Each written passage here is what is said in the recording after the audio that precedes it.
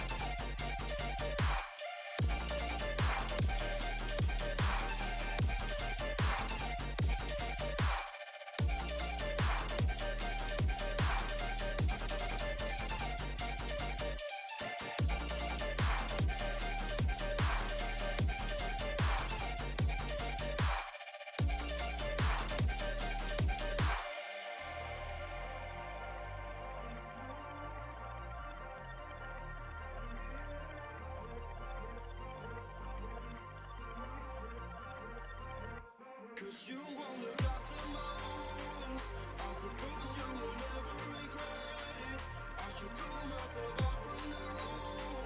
Cause you fucking love it when I fade. Cause you won't look after my wounds. I suppose you will never regret it. I should throw myself off from the roof. Cause you fucking love it when I fade. Good morning, everybody. Oh my goodness. It's early for me to be streaming. Oh my goodness. I had to like roll out of bed this morning, have some tea, maybe do a little bit of a jigsaw puzzle that's in the other room. And then I like started actually making breakfast, and now I'm here. Whew. And I started streaming early because, well, you know, if I'm gonna have my attention be divided, it's at least gonna be not under time pressure. Good morning, everybody. How are we feeling today? This is the earliest I've ever started to stream. It can't get too much earlier than this without going, "Hey, Australians!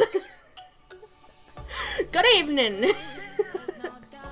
Also, there's a reason why I don't blue screen. I mean, look at this. Look at this. I'm wearing... my shirt's like a perfect match. Severed Head plays Bravery Network online competitively and loses because they can't click the buttons.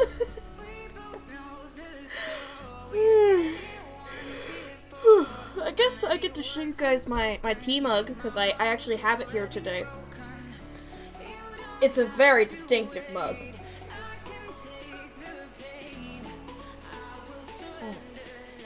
But yeah, this right here is the Leverage reference. We love Leverage here. Very, very fun TV show. Very, very fun. Ooh.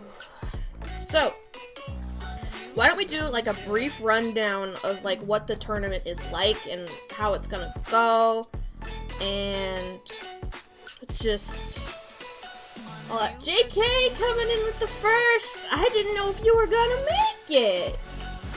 I didn't know. Welcome in. Happy to see you, bud. Happy to see you. Totally didn't forget about stream. Yeah. It's tactical. But yes, I actually, unless somebody else signs up, like, in the next, 25 minutes, I actually have a buy for the first round of the tournament. In fact, I'm gonna drop a link to the tournament in chat right here, so you guys can actually see the bracket. It's an open bracket, and nobody has any teams actually registered. It's a best of 3. So, whoever wins the first round, I'm going to be going up against them. It's either going to be Chroma or Curry Rules the World. And, whichever one of them wins is going to be facing off against me. And so, you know, we're definitely going to have to, think about what kind of strategy, because I have a feeling that out of those two, Chroma is going to be the one who we're going to be facing off with. Chroma is a pretty good fighter. I don't know that much about Curry, but it's fully possible that they could beat Chroma, but Chroma has at least an advantage of having more experience, I think. So I have a feeling that this first bracket matchup is going to end up being Chroma. So that's likely who we're going to end up facing off with. From what I remember of Chroma's style, they end up using a lot of... I think they're usually closer to hyper offense, I think? It's hard to remember, man. It's hard to remember. Let's see. Who on the bracket do I think I have the toughest matchup against? Is definitely Minimal and Drew. I'd say that Minimal and Drew are above my skill level. So like, they're just very good at this game, and they're also more in practice than me, so if I face up against them, I'm probably going to lose. Kaz is also incredible at this game. Kaz... You know, I honestly should just be showing the bracket that I'm looking at while I'm... while I'm looking at it, I'm realizing not just my face cam. Here, okay, so, here's what I'm talking about here. Kaz has won multiple tournaments. At least I'm pretty sure Kaz has. I know for a fact Minimal has. But I'd say that these three are the toughest competition in the tournament. So I'm probably going to end up going to the losers bracket in round 3. Unless one of these people beats Minimal. That's just my hypothesis, alright? Minimal just kind of is very good at calcs, very good at reading. It's very hard to bluff Minimal. I've done it before, I definitely have. But it's not easy. I have a feeling that Kaz and Drew are gonna end up facing off at bracket 19. Because just the way that this matchup is working out. I mean, it's fully possible that Web Bowser could beat Drew, but I feel like Drew is just much more of a consistent player.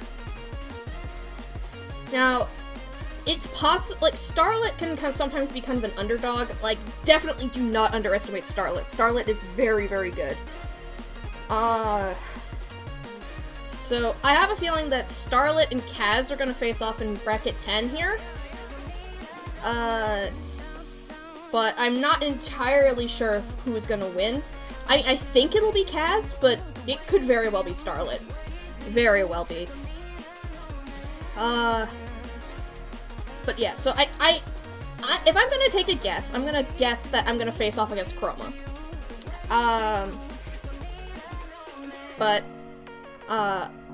Since it's a best of 3, we're going to be doing 3 matches, and whoever wins 2 of them will move on to the next bracket.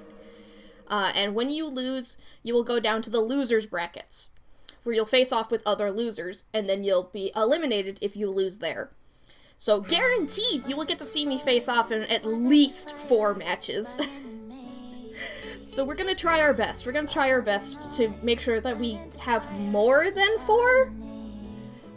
More than 4 would be good.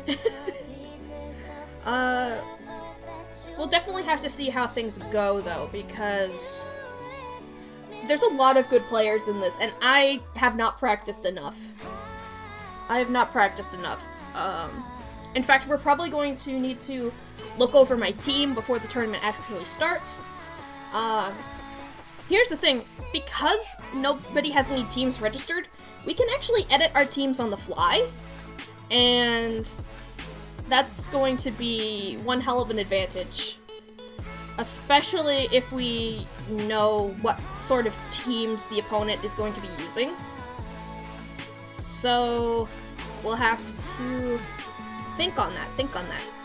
However, if you win a matchup with a team, you cannot use that team again, that bracket. And you can use, like, any unique team cannot have the same captain plan as a previous team. So if your team loses, you can use it again. But if you're gonna bring in another team, can't have the same captain plan. Can't have the same captain plan. So you can't just bring in all Lise. You can't just bring in all Sayla. You have to diversify a little bit. Now, also what's legal is we can use the Bravery Network damage calculator. This is a tool that most people in the community use because math is hard. And sometimes simply knowing that you're probably going to die is good information to have. You know, simply knowing what's likely to happen is, like, either nobody gets it or everyone gets it, so everybody has this. Everybody has access to this. And so we're going to use this to our full advantage on any time that I'm not entirely certain about. Admittedly, we will only be having 1 minute, around a minute per turn to think about this. So I'm gonna have to start plugging in information, like, anytime I have a chance. So that way I have enough time to plan. Which means that, I'll probably even, like, while matches are loading, I'll, like, go, okay, I have Farran. Farran often needs a lot of calking. I'll put Farran right here, and then, like, when they load in, I can just go, like, okay, Lise. Like, what's it gonna take to bring down Lise, you know? Like, these are some of the fighters that most commonly need calking. It's, simply because of their incredible stats. Their incredible defensive stats. But yeah, so that's who we're gonna need to think about. We're gonna need to just keep this calculator up the entire time. Man, though, this is, I'm kinda nervous. I'm kinda nervous. This could go very well or very poorly for me, and the fact that I have not practiced much is not a good sign. It's not a good sign at all. Oh. Honestly, I probably didn't need this much time to get ready, but I want to make sure I could talk with you guys. Because, so here's the thing also about the tournament, is that, like, if you're in the Discord, you can actually watch, every side of the battle, because we're supposed to screen capture it and put it on the Discord, so that way, the moderators can, like, the tournament moderators can make sure that people aren't cheating, and just in general make sure that people know who wins, people know who loses, etc. And, so in that case, I will have my, game also streamed to the Discord, but I will not be looking at anybody else, because, I mean, I'm talking with you guys, after all.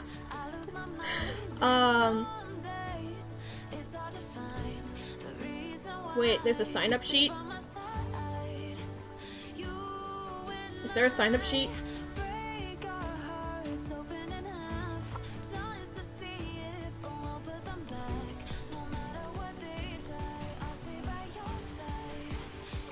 Uh-oh.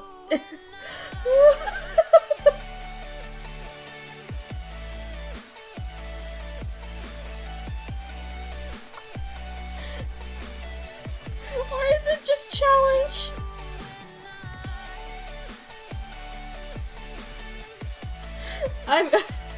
I'm very confused. Oh no!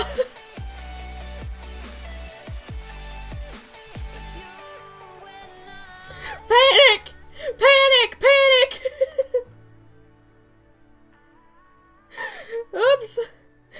Yes, I'm a good bean. I'm ready to brawl.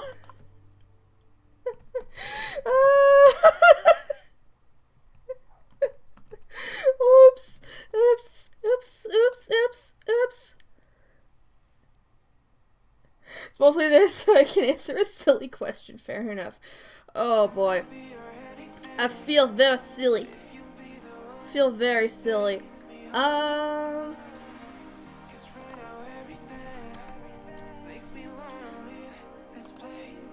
Alright.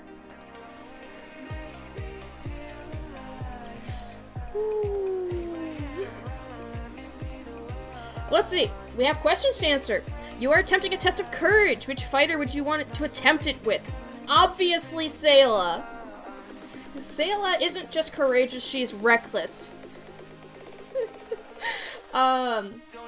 Which means that, yeah, come on. Which fighter do you think would be too scared to go with you? Jane, obviously. Jane is a scaredy cat. Jane is absolutely a scaredy cat.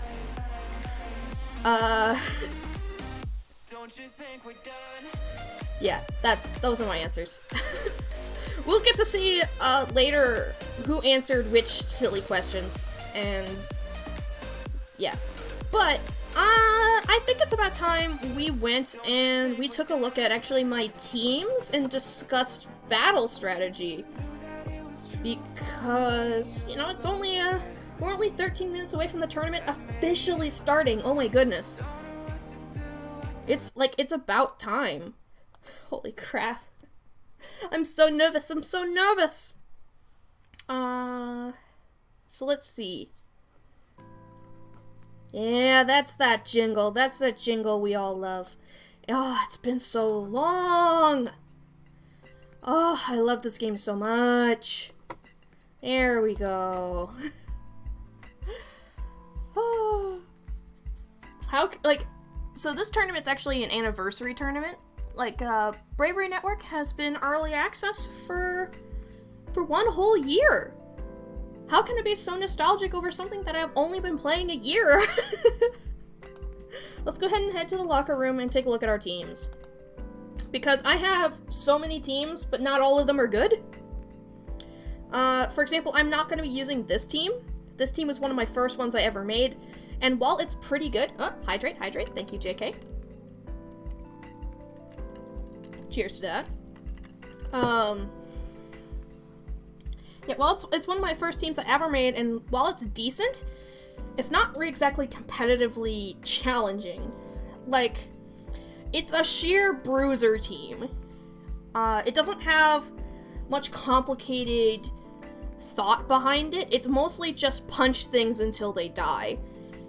Which, while hyper offense can be good in a tournament setting, it usually requires you to have enough speed behind you. You know, you need to have fighters like Sayla, fighters like Wendell, and simply, I can't be carried by Lise and Ferran in this tournament. I just can't. That's not gonna work out very well. This team, I might be able to use it. I have messed around with it so much over the months that I don't remember exactly what the plan is with this one. Unimpressed Balm Locket. Oh, cause Diswave. Right. I picked this strategy up from, I want to say Drew? Is it Drew? Somebody started using, Disruption Wave Balm Locket, and it was kicking my butt, so I decided that, I could try that out. But yeah, Lise was my battery builder, and so was K-Ban with Charge Panel, and yeah. And then I had, my sweepers, Sayla and Clint, and all these fighters had sustain because of flourishing.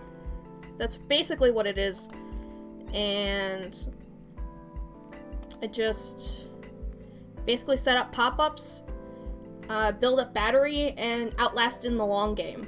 That's basically what this team is. This team is, just sustain long enough that the opponent keels over and dies. while also hitting them pretty hard. That's that team strategy. This one is the team that I made as soon as Anora got buffed. And oh, right. I needed to move 1 point into digital defense. This is so that way, if Fel switches into Anora, Fel doesn't get both a digital buff and an emotional buff. Right. So this team's whole strategy is that I basically build up to the point where I can flourish as much as possible, set up pop-ups, and have Wendell clean up by using Snub to swap out all my opponents into pop-ups face first again and again and again and again. And it works pretty well against newer players, especially. But often I kind of have, like, the sleeper here, Yasmin, who looks like she's here just for charge panel, but she's also here to clean up and also do some sweeping as well. So basically the team just goes for the Wendell strategy, and then if that doesn't work, we head to Yasmin. And then finally, we can use Anora to clean up. She's spec'd so that way she can outspeed some Sayla, some Zale, and most Tazu. So with pop-up support, she can basically just clean up at the end of a match if I'm lucky. Especially since with Bypass Claws, she can continually heal herself as well. Like, she's just tanky enough that this can sometimes work. So usually this team is very, very good against newer players, but I have squeaked out some victories against some more experienced players as well with some good play.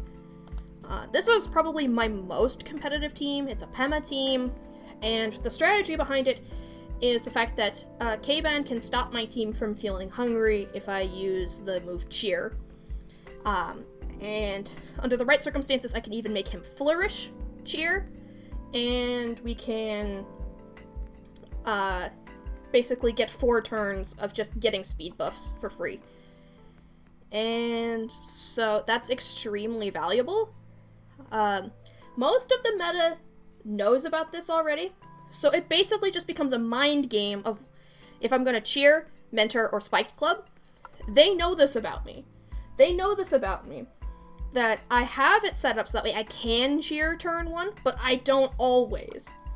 For example, yesterday I was facing off against Small Grump, and I was up against Fel, and so because I had Tenacious active, I had Sturdy basically. Instead of setting up Cheer, I decided to Spiked Club instead, and I basically ended up taking out Fel with K-Ban, which is not a matchup that normally happens. And it's definitely not one that you want to happen. So I want to say that that's the sort of playstyle that, like, my K-Ban often goes for. Once I get Cheer up, however, if I can Mentor, I buff Anora, and I try to get her to last long enough so that way she can start to outspeed things. I put just enough invest into her speed that after 1 turn, she outspeeds default Sayla and Zale. And by extension, Tazu. And then after that, she can start creeping into, like, Yasmin's territory as well. Farhan is here to mess things up with some more lunch invite, as well as just hit hard and be a physical wall. Usually I end up, like, swapping into Pema mid-match. And then when I need to escape again, I switch to Farhan. So Farhan is where Pema will retreat to, if I need her to still be alive. And then Yasmin is my cleanup. Usually I want her to get some practice sticks off early game, build up her strength, and then come back late game with Spiked Club and just completely wreck everything. Although against the right team, Yasmin can just clean house early game with Spiked Club, if the opponent lets me, which, let's be real, is probably not going to happen. Probably not going to happen. Another one of my highly competitive sets, I'd say, is Door-to-Door Sales here, which is a Cherry team. It's my hazard setting team, and usually, like, one of the main metas for this is all pop-up setters and then Sayla, because Sayla hits hard enough that she could just clean up everything that that the pop-ups don't immediately kill. However, I also opt to bring Lise with Tidy, so that way I can clean up the other foes' pop-ups and gain an advantage in Cherry v Cherry situations, which actually occurs more often than you might think. So that's what kind of set I opt to run. And basically, with all of these, it just becomes a mind game of what kind of attack I still have on my fighters, because these guys are all 2-trick. And then Sayla has 2 physical attacks, and Cherry cleans up late game by just being faster than everybody. In fact, I have almost max initiative, but not entirely, so that way I can still have some power here, get some extra KOs, while also outspeeding most Cherries. But if any Cherry runs max initiative, I can usually beat her with my own attacks, because usually it's going to be strong enough. Especially if I can go ahead and use Fashion Device and just break that Gloam. So yeah, basically this Cherry is trying to win the Cherry Mirror, because it's like she's faster than Cherries who just try to outspeed Wendell, and she's stronger than max speed Cherry. So that's what her whole deal is. I'm not using this team. This team is the one that you guys made, and frankly, it's not good enough. I'm sorry, we didn't refine it enough. It's not good enough. So this one here, is one that I developed just to have the mind games with Alarm Pendant Jane. However, most people know already that this is an Alarm Pendant Jane, which means it doesn't work anymore. So what I could do is I could swap for Thorn Pendant right now and just completely change my strategy, make her more of a bruiser.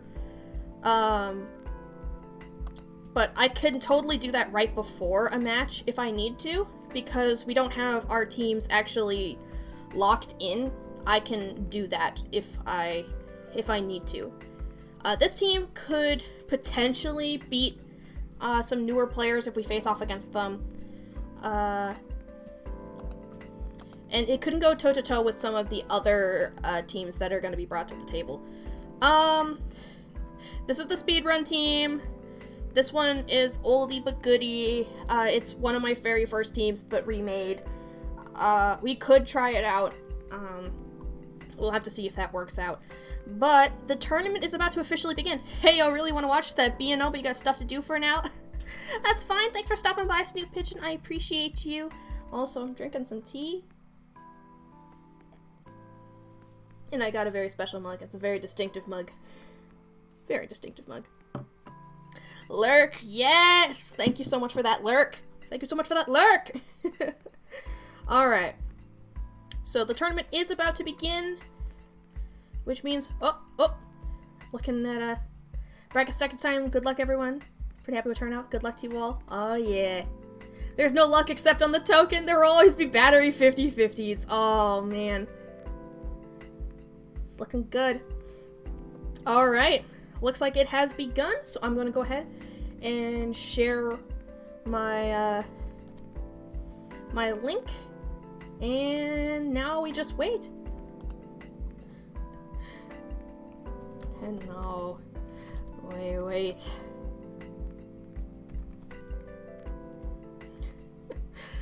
But yeah, I don't think I can actually go and watch, the other fighters right now. I mean, we might be able to. But we're gonna have to wait for Curry Rules the World versus Chroma, which hasn't actually happened yet. They are not currently in the setup. We'll have to see if they're heading there right now. We'll just wait. Actually, I should preemptively deafen. Yeah. Probably a good call.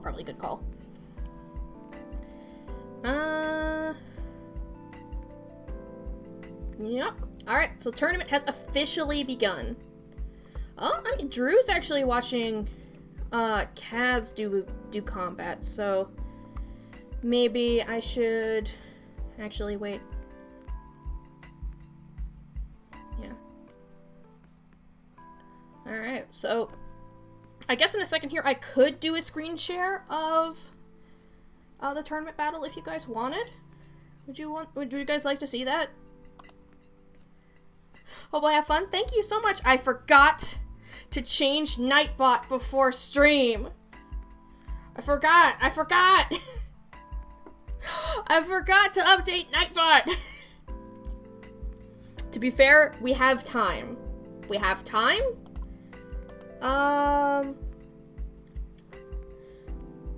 Or we could in fact watch, we could watch the battle. Honestly, watching the battle's probably going to be more important, because again, I'm out of practice. So, how about we do that? How about we go and watch? Yeah?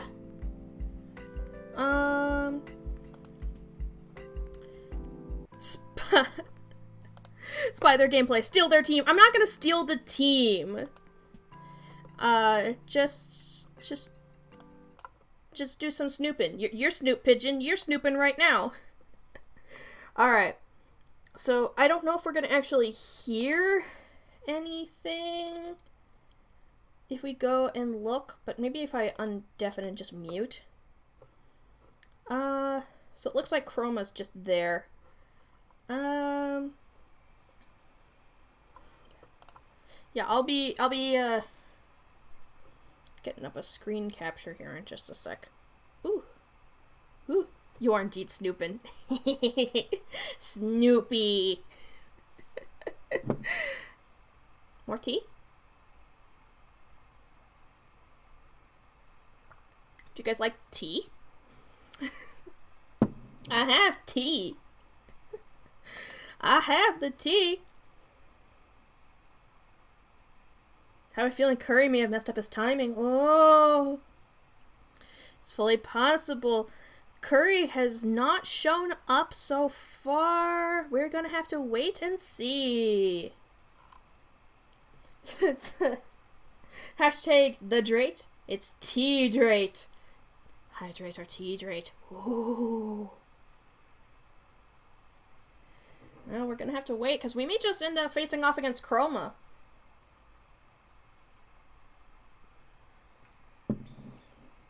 Which isn't a bad thing. It isn't a bad thing at all, but, it's definitely going to be unfortunate if we have a no-show. In that case, though, I could go and take a look at Minimal's fight. You know, for just a couple of minutes. So, let's go ahead and take a look and see what Minimal's up to. Okay, Minimal's using an Audette team, I think? Or at least Audette is on the team? Maybe later. Alright. It's a Pema team!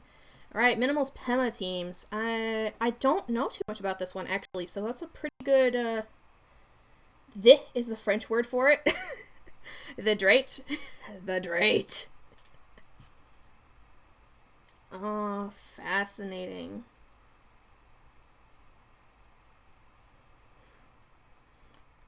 So, Neo Awesomon's also got, like, a Jane team, which basically means if they manage to parry, they get a decoy, which is honestly very, very, like, it can be very devilish strategy if they manage to Yeah, if they have 2 battery already, that's not a great position for Minimal. Hey, why am I here? Welcome in. We don't have a match for potentially 5 minutes, so we're currently snooping in on the competition. On the left here, we have Minimal, who I would like to say is kind of my playful rival in this game. And on the other side, we have Neo Asamon, who is also a pretty decent player.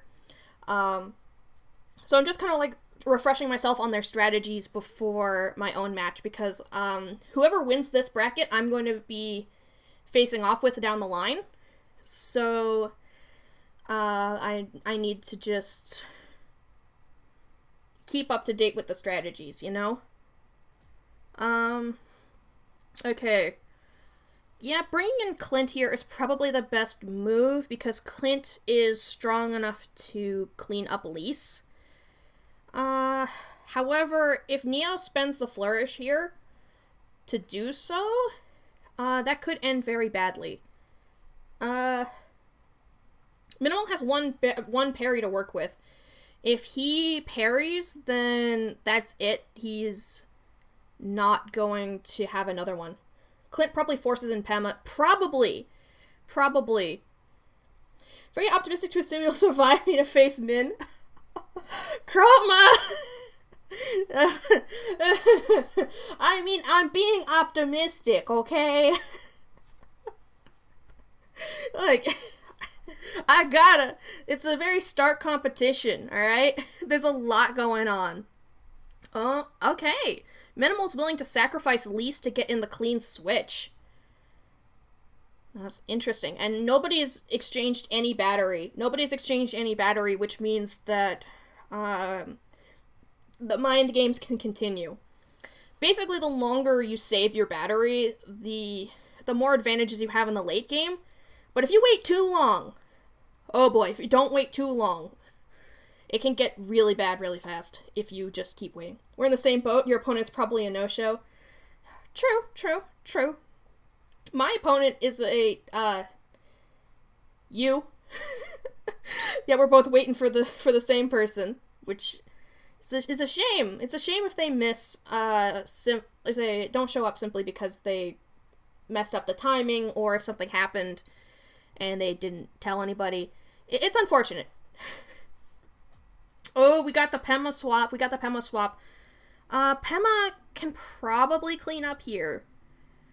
Actually, what is... Clint's defense is actually... digital defense is always higher than I remember. Oh, interesting. We've got the Flicker Glove pop-ups combo. You fought Min's team already, to be frank. Yeah, this was definitely a newer one, or at least, a remaster, I guess. Ooh, Impressionable Jane. Oh my goodness. We don't see those often. We don't see that very often. That Heavy Lock at Clint is very unorthodox. Yeah, I mean, I know that it's, like, it's definitely a meta to do if you're not running cheer, which, I mean, I'm not going to say anything about that yet. Makes sense on a no Peppa team, no hunger. Indeed. It's definitely, I think, the right play. It's just a little bit... Yeah, like, usually the other reason to run Heavy Locket on Clint is to get Unleashed, but in this case you get to still keep, brought snacks. Oh, keeping in Pema, that's an interesting move. Because Jane is resolute, that just means that, she's not going to wear down on Pema quite as fast. So, that's kind of a unique opportunity for Minimal here, to just be able to sit on Jane with Pema. Oh,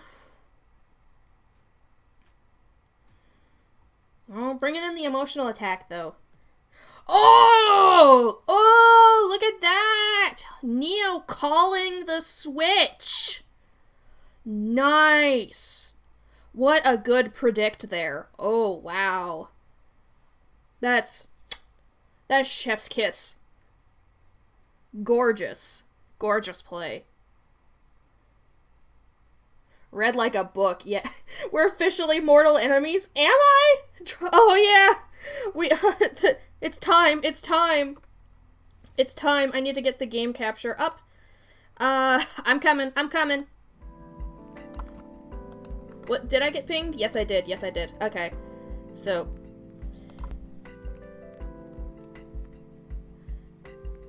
Good luck. Have fun. Alright. So, we're gonna go into setup. Yes, I'm leaving the channel, and I'm going to share. Bravery Network Online. Go live. Okay. Deafen. And I need to. May your scalds burn, your focus blast hit. Wrong meta. I know, right? I know, right? Oh, Chroma's already messaged me. Okay, good. So we need to think about what teams we're going to bring to this. We'll see which one of us wins the first exchange, but it could go either way. Because it's been a long time since I fought Chroma. It's been a very long time. Do I have a limit on usable team? No, I don't have any locked in. It's just if, like, I can only use the same captain once. So, for example, if I were to fail with, or if I were to use Oldie But Goodie, I could no longer use the speed team. So, you know what? I think going with new buffs, new meta, maybe it's only captain. Yeah. And if you win with a team, you can't use it again until the next bracket.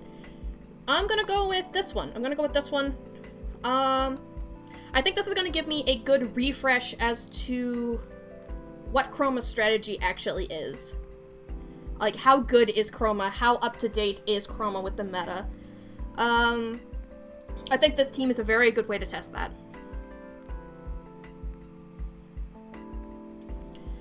If I win with this one, then we're probably home clear, but, if not, we're gonna have our backs to the wall already, and I'm not happy about that. Did I accidentally copy my code? No, I did not. That's not my code. How good is Chroma? Sounds like someone is throwing shade! Shush! Alright, also I'm just resizing my window here so I can, still see chat while I'm talking. So I'm gonna say this just for reference here. If you guys start sniping the matches, if you guys start spoiling the strategy, or trying to help me, I'm going to not be looking at chat anymore. Okay, Chroma coming in with the K-Band team. So, K-Band team means that whenever I hit them, they gain charge. It looks like we're gonna have a high battery use match, and honestly, really quick match sounds like. Okay. So it looks like our primary charge builder is going to be Zale.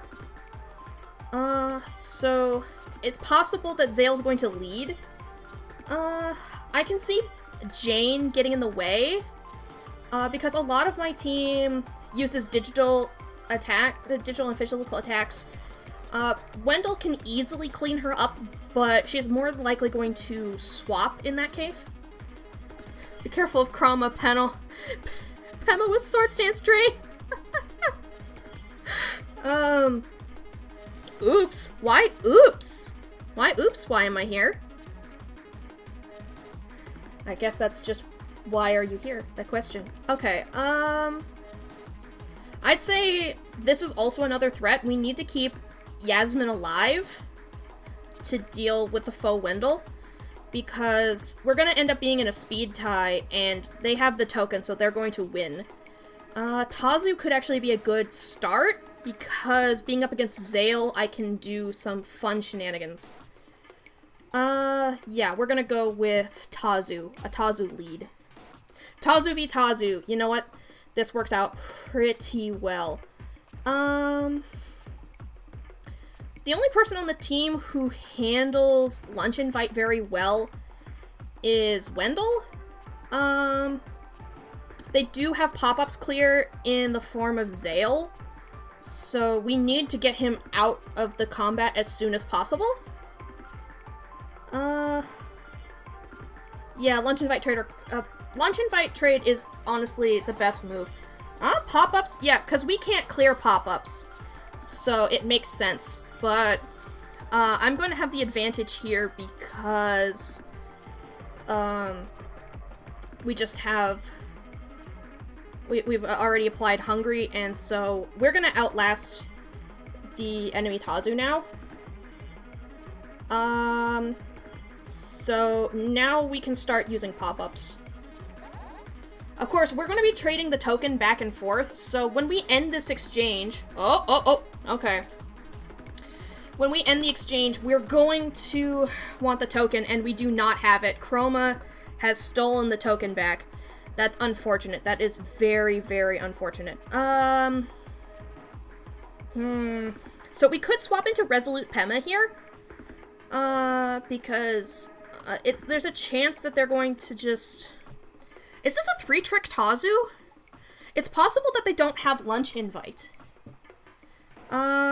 We need to scout if this is a 3-trick Tazu, because then we can just sit. So I think we're just gonna Lunch Invite again.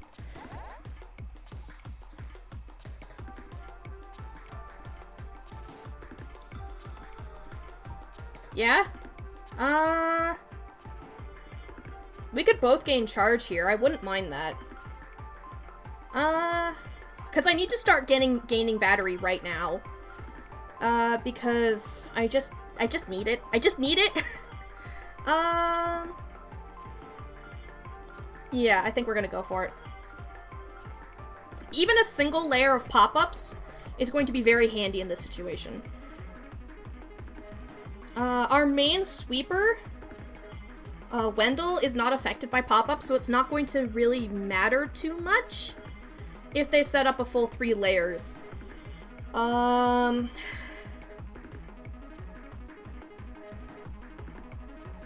What is going to matter is how much battery we have, because we're going to need Wendell to have battery.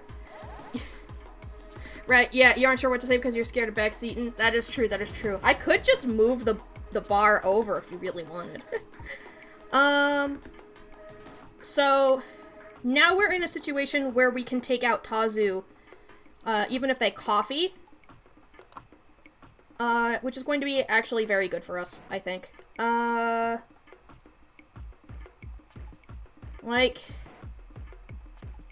Actually, we don't need to then, because if Tazu's already dead, then they're not gonna coffee, they're going to try to attack us somehow. So we can just set up another layer of pop-ups, probably. I want that charge, though. I want that charge. So I'm gonna use Firewall. It's fine, you're just gonna enjoy your time with B&O. Yeah, the soundtrack is incredible. Depending on how long I'm in the tournament, I may end up putting on new background music, but at the same time, this song is so boppin' and nostalgic for me. Like, it's so good. It's so good. Alright, so part of this Tazu's play, by the way, is that she's supposed to get down to Clutch Pearls, because Clutch Pearls will allow her to gain me free battery. However, she's not being hit, and she's not hungry, which means that I'm basically just sitting here waiting for something to happen. Chroma? Chroma, are you okay? Oh. Chroma does have Firewall. Okay. Dang, I was... Well... I was hoping we could take out with that, but... The Hunger, taking out... taking out Tazu there does mean that they don't get another pip of charge, which is very, very good for us. Very, very good. So we're still ahead by 1? No, we're tied on the battery game. We are tied. They have more capacity, but I have more flourishes. So...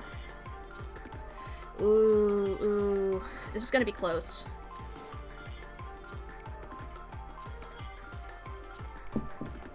I think I might have come out ahead in this exchange, but at the same time, they have a full set of pop-ups out, so... Okay, so if Zale uses Disc Wave here, sure, they're gonna clear their own pop-ups, but they're also gonna make me sad, which means I can't gain any more gen. Which is okay. But this just means it's a good time for me to Lunch Invite. Lunch Invite is free. Lunch Invite is completely free. So Zale now has a very limited lifespan, so I think this means we can set up one more layer of pop-ups and potentially bait into the Disc Wave. Or actually, they're going to Disc Wave right now because they have a Flourish for it, so they won't gain Sad. Which means we can get another free layer of pop-ups up. Right? Oh, no, just the peck, just the peck. That's fine, that's fine. Weakened by 8 stages. A little bit tricky there, but we do have, Maledictor. The thing about Maledictor is it's very easy to forget about. Tea Drake time? No, I actually hydrated. I don't just have tea. Okay. Chances are now is when they're going to use Disc Wave. I mean, it's possible that they have Tidy on K-Ban, but I kind of doubt it. So I'm just gonna pop-ups again. Peck? Oh man, there goes my Clutch Pearls! At least I get the charge though, I get the charge. That's the most valuable part, the charge. Okay, so Zale is gonna go down this next turn. But because of the full layer of pop-ups, the full set of pop-ups, I can't exactly have Maledictor activate against anybody else. So we're just gonna Firewall, maybe get another pip of charge, probably not.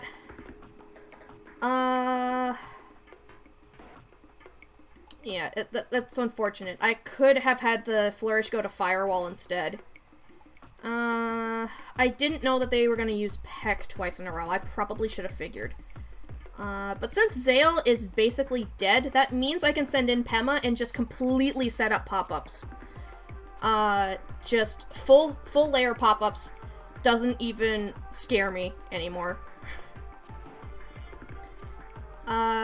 Because even if, K-Ban comes back in, Pema can counter him, and Wendell can force him to switch out. Oh, is that also Clutch Pearls? I don't know.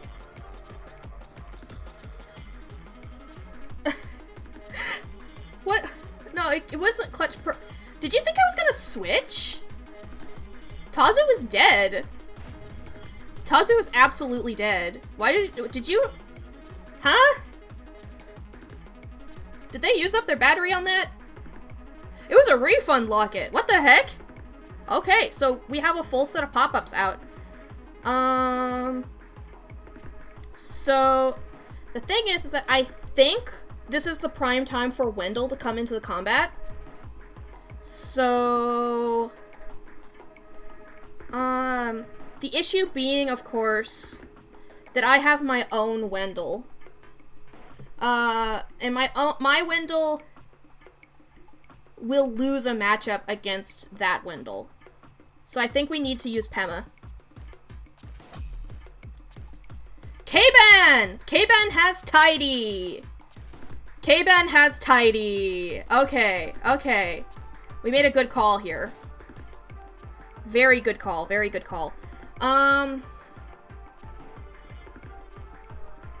We could Flourish at this point, and it would bode badly for Wendell. It would be a decent hit off Jane, and we would be able to go through any parry that K-Ban might do. So I think we need to Flourish Firewall here. We won't lose too much charge by doing so. I think this is just a good point to be at right now. I wonder if they meant to flourish Diswave at that point, but accidentally flourished Peck? I'm not entirely sure.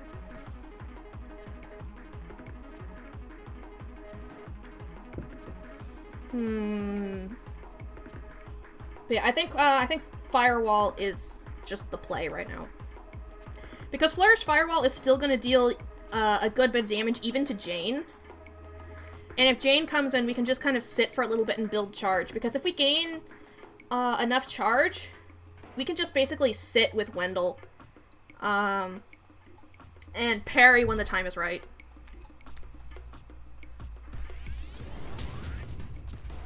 There we go. There we go. They got a refund on their parry, but they didn't actively parry me. So now their captain plan is down, and they're in a very, very bad position. 672 is good chip. It's such good chip, though.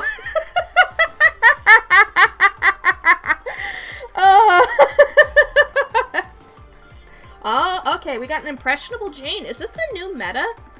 Is this the new meta? Color me surprised. Alright. So, we basically have this match now, I think. If we get a full second battery, we win. We win the Wendell matchup no matter what.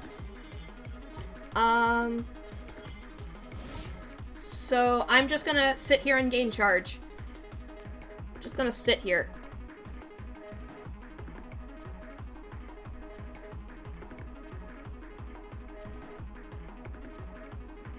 Yeah, this is a very, very bad position for Chroma.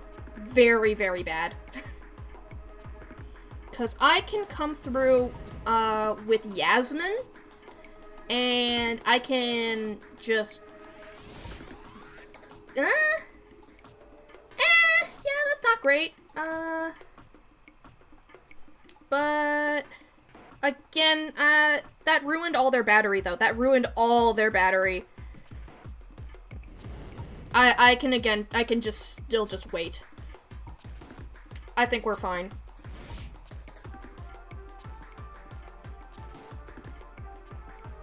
Like, they're gonna get another battery, but, they would need 2 to go toe-to-toe with my Wendell.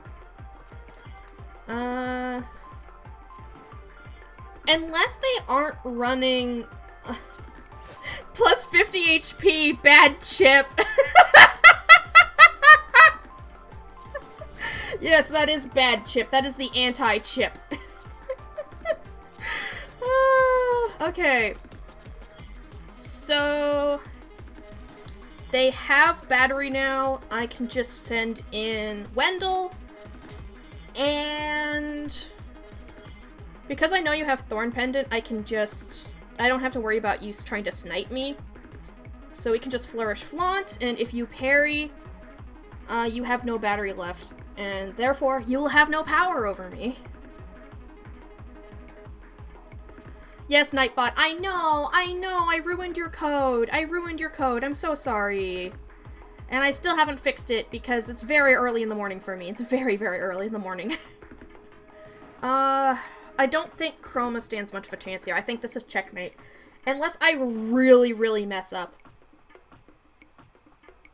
Ugh.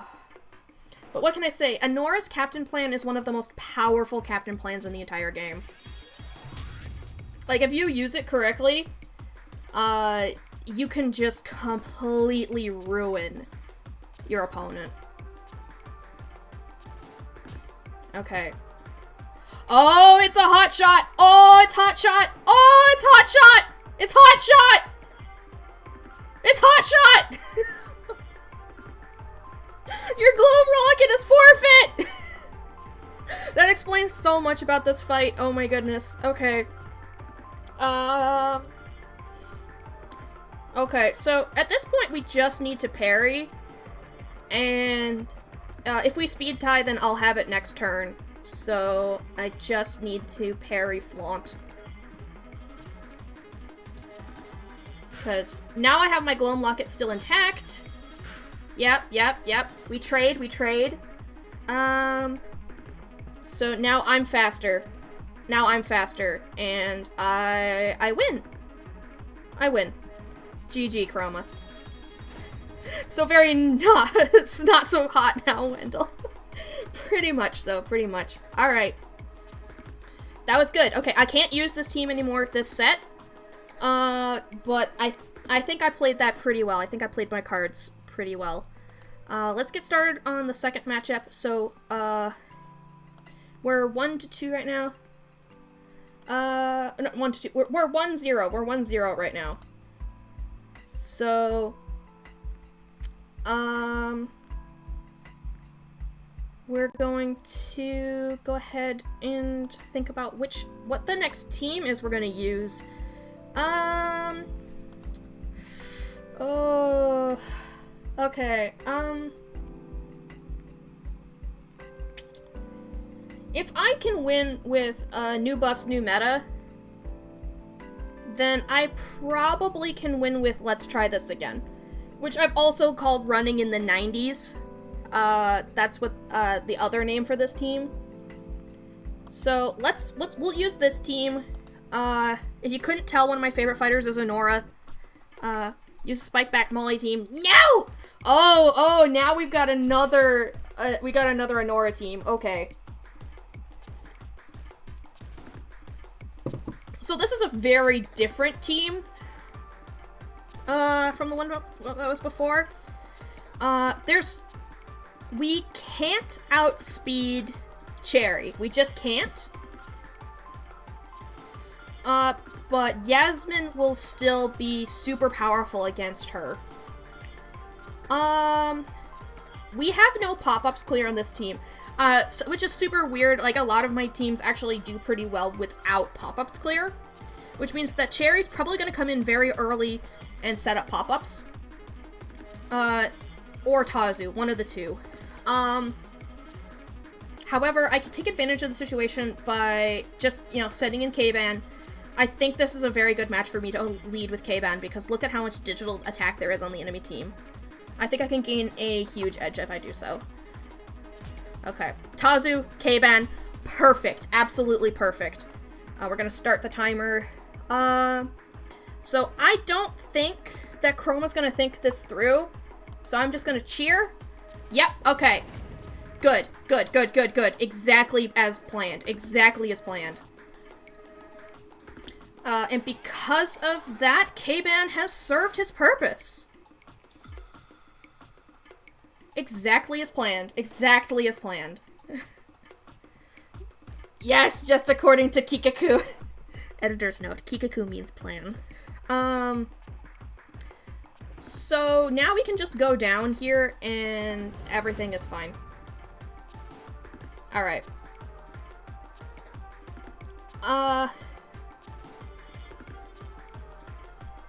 So I think the next obvious play is most of this team is weak to physical, so we need to start setting up Yasmin while we have the emotions. So if we spiked club here, we basically KO almost anybody except Sayla. So we can just spiked club and face roll this team. We want our back pocket locket to be used on quick foil if at all possible. Not on quick foil, on spiked club. We don't want it on quick foil because Cherry's probably got haughty. Bonk 'em all! Bonk 'em all! Bonk, bonk, bonk, bonk, bonk, bonk, bonk, wah! Yeah, it's unfortunate. I think Yasmin just kind of destroys this team. Yeah, Sayla comes in, and Thorn Pendant Sayla. That's actually very, very interesting. It means we're probably going to actually want to counter with our own... That's no switching. Yeah, so because Sayla was the only matchup there, I think this is actually a good time for me to send in Farhan with my own Thorn Pendant, because that will clean her up without me having to take even more damage. Because I want to save these spike clubs now. We're gonna swap to Farhan. We're gonna swap to Farhan, that's the safe bet. Okay. Yep, Flicker Glove. Yep. Okay. So, Sayla's gonna go down now no matter what. Like, she can't even use Round End at this point. So Topple Hammer is my best move, because even if they do swap in, I'm gonna be dealing a lot of damage. Like, this team is very, very physically weak. Physical defense weak. That's, it's a very large hole that I can easily exploit. Yeah, Tazu switches in. We Topple Hammer. Backlash deals a little bit, but it's healed off by Excited. How many turns before I'm actually faster than Tazu? It's gonna be a little bit, but if I flourish Topple Hammer here, I completely destroy her. That's honestly a little bit sad. I'm sorry, Tazu. Your time has come. Oh, poor Tazu. Poor Tazu. Oh no! Oh no, Tazu! No, Tazu! Oh my goodness, you poor girl!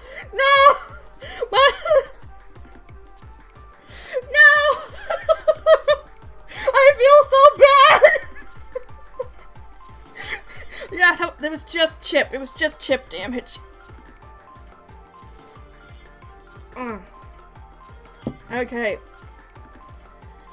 Whew. Eric. Okay, so Eric probably can clean up this.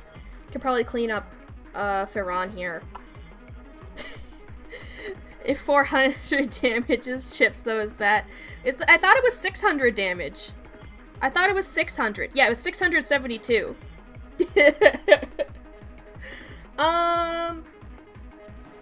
Yeah, so we can just... Yeah. I think it's okay if Farhan goes down now.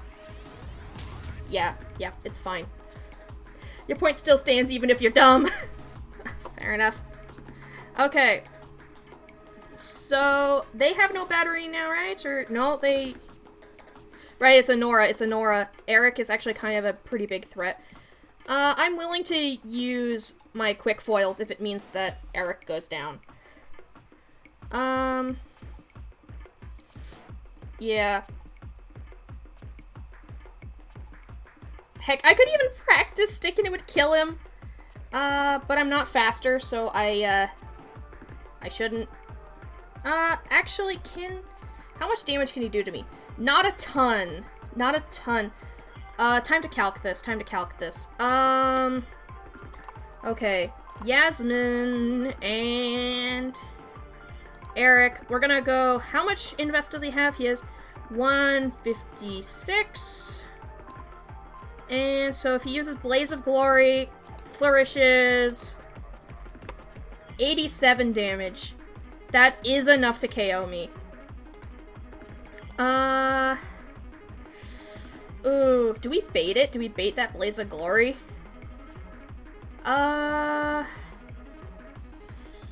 Ooh, because I need Yasmin to live.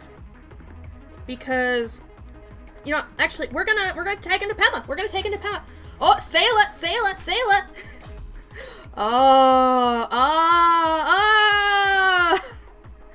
Okay. Very interesting here, so we can just clean up with Flicker Glove here.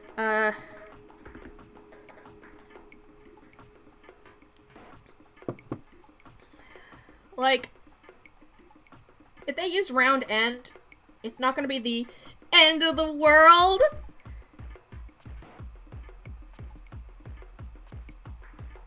Please laugh.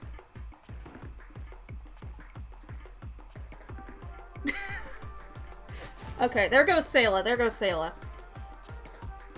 Insert. I know, right? I know. Okay.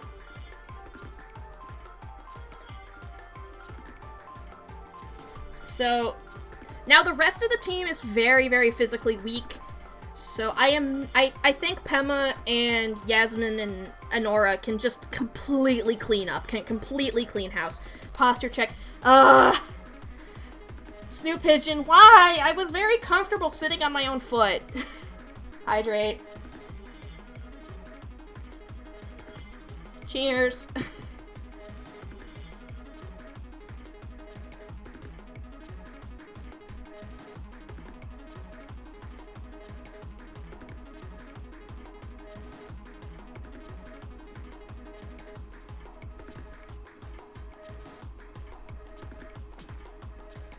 This is a no foot sitting stream. Fair enough, I guess. So I outspeed already, probably. So I'm gonna firewall this turn, and then we can haymaker next turn. Oh, no, no, no, no, no. Don't foot sit, don't foot sit. You just redeemed the posture check. I need to at least retain my posture for just a little bit. Just a little bit. Just a little bit. Okay. So, the advantage that Anora has here is that she has access to as many flourishes as she wants. Yeah, look at that. Look at that bypass clause. Healing. You're about to feel cheated of 100 points. Well, don't worry. I'm not sitting on my foot. Okay, so I'm still faster. Anora is going to keep gaining charge, but so am I. So if I firewall again, I can flourish Haymaker and potentially take her out. So if we go up to max 35, we have Pema, Haymaker, critical hit with basic. That's gonna deal 82, which at least would mean she can't out-heal it. No, I'm just gonna keep firewalling. Gonna keep firewall. Oh, yeah, look at those candy pearls. Yep. Why did that deal more damage this time? Oh, wait, it didn't deal more damage. It's just, can only heal up to 100. So, yeah.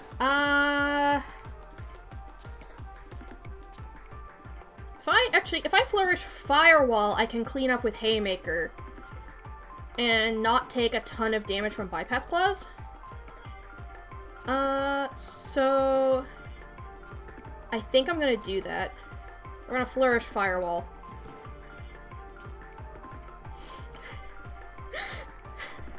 And now Firewall!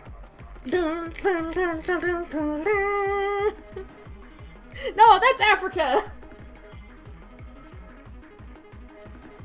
It's dun dun dun dun dun dun dun dun dun dun dun.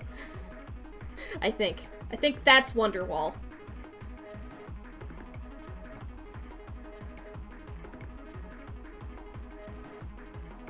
You're my firewall.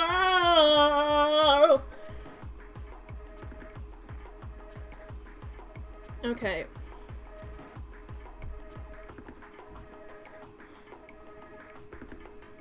So, like, the good thing is that Anora's gonna run out of bypass calls of fish. Oh, god damn it. Yep, baited the flourish, okay. Okay,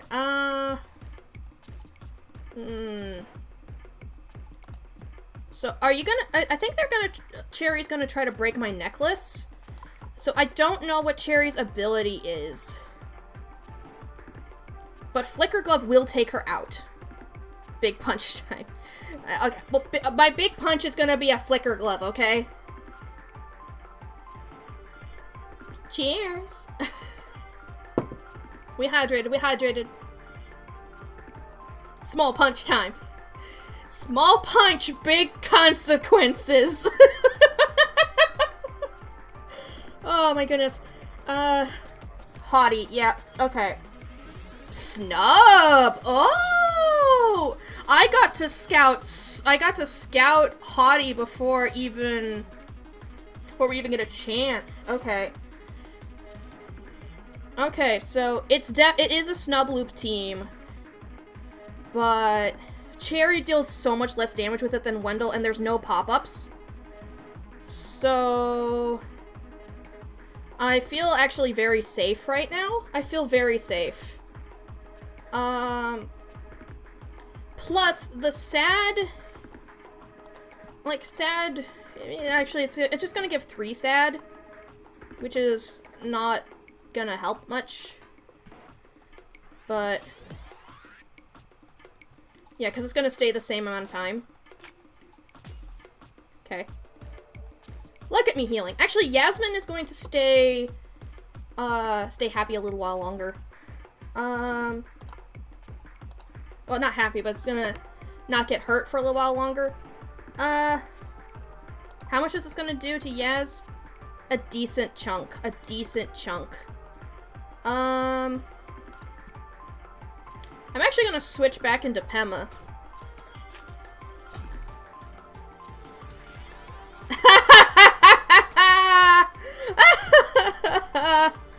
Oh no, I'm stylish now. I'm stylish. I'm stylish. I'm stylish.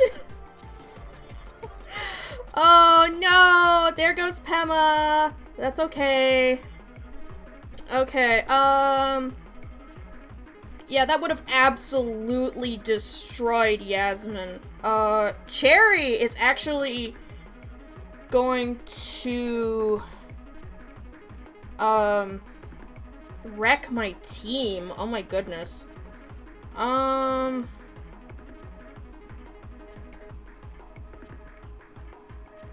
Yeah, that's unfortunate. That is very unfortunate. You could have knocked out Pema! I'm finding this very confusing. You could have knocked out Pema there. Okay, you still have 1 bit of battery left. Honora's at 87 now. It's not going to help the speed any. I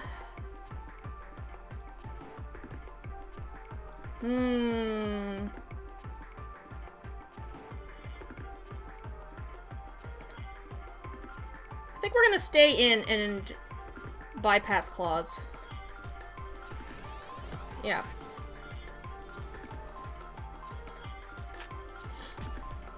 Okay. So Yasmin can now survive a flourished... Actually, Yasmin can now survive a regular fashion advice. Which is very good. So that just means that we can practice stick.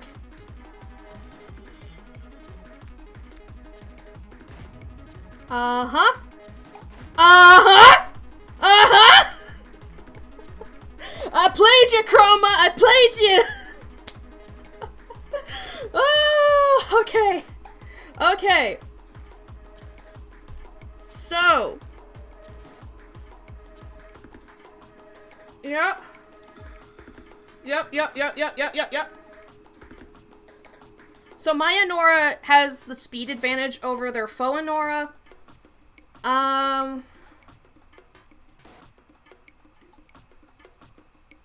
Yeah, I think I have this now. They should have saved the battery and just completely knocked out Pema.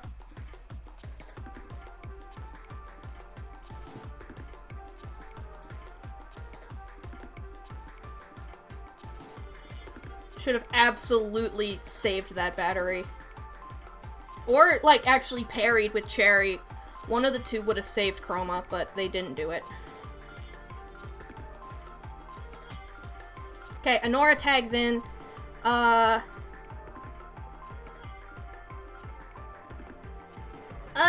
think...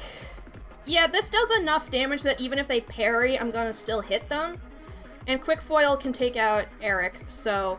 Spiked Club is victory. Yeah, okay, parry. And then... Oh! They lived! Ooh, boy. Oh, boy. Okay. Admittedly, Pema does have... like, Pema has Flicker Glove, which is not gonna save me. She is faster than Anora, though. Fuck. I thought that was gonna deal enough damage. Oh my goodness. I needed to calc that.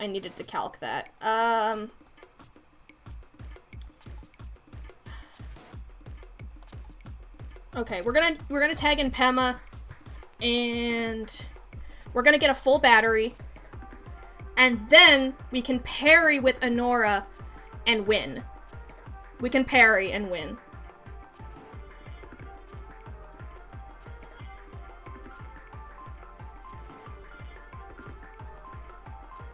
All I need to do is hit here. All I need to do is hit.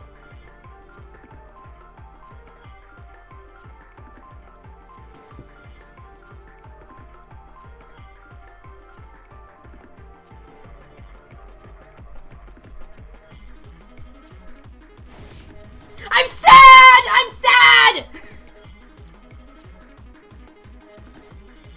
I'm sad! Mayanora's sad too! Fuck, they're both sad! I can't gain charge! Okay, I do have Invest on Mayonora though, which means that I'm automatically faster. So if I flaunt here, I'm gonna get a little bit more health. Because I'm vicious, so I'm automatically gonna deal enough damage. Okay. Issue being, I think Chroma has me now. Oh, I should have just KO'd Anora with my own. Oh, no! No, because Eric... Oh, that was so close. No. Oh, look at that. Fireworks KOs. Oh, GG. GG. Oh. I got played. Oh.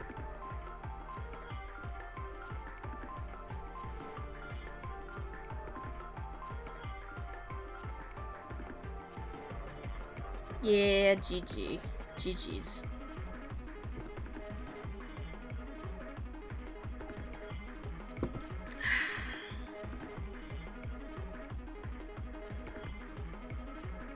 Chroma! Chroma, you won! Chroma! Chroma, you won! Chroma! Oh. Chroma wanted to see if Blaze of Glory would mean that they still win. Yeah, okay. Thank you for the lurk, Snoot Pigeon. Hopefully I'll see you later. Okay, so we don't get a clean sweep, unfortunate. I could still use that team again, though, because of that. Because I lost. Ooh. Oh, boy.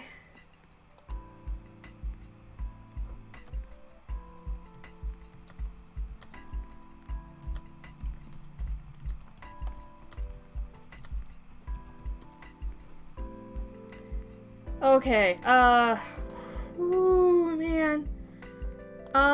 We still need one more match, and we need to win this one. You'll do your best to come back? I hope so. No pressure, though. Alright. let's go with door-to-door sales. I love door-to-door sales. We're gonna use them. We're gonna use them. Who am I gonna be facing off against next anyway? Right, it's gonna be minimal, right? It's gonna be minimal, probably? No! Neo Asamon won against minimal. Oh! Dang, look at that go. Okay, okay. We just have to win against Chroma. Oh. Oh boy. Oh wow, this is playing out very interestingly. I'm very scared. I am so scared! So scared! Ah! What will I do without Snoop Pigeon to make me... remind me to check my posture? Ah!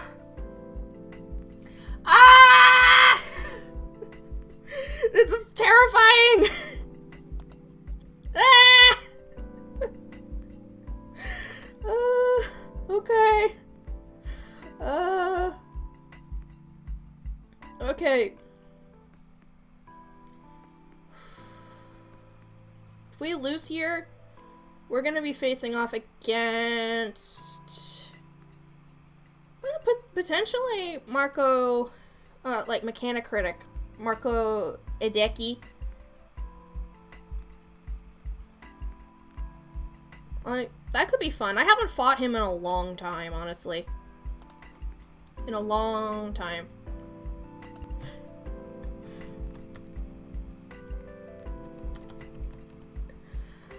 Alright.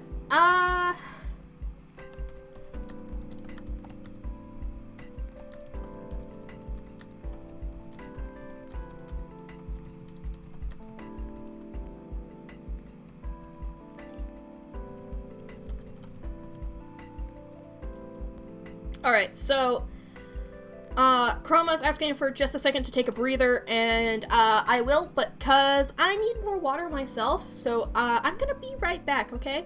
I'm gonna leave the screen up because I want to be transparent during the tournament, so I'm gonna grab more water and I'm gonna be right back.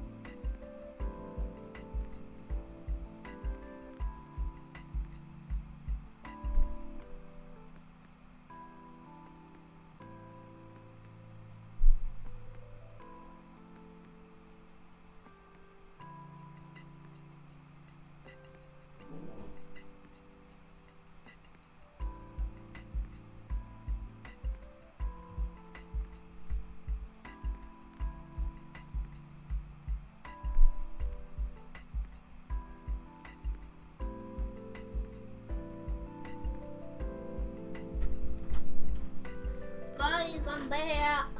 I've got more water. I have it right here. I'm coming. Here we go. Hello. I'm back. Here's my water. Whew.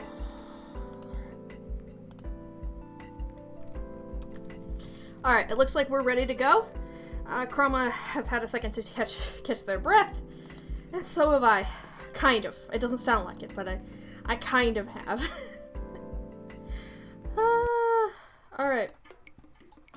It's time for the next fight, alright? This is going to determine whether or not we fall to the loser's bracket, and we have a Jane team on our hands. Okay, so those parries aren't going to do anything against pop-ups, so we have a bit of an advantage. The only person on that team who can clear pop-ups is K-Ban, so we should be pretty free to just set up here. So I'm gonna do so. Alright. Their win condition is most likely Fell, which means we're going to need to keep Sayla alive to deal with Fell. Because one unbutton from Fell is definitely enough to outspeed Cherry, which could be a problem because of Riding Crop.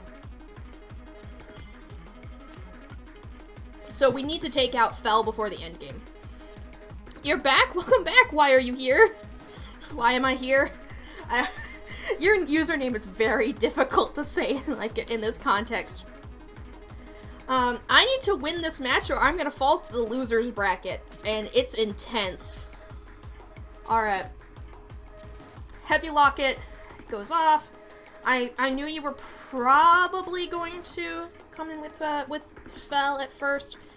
But that just means that I could Firewall here and deal some pretty big chip to whoever. Everyone just calls you Y if that helps. Welcome back, Y! Why are you back? So you can't one-shot Pema, which means I can probably just set up some free pop-ups here. Yeah, yeah, because it's gonna be very hard for them to clear those. It's good that I just get those set up right now. Even if I can only set up 2 layers, on a Cherry team, these entry hazards are gonna deal 40 damage, which is an absurd amount. It's absurd.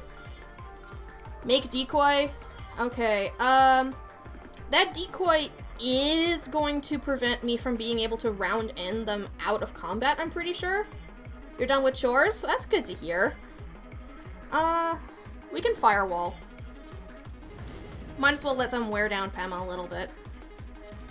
You know, like, make you feel like you have a bit of an advantage. Yeah. Okay. So, if I round end, you're just gonna put up a decoy. So what we're going to do is we're gonna actually switch to Lease. And Infuriate. Oh! Yeah, okay. Didn't set up a decoy. But that's fine. I'm going to make you switch now. And whoever gets sent in except for Ferran and K-Ban. Ferran and K-Ban are probably the people who would be swapped to. But that's still not bad. You know, I'm gonna swap back to Pema, because it's pretty obvious that Jane is gonna swap here. Because there's no way Chroma's gonna let their captain go down this early. Right? Yeah, okay. There's the enemy Pema. Yep, also Resolute. Good. We're already getting that pop-ups chip. So now we can just round end, and it can't exactly be blocked, because there's no way Pema can take me down from 82.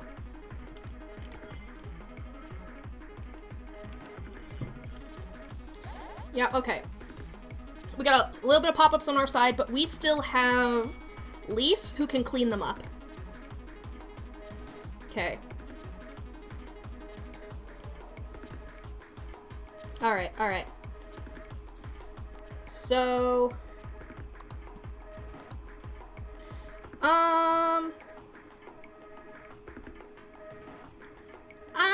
it'd be fun if I just send in Pema again. I'm just gonna send in Pema again.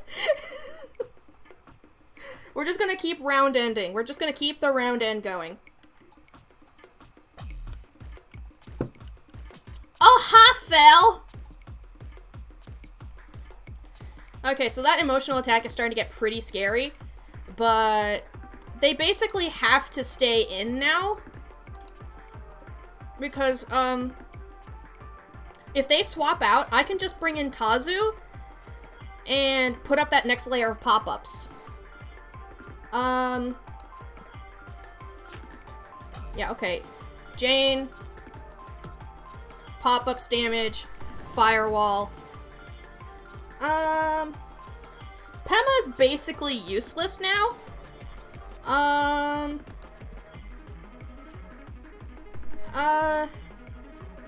So I guess I'm just gonna round end.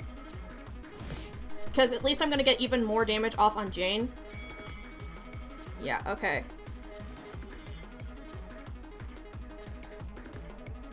So now I'm gonna bring in Tazu and get up that last layer of pop-ups. Because the only person who can clean them up again is K-Ban, and he is weak to Tazu, and can also be pretty easily cleaned up by Cherry.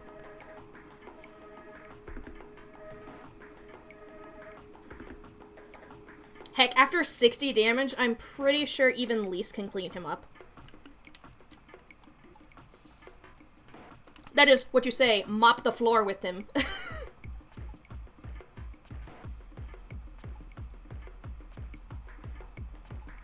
Yeah, Pema at this point has been reduced to just using tackle. So she's going to be down in, I want to say, yeah, in 2 to 4 turns of being used, which means I'm going to use her as a sacrifice. Ferran! Okay, good, good. This is exactly what I wanted to see. So now we can put up that last layer of pop-ups, and now Ferran can't swap out at all, or he will die when he comes back in. So we're going to put up that last layer of pop-ups, and the only people who will be able to swap in will be K-Ban, Jane, or Pema. And that's not good. That's not good for Chroma at all.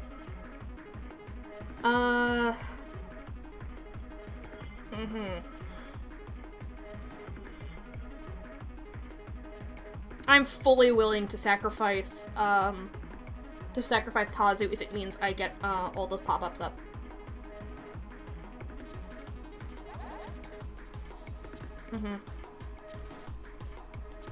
Firm handshake! Okay, Tazu is now trapped and slowed, and so yeah, again, I'm fully willing to sacrifice Tazu if it means success like this. Because remember, Ferran, you are also trapped in here with me. And I can deal quite a bit of damage. I'm not gonna knock him out because he's got an invest, but that's still quite a bit. That's quite a bit of damage right there. So he can't two-shot me either. Yeah, I mean, he can flourish here, but that's gonna be a very interesting use of battery. I think it's better off if I just firewall again.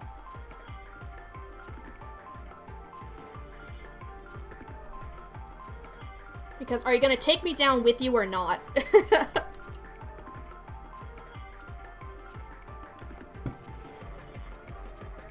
Because, like, Ferran, dead. If you don't flourish. And if you swap out, Ferran is still dead. Still dead! Yeah, okay. So there we go. So this is actually also a very good time for me to just bring in Sayla. Because Sayla's going to take a little bit of damage. Ferran can't one-hit KO her. And we're going to round end. Yep, firm handshake does nothing here, bud. Nothing. Nothing, tra-la-la. Because I just clear those emotions with round end. And Ferran is out of combat for good.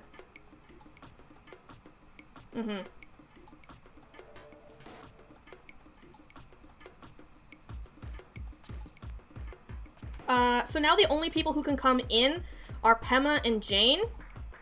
And Sayla can't one-hit KO Pema. But Pema can return the favor. Hydrate, thank you.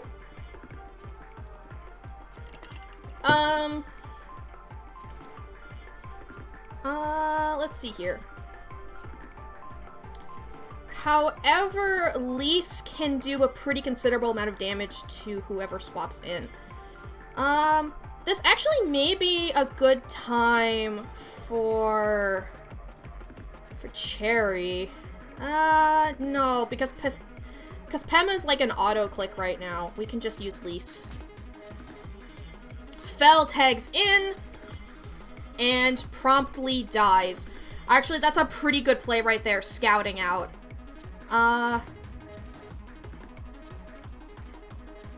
Very good play to have Fel scout right now. I could have scouted out with Pema as well, but I didn't want to risk, yeah, K-Ban comes in, and yeah, that's a bad play. I could have swapped in again and had that tidy. This is unfortunate. My pop-ups are going to be cleared, and that's not good. Because K-Ban is just faster as well. So there's nothing I can do. That's unfortunate. Oh, plus that admire boost. Oops. Okay. We're gonna need Cherry to come in and start cleaning up. We're gonna need Cherry to start setting up her own pop-ups. Because... Because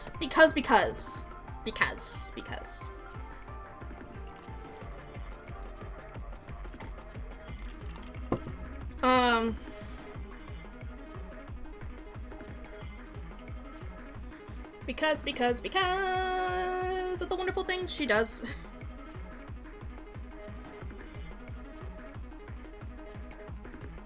Like, this is why I still have pop-ups on Cherry, because she can just, like, in this situation, it's very, very safe to do so. Like, it's very, like, usually she cleans up. I have Pema to retreat to if she gets in trouble. Charge panel, yeah, that's a pretty good play for Chroma right here. But Chroma can no longer clean up pop-ups. Chroma can no longer clean up pop-ups, which means that when Cherry comes into combat, I'm going to have an edge. I'm also going to tidy up these pop-ups right here, because I don't think they can put down any more, which means that Lise has basically fulfilled her purpose. Because Cherry can 100% counter Jane. Unless they parry. And now that they have a battery, parry is inbound. Parry the platypus.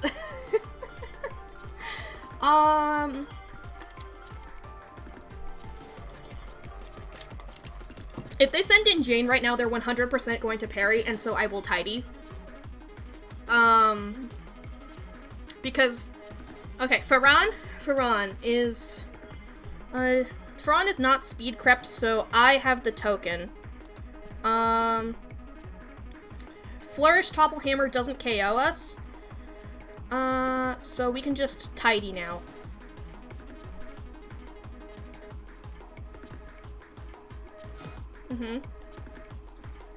Okay. I think that's looking pretty good.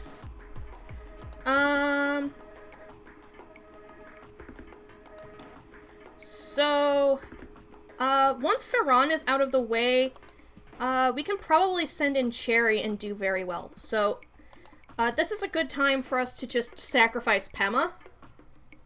Because Pema has no moves and is therefore useless to us. Like, even, I can even still use Lise to whittle down, Pema's HP, with Heart to Heart. So, she's still useful. She's still useful. And she can also take down Jane, so I'm gonna keep her alive. I'm gonna keep her alive.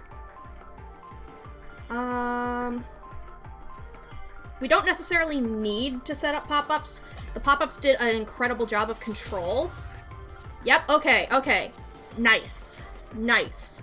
You have wasted battery right now. So now we can just tackle. I'm in a tournament using tackle. Let's go! For those of you who do not know, tackle in this game is struggle. It means nothing, basically. I'm doing nothing. I mean, I'm gaining charge, But I have a full battery, so I'm just biding my time.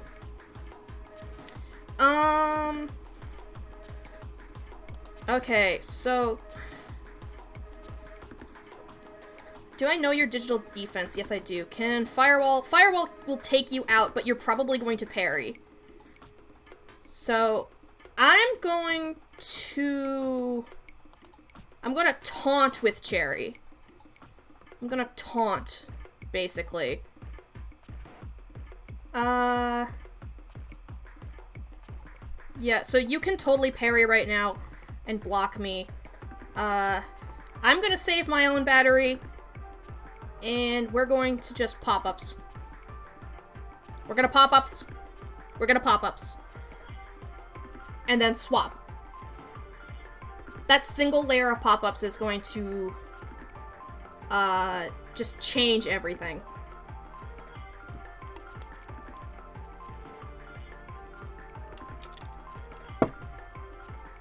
I have Gloam Locket, so he can't take, like, so Chroma can't take me down right now.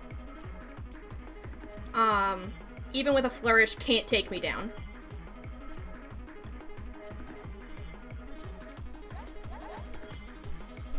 Mm-hmm.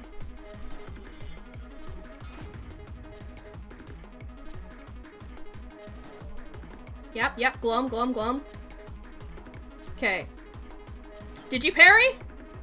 Didn't! Oh, God! Oh, red! I got red! I got red! I need to bait that parry! I need to bait it! I need to bait it! Oh, God!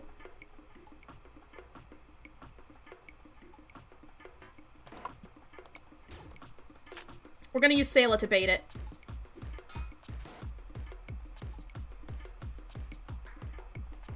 Nope.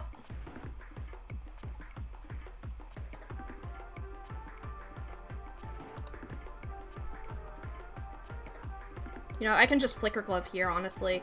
It's actually pretty free.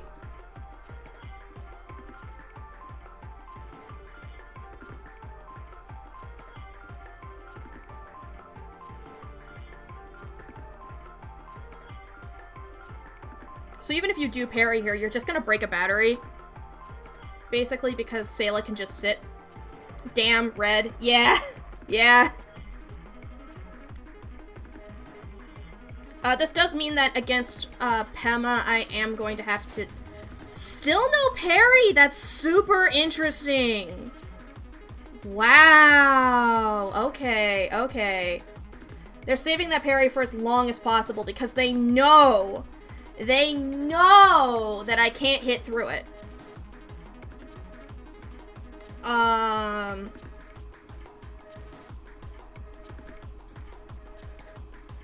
Admittedly, though, I do have this layer of pop-ups, so it's not like they can just swap in freely.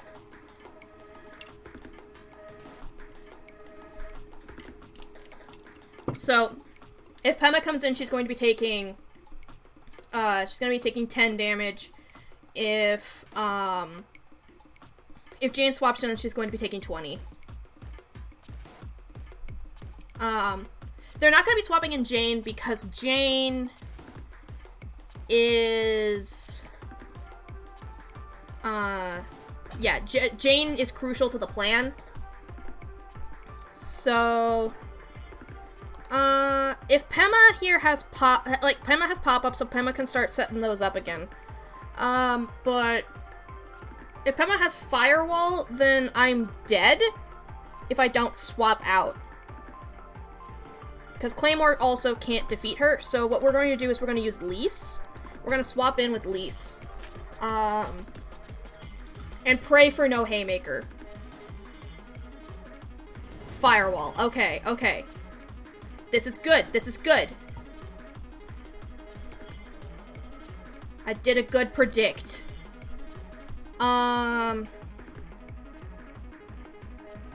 So, admittedly, they can flourish here, and they can do quite a bit to take me out, but if they have Firewall and pop-ups, there's a good chance they don't have Flicker Glove. If that's true, then there is a chance that I can still take them out with Cherry. Actually, no. Cherry doesn't care about Flicker Glove, so I just need to whittle Pema down.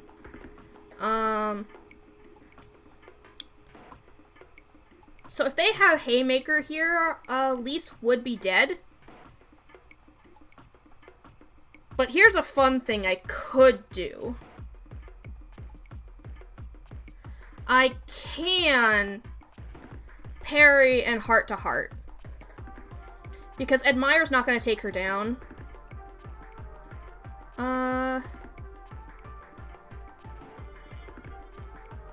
Like, that could be interesting.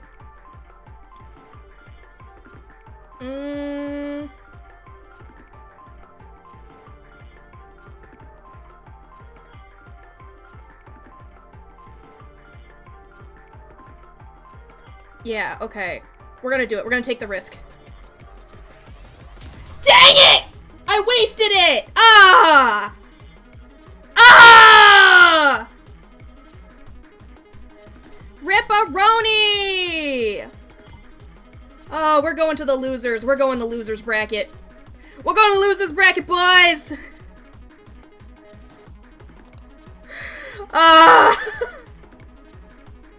Oh, no! Because here's the thing, they can just parry now, and I can do nothing about it. I can do nothing about it. Ah!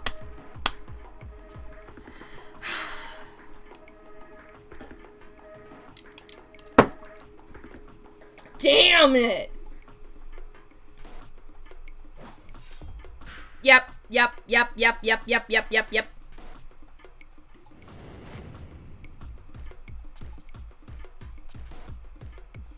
Alright.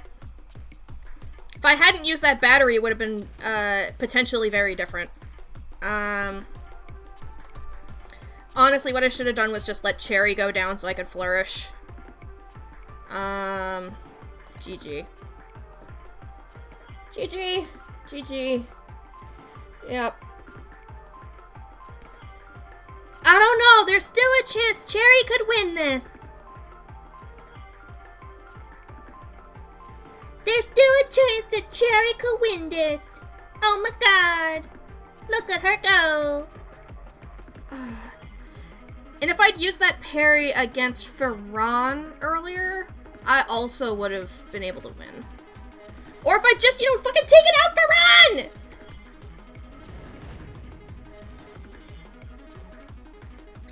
Yeah, okay. I have video evidence that I lost.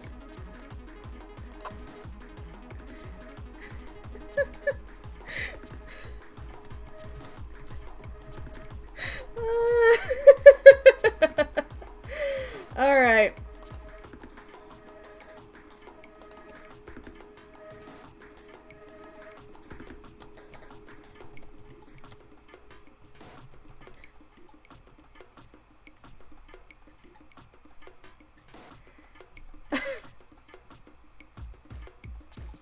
Alright, so I'm moving to the losers bracket.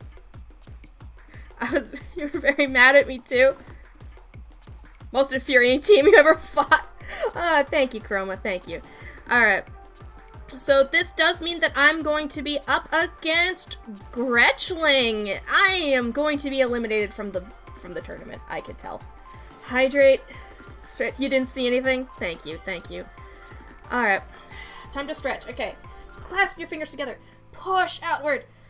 Stretch up high. Stretch, stretch, stretch, stretch, stretch, stretch, stretch. And slowly lower down to your sides. One arm over. And back. And one over.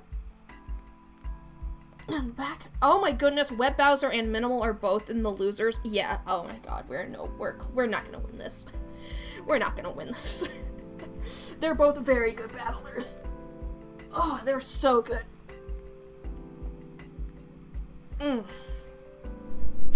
Okay. So we're gonna be up against Gretchling now.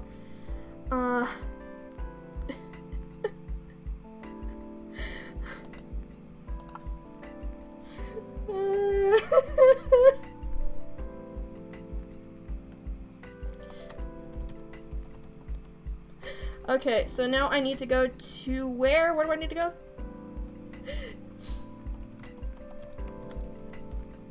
Okay, so where do I need to match up? I'm gonna just disconnect from the call.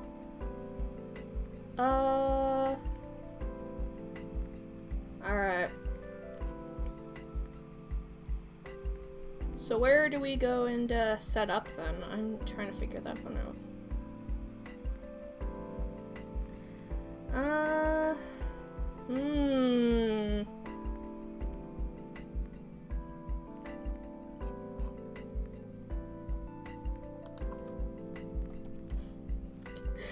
Okay, I guess we just gotta wait for Small to say where I'm going to be setting up in.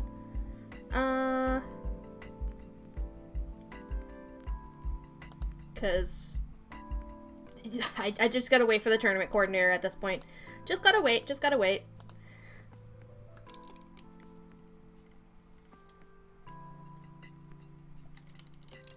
Hey, I was guaranteed 4 matches.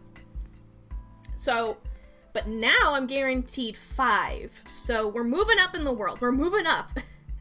Plus, we can totally just watch like other people in their tournament and see how it goes. Can set up anywhere. Okay. Set up 3 it is. Alright. I'm gonna share the screen and what? Share Beano. Go live. There we go. Love my glasses. Thank you, Small Grump. Thank you. It's my whole brand. Happy to see you. Thanks for hosting the tournament. I'm having a great time, even though my butt is getting kicked now. All right. So we're gonna copy this and send it.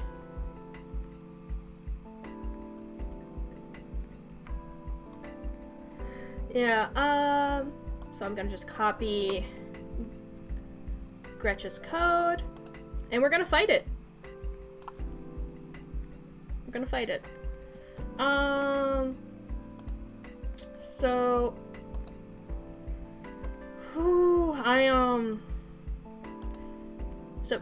here's the thing about Gretchling. Heaven breached. Hello, welcome to stream. I'm in the middle of a tournament where I'm getting my butt kicked. So many cool people showed up for the tournament. You're happy? I am too. It's been a while since I've seen some of these faces. Like Chroma, it's been a long time. So, oh, Gretch is your partner. Oh, sweet. I didn't know that it had a partner. I'm so happy for it and for you. So yeah, Gretchling is honestly I end up underestimating Gretchling, but very, very good battler. Very good. So, I think maybe we'll start with C'est La Vie. Just do some team scouting and whatnot, and prepare to lose this match, but, like, in general, I think being offensive is probably going to be the best bet against Gretch. So let's do this. Let's do this. And if I lose, well, this is actually a very interesting, team comp matchup. Like, we're both gonna be flourishing quite a lot. But, if I lose, then, we're gonna be commentating maybe some more matches, in the tournament before we go to Legends Arceus, I think. So, I think that sounds like a fun idea, because we still haven't done the post-game for that. Anyway, we're gonna look at the team here. This looks to be a very similar strategy to the one that I used for my Anora team. So we need to keep Lise alive for pop-ups clear. Yes, Nightbot, yes, I know. So we're not gonna lead off with Lise because we need to keep her alive. We could trade with Tazu's, or we could actually just try to hit her very hard with Longsword.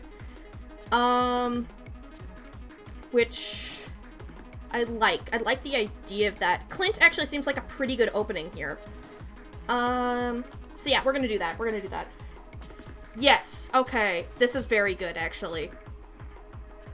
Because I can survive a digital attack if Eric tries to unleash one. And if you don't have Gloam Locket, they're gonna swap out. So, this is probably gonna be a swap into Sayla. I'm just gonna guess. Yes, Sayla. Okay. Thorn Pendant Sayla. Okay.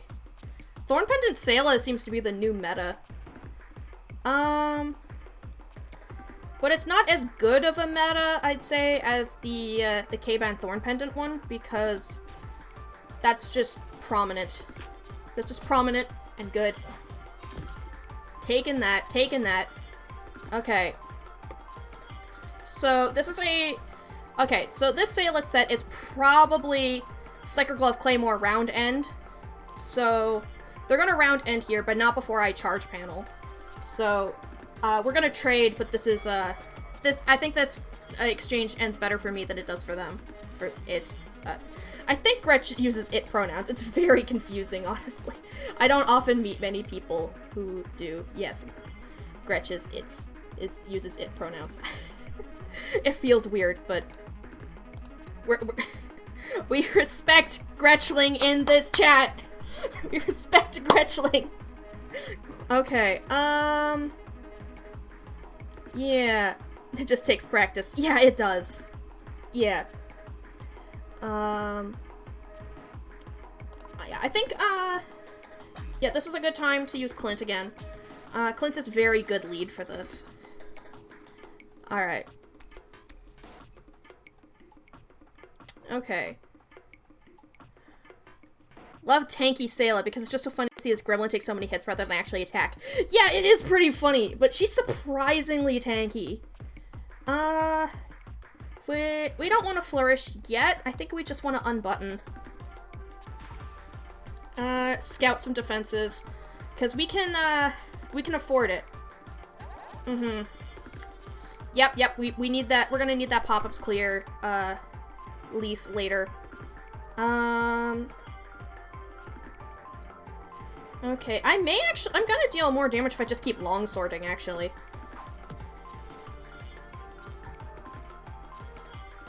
Oh, wait! Okay, we're fine.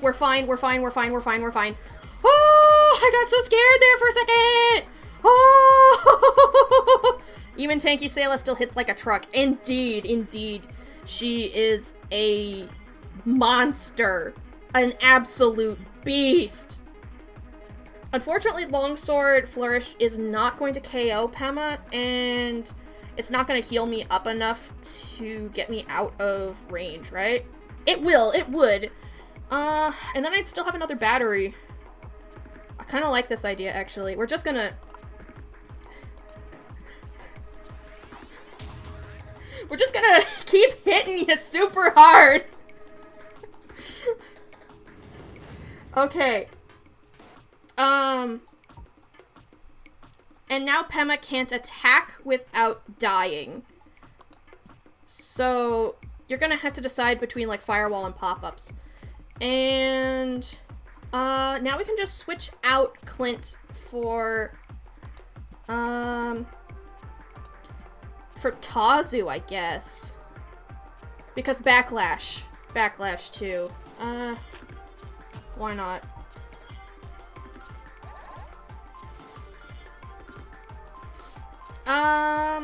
So now we can start setting up pop-ups. Eric is the only one who can clear them on that team, which means it's not gonna be too bad, I feel. Yeah. Pema has to attack eventually. Pema has to attack eventually! Yeah, there she goes. So, maybe not my best play there. But we can still trade.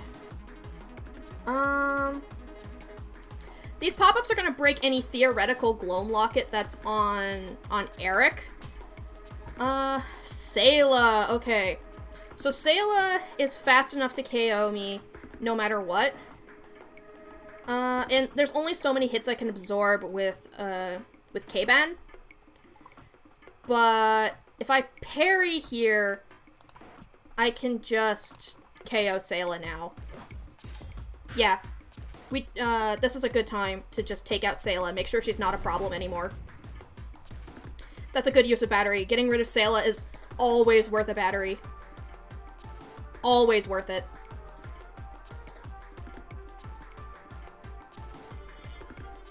Okay, we've got Anora. So Anora, it's possible, is faster than me, because I personally also run fast Anora. And honestly, she's a pain in the butt. But if she's not faster, we can Fireball. Yes, okay, she's not faster. She's not faster. So we've at least gotten her most of the way down. Oh, no, okay. We've taken 10 health off her. How about that? 5 health. We've taken 5 health off of her. Oh. Right, because, you know, bypass claws, of course. But... she's not gonna want to parry at all.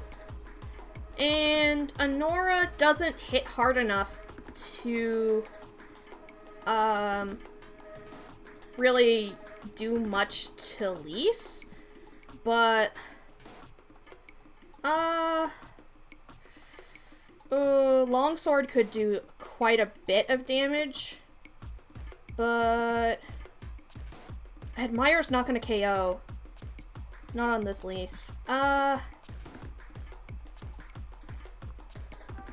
Sayla's the way to go. Sayla's the way to go. Sayla's the way to go. Click on the button. It's Sayla! It's Sayla! We need Sayla! It's Captain v Captain! Arr! Your offensive Sayla's always run at speed, max speed, and Nora. She's too scary. Yeah, I think this one does too.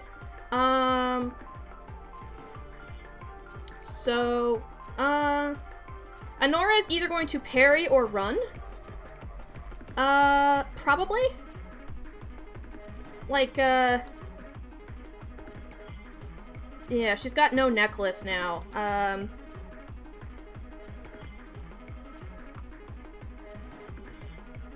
Yeah, I think she's gonna run. I think Gretch is gonna switch her out. So, in that case, I could swap to Lise. And be safe.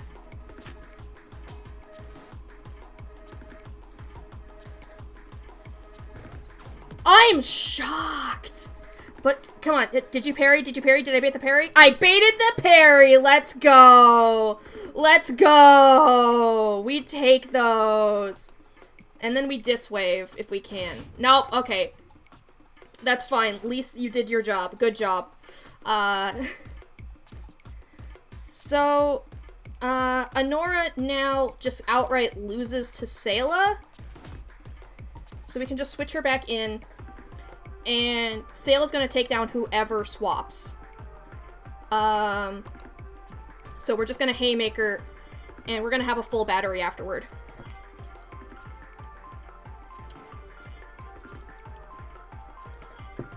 Sayla's a threatening force to deal with no matter what, so...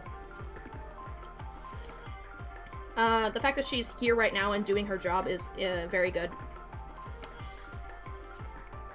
Like, whoever swaps in now is going to probably die. It's just...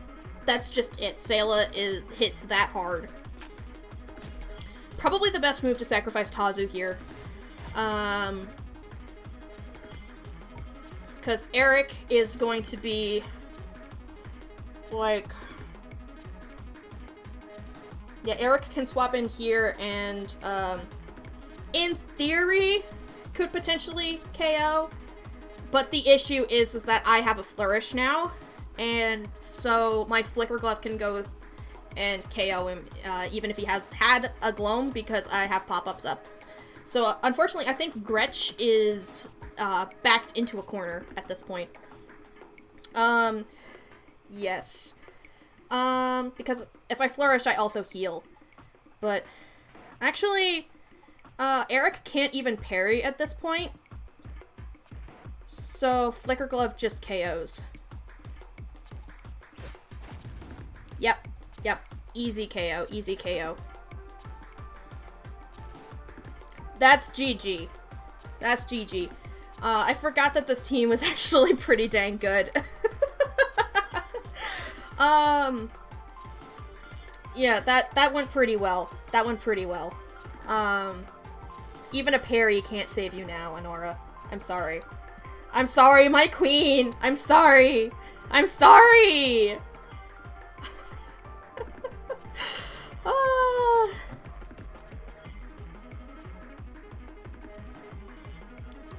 Yep, that's GG.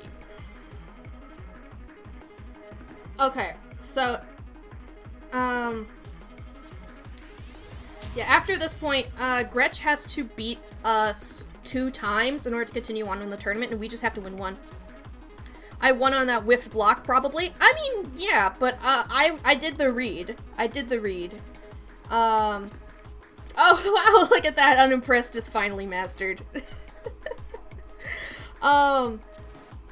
Unimpressed is actually pretty good to have on an offense-based, lease like that.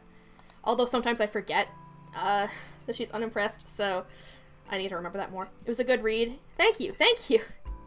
I'll take those when I get them. Alright, so we're gonna move on to the next match now. I'm just gonna check to make sure that there's no pings. Alright, yeah, so now that we can't use C'est La Vie, we gotta decide what other teams to use.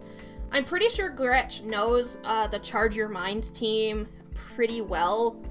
I remember using it quite a bit when I was streaming frequently, and it showed up several times to my streams.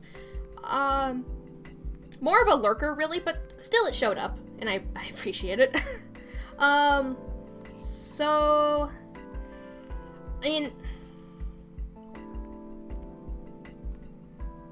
the issue is that, like, if I want to use oldie but goodie, a version of this team I used in the last tournament, and every single time I used it, I lost. Admittedly, I am a better player now, but the idea of using it scares me a little bit.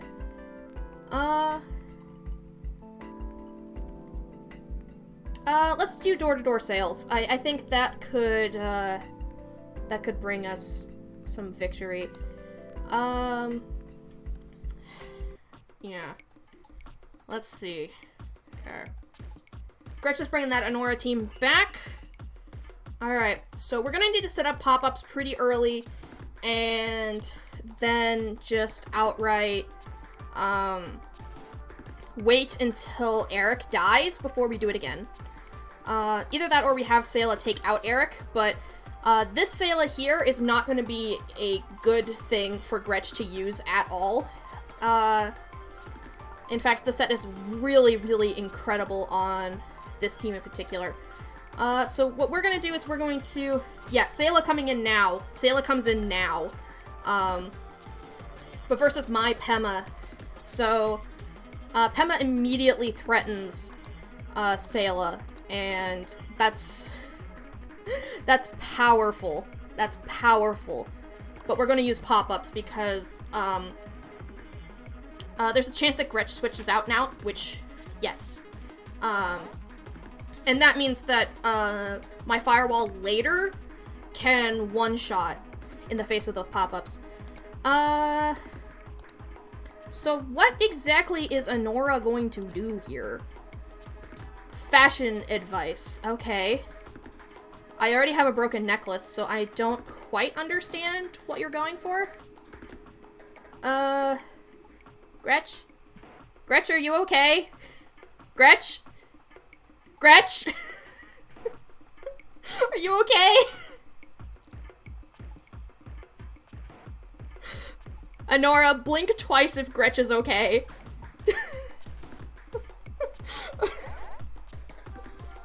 Oh no, Anora's not blinking at all. Nobody's blinking. This just means they don't have eyelids, I guess. Well, I guess I can just round end now. Yeah, yeah, so now we're gonna deal 60 damage every time somebody swaps in. And we can threaten pretty hard, with most members of the team using Sayla. So that's what we're gonna do. Pema tags in! Yeah, Pema is probably the one person who wasn't the most threatened by this. But being unable to flourish, unless she's invested quite a bit into her digital attack, she can't KO me right away. So I think it's a best move to swap back into my own Pema, actually. It's a sacrifice that I have to make. We just have to whittle her down a little bit more because of her tired. Yeah, so the speed tie is going to happen, and Pema's going to swap the token over to me, which is going to be good in our Tazu matchups. That's very good. That's very good. We've gotten the token. We've gotten the token. That's a huge advantage for this team. So now you're very digitally defensive right now. That's basically 120 at least, probably more. But you can actually KO Sayla now, which is scary.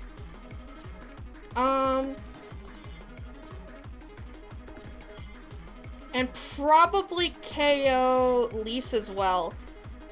Because I don't have time now to go make that calc.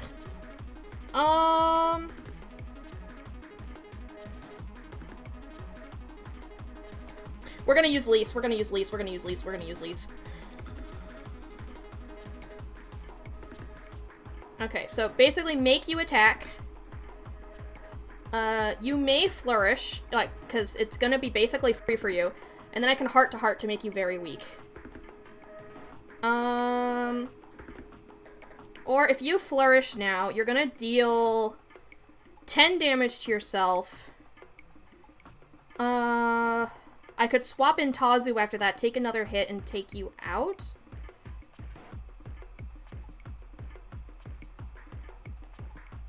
That could work. That could work.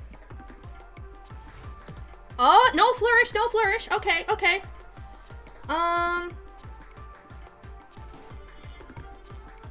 This Admire is very not good. But Pema only has a single attack left.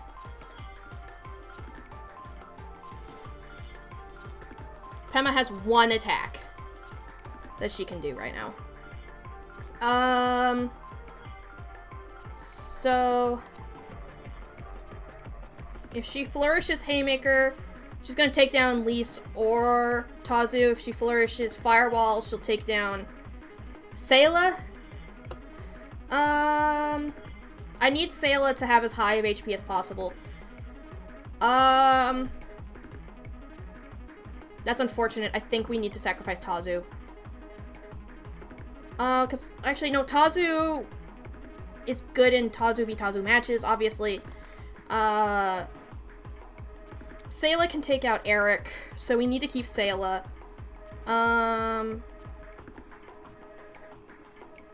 When did we speed tie? Or when didn't we speed tie? We didn't speed tie with Pema! We never got the token. Okay, that's unfortunate. Yeah, okay, we're just gonna let Lise die. We're gonna let Lise die. Probably a bad play. Because now they can just set up as many pop-ups as they want. Admittedly, ooh, not gonna be as effective. Not gonna be as effective, for them. But this does mean that Sayla has free reign, and that's not something that they want. because look at that. Eric can parry here, to bring the pop-ups down. Or to bring Sayla down, even. I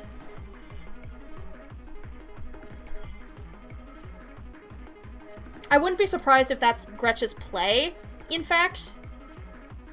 Just parry to be able to bring down the pop-ups. So we're gonna swap to Tazu. I know I have Flicker Glove. Yeah, Disc Wave gets rid of the pop-ups. That means Gretch parried. That means that Gretch parried. Right? Right? You parried? You parried! Hell yeah! Okay.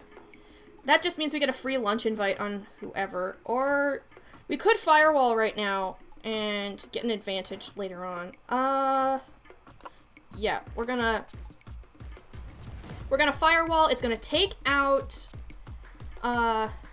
Eric, and then we... Oh, you squishy! You're not squishy at all. You a tanky boy. Oh my goodness. Wow. Wow. Wow. Okay. Yeah, Firewall here. Rebuild, huh? Okay, so you're mellow, right? But I'm gonna have some Digital Def here. And now that I know you have Rebuild, I can just make you hungry, and you will die eventually. So, we're gonna do that. Eric will die! Eric will die! Falls out of a ceiling panel. Welcome in, Wormple! Happy to see you! We're in the losers bracket right now, which means things could go very poorly very quickly if I'm not careful. So Eric can flourish here, and a flourish doesn't unlock a KO for us. Which means they're gonna probably wait another turn. Yeah, I was going to start popping up now. It's popping off! Yeah, okay, so next turn, they could flourish. I was trying to, KO them now. But they're just stalling. They're just, like, it's just stalling right now. So yeah, now they can KO Tazu. But, we can clean up with Cherry afterward? Yeah. Cherry can come and clean up after that. So we're gonna pop-ups. We're not gonna live, but we're gonna pop-ups. Oh, Flourish Rebuild! Okay. Okay. Ooh.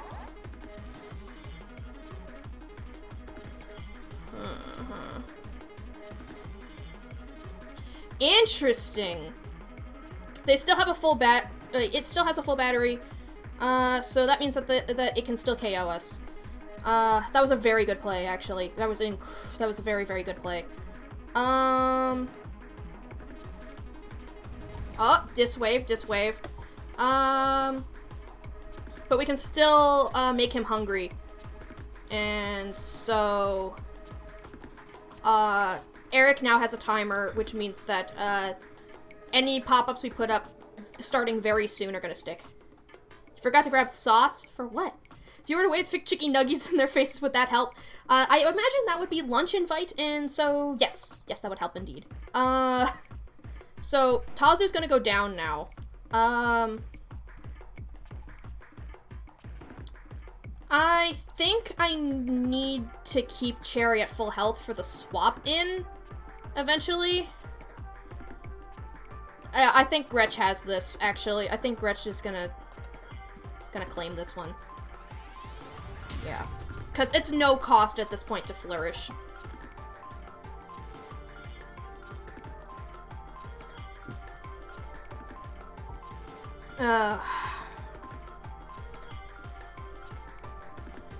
Okay,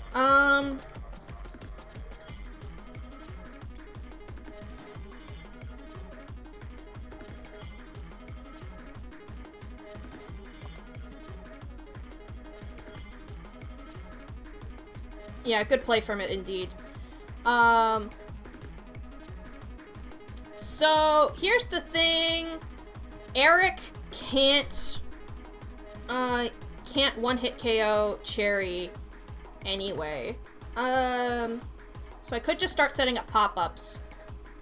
And... No. We have to bait that parry. We have to use Sayla. And we're not even gonna bait. We're gonna make it think that we're gonna bait the parry, but actually we're just gonna Flicker Glove.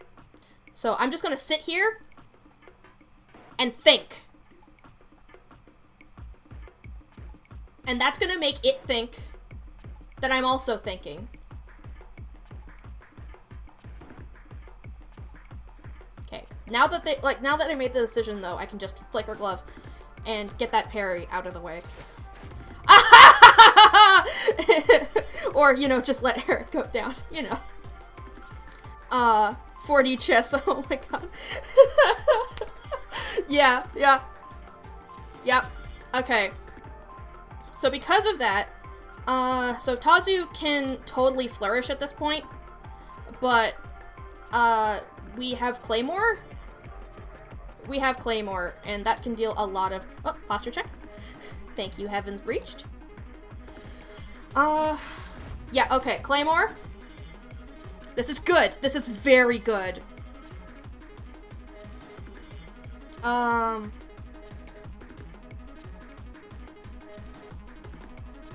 fact that I baited, parry 2 times earlier, meant that pretending to bait the parry there was the strategic move. Anora tagging in. So, one of the things about Anora, actually, I can't flourish, I don't know why I'm doing this, but one of the things about Anora is that, she's actually very easy to parry. So, what we're going to actually do is, we're gonna parry round end, and get out of here.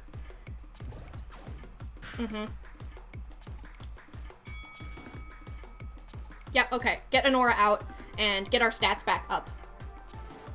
Because of that, now we have more leeway. And, admittedly, now they have battery advantage. Or it has battery advantage, and Claymore doesn't KO, and neither does Firewall, but we do have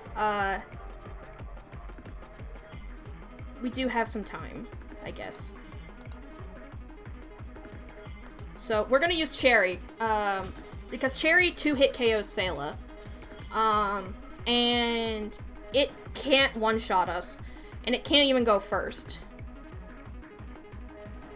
So we're gonna Firewall and see what happens.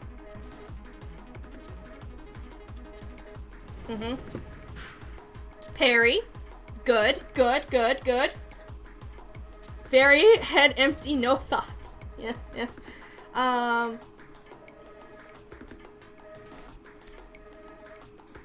So because of this exchange,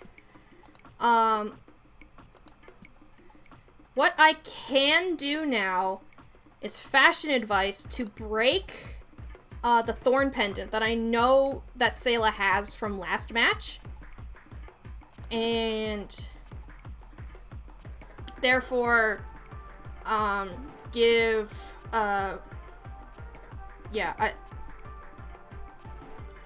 my Sayla an advantage. Because then my Sayla can KO, actually, pretty easily without taking a lot of damage.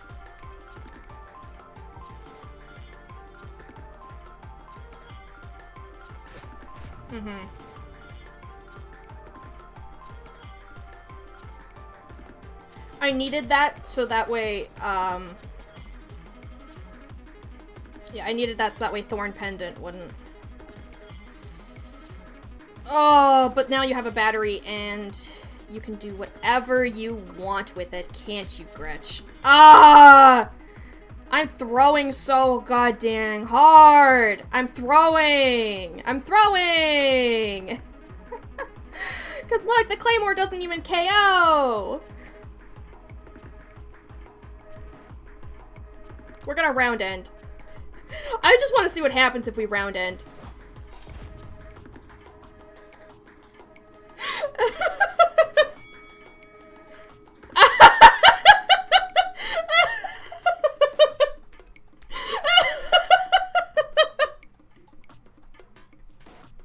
What do you think about that, Gretch? What do you think about that? What do you think about that, Gretch?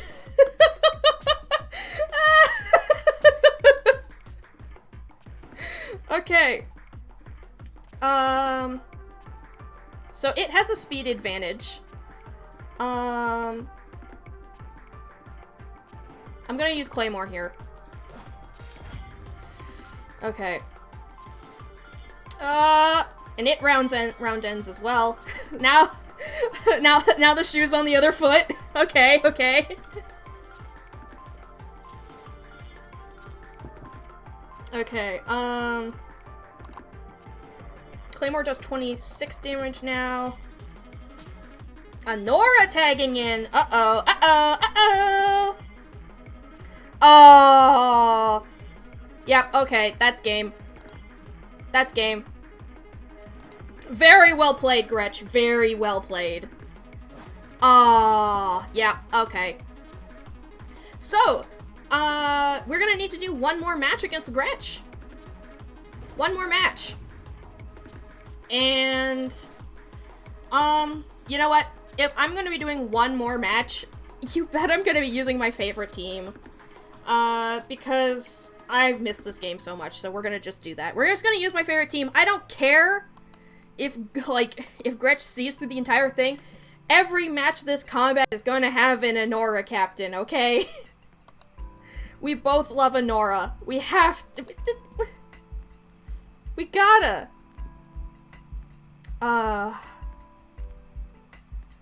Okay, yeah, okay, I've got no messages, so we're ready to go. We're ready to go.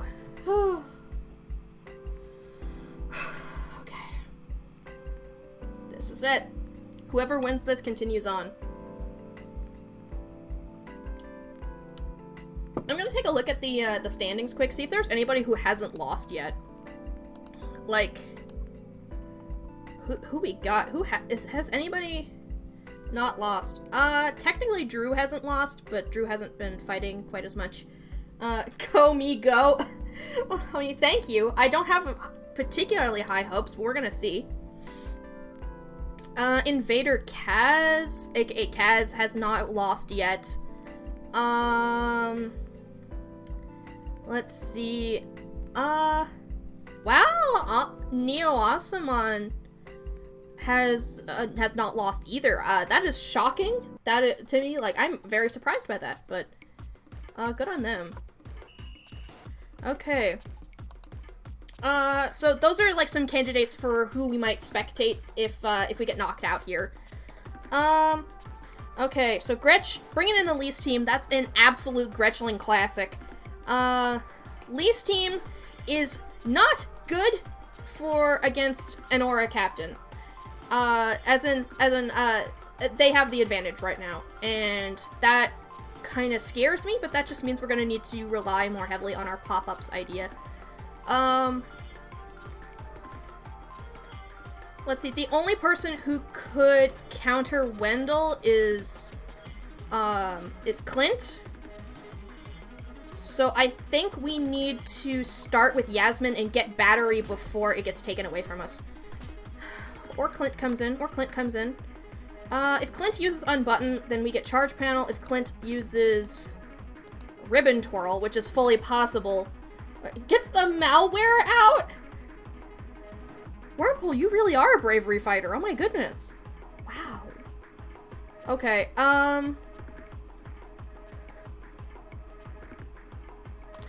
Alright, I'm gonna swap to Pema. I need to play it safe. I need to scout here. Yeah, I knew it. If Ribbon Twirl would have made it so that way I couldn't get the benefit of Charge Panel anyway, so it's good to just swap into Pema here. Got years of emotional trauma to take out on people, let's go. Oh no. Okay, so if we set up a layer, like 2 layers of pop-ups is probably pretty good. Join the club. Yeah, I know, we all got trauma here. This is my emotional support Pokemon. However, Pema's going through some shit. Pema is going through some shit right now. Tired, dizzy, sad, angry for a moment. The Beano cast is your emotional support, queers. Yes, yes.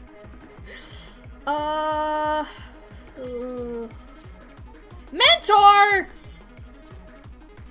I've never seen Pema be mentored before, and that scares me. Wow. Oh my god, that's terrifying. Gretch, you devious genius. Oh my goodness. Okay. Wow. Okay. So what I'm gonna do is I'm gonna Flicker Glove right now, so that way I get at least 1 point of charge before you make me sad again. Yeah. Yeah. Okay, you got Balm Locket on that, right, Gretch? No, Lucky, right. Might have my world rocked.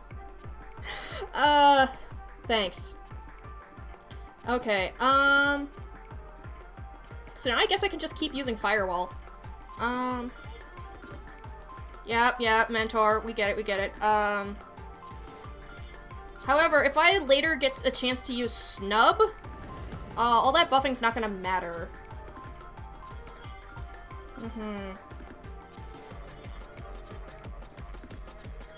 Wait a minute, is this gonna be good muscles, Pema? Is this good muscles? Ooh! Good muscles.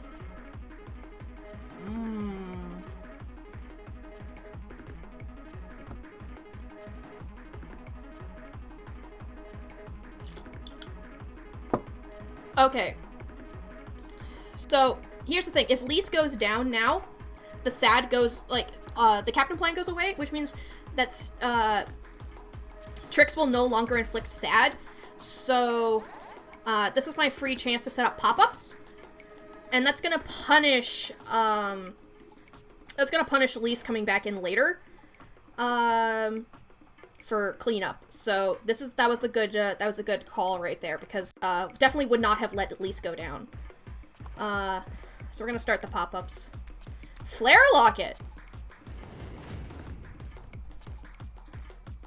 Flare Locket Tazu! Oh my goodness. You don't see that often. That's actually really cool. Okay. So issue being, I still don't have charge. And,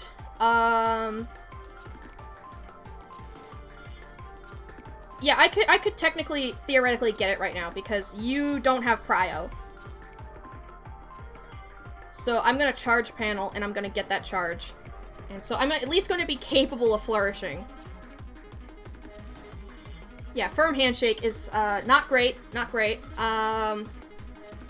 but at least we have the battery. That's one of the things that we need for our win condition. So now we can Longsword. K-Ban? Ooh, that's rough.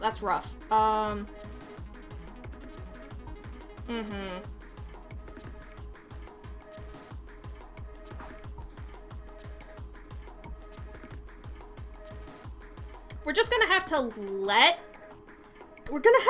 let Yasmin go down, because if we swap out, we're gonna break a battery. Oh my goodness. Oh, that's cruel. That is cruel, Gretch. It's so cruel. Oh my goodness.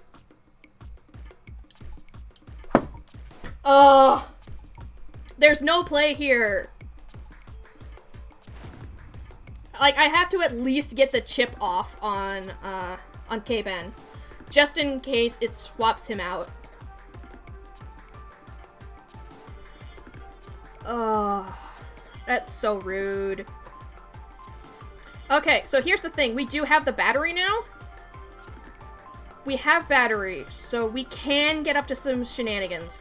But if we swap out K-Man, we're just going to be bringing in Clint, and that's not going to do much for us. So, we're going to bring in Tazu. That Admire did some big chip. It did. It did a lot of chip. Here, watch this chip. If they don't, like, if it doesn't swap out, K-Man, then,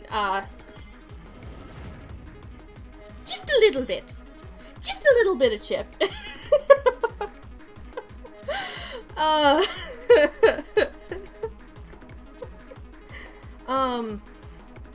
So yeah. I don't know who's gonna swap in after this, but, we do have, more battery now. Yeah, okay, Clint is, very powerful, very strong. Clint is probably going to use Ribbon Twirl on us, honestly, again. But if Clint tries to KO us, we can Clutch Pearl's Firewall, and it's gonna completely... No. Just Ribbon Twirl, that's fine, that's fine. We need Clint to go down, so I don't mind this.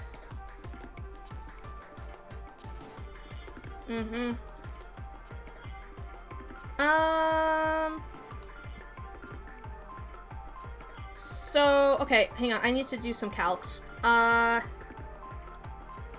Because it's probably a longsword, so if we have Tazu getting hit by Clint, and we have 42 physical def, 42,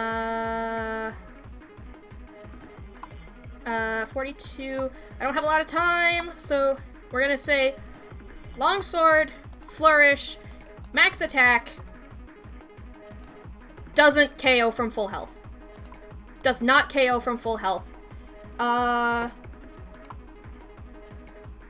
gonna pop-ups. We're gonna pop-ups. Escape whip! Okay. Okay. This is good. This is good. Lise comes in here. That's not good. That's not good, actually.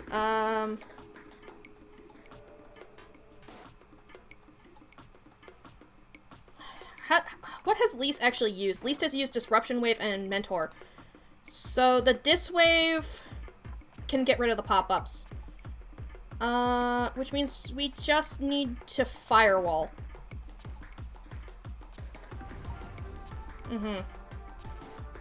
And they're gonna parry here. Or it's gonna parry here. And... No! Interesting! Okay, it's okay with like, Gretchling is okay with the Captain Plan going down now. So, effectively, this unlocks my Captain Plan. I have outlasted, the SAD.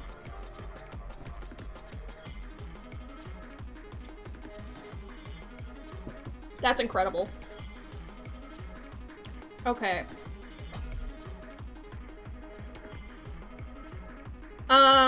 Unfortunately, this does mean that Pema this Pema is a monster.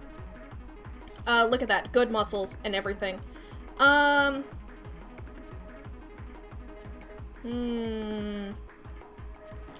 So I'm going to, like, I'm probably gonna get Flicker Gloved and die here.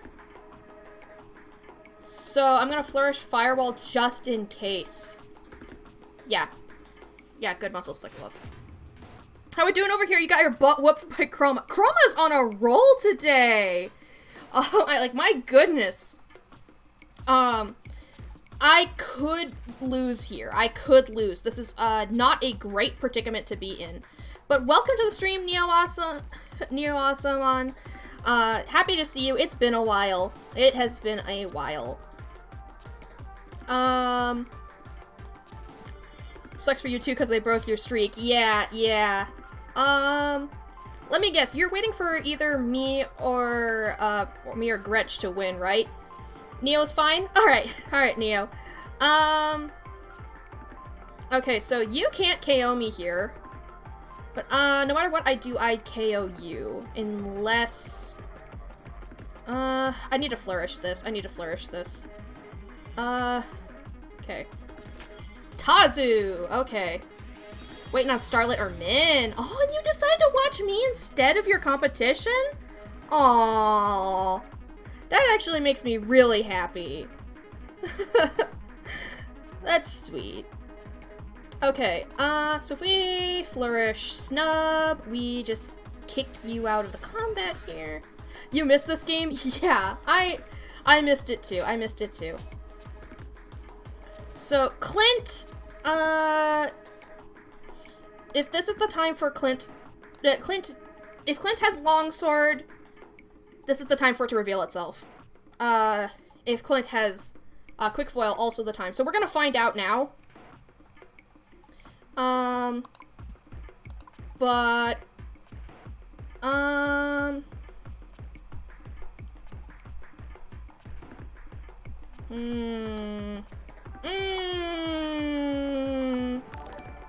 hello? Thanks for the follow! I was really chill. yeah, Thank you. I'm usually pretty chill. Yeah, there's no way I can get more health out of this. Small and Grumpy, thanks for the follow as well. I'm trying to get to the point where I can, I'm trying to get to a certain number of follows, and when I do, I'm actually going to be playing Child of Light. So that's, so that's going to be a lot of fun. I'm looking forward to that, if at all possible. So, I'm going to Flourish Faster in Device. Oh! Ah! That answers that. There's no Quick Foil.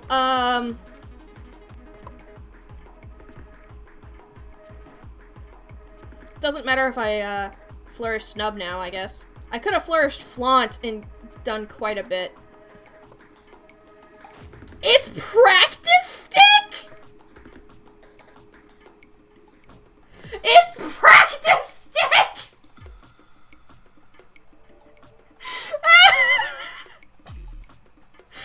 Oh my god!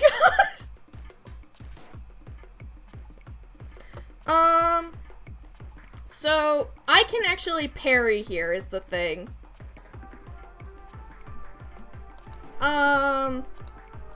The meta is wild. Yeah, that is really, really weird. A Practice Stick Escape Whip meta. Like, okay. Sure. So, I can't parry. That's right, I'm dizzy, I can't parry. Oh my god. Yeah, it has me here. It has me. It has me.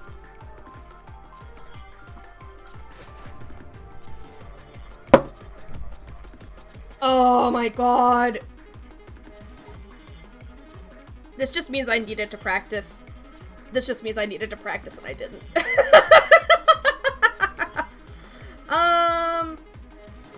Getting hit with too much chip damage. I know, right? So, Anora has to parry here, or I lose. Unless Gretch decides to pull the ultimate troll. Flicker Glove doesn't KO.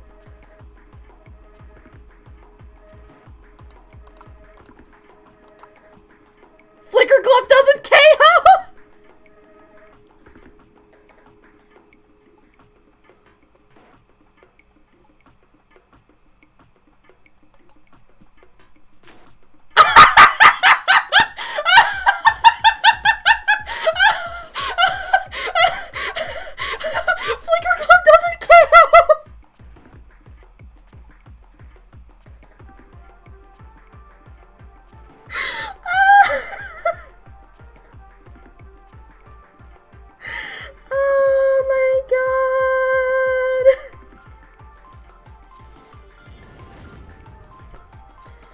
You're faster. Fuck. Rip. Oh god. I'm boosting my hand cannon now because just in case. Oh god.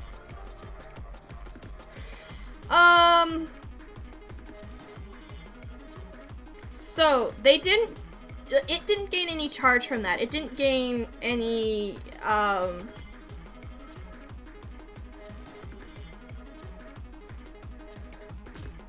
it's not gonna gain charge from this interaction either. Which means I can parry, hand cannon,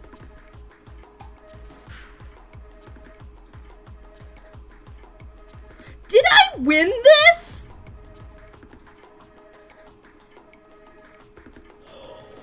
What?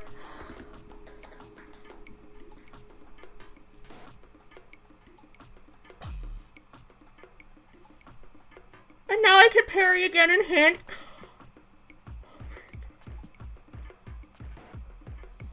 I won! I won!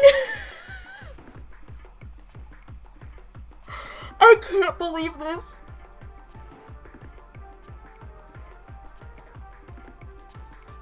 That's incredible. Wow. GG, Gretch.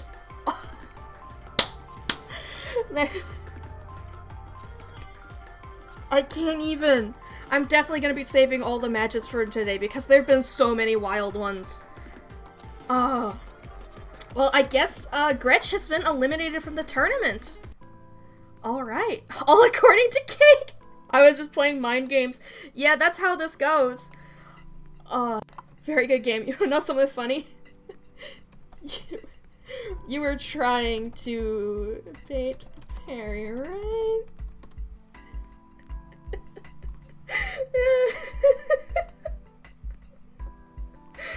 Alright. Oh, it looks, yeah, I got sniped for, I gracefully bested Gretch. Alright, so, that was that, and I can just disconnect from this call now, and, my goodness. Oh. Yeah, so, I move on to the next round, and you're planning on using coffee and toss it just to clear sad and get the last battery pip so you can flourish the pair. Oh my goodness. Oh, that would have been the play. That would have been the play. Oh, that was so close. Oh, GG. Oh, alright. So, who am I up against now? I'm gonna have to check. Oh, Moxmo. Oh, Moxmo even joined the setup and I left. Oh. Oh, okay. Wait. No, I don't want to share the calculator. I don't want to share the calculator to the Discord.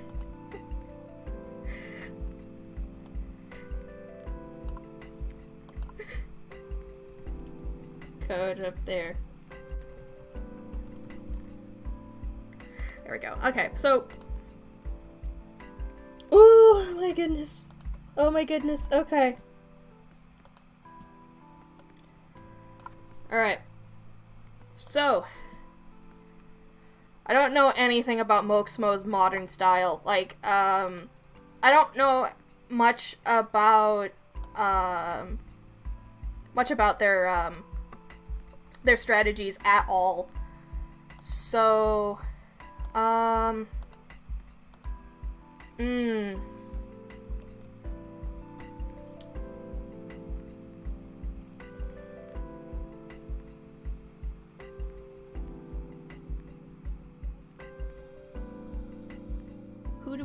what team do we bring? Yeah, let's go with, running in the 90s. That's just a generally good team. I don't know if I fought Moxmo with this one much, so maybe I can get an edge here. So let's go for it. Let's go for it. Pema teams are a double-edged sword, and okay. Looks like we got a Ferran captain team. That's very interesting indeed. We don't often see those. All your team names are puns. As it should be, as it should be. So we do have some digital attackers who could come in against K-Ben, so that's who we're gonna lead with as per usual. That's just how it goes. That's just how this team rolls. Ferran versus K-Ben. Okay,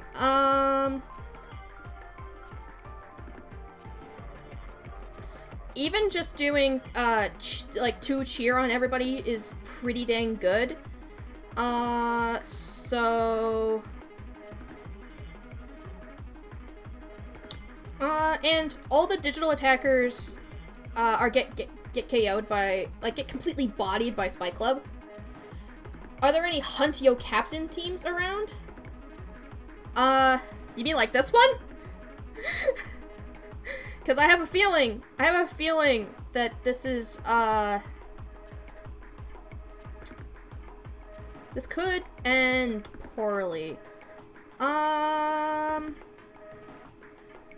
gonna mentor. Yeah, okay.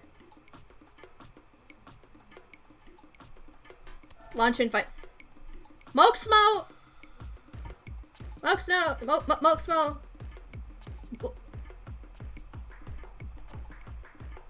You're confusion. I am confusion. I'm confusion! Interesting play, though. Interesting play. Probably expected me to cheer. But I'm just mentoring Honora now. I shouldn't have mentored. Moxmo's probably gonna switch now. Yeah, okay.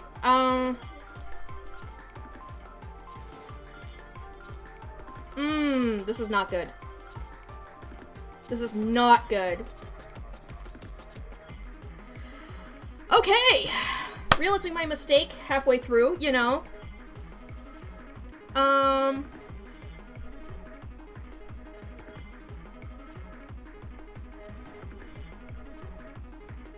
got some good news. Honora is swole. But I can swap into Yasmin. Yasmin is gonna get, it's gonna get hungry, but that's okay.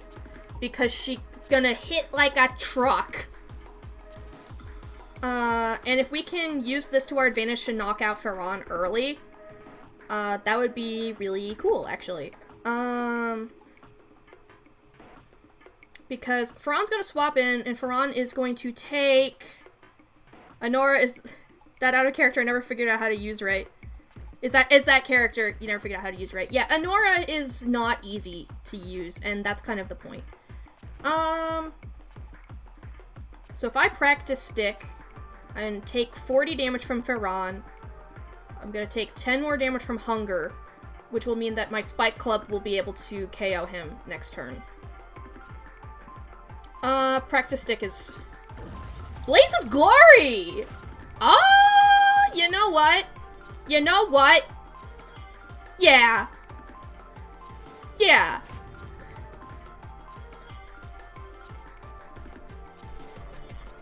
That's a good one. Okay, I think Mox got me.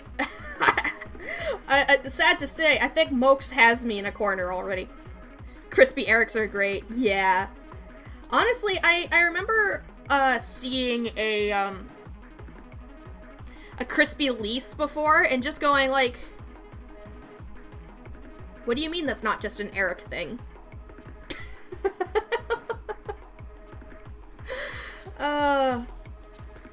Okay. Ferran tags in. This means that I can cheer. Good. I can cheer for the rest of my team. I need to get that happy, like, that excited out now. Before it's too late. Exactly 25 HP. Thank goodness. Exactly 25. So Spiked Club is going to flourish. Which isn't a ton of damage. But, if it wasn't gonna flourish, I was gonna use Mentor again. But if I use Mentor now, I'm just gonna clear the stats. This just means that if I had, waited a turn, I would have been able to get even more cheer, but... Oh! Ooh! Oh! Oh!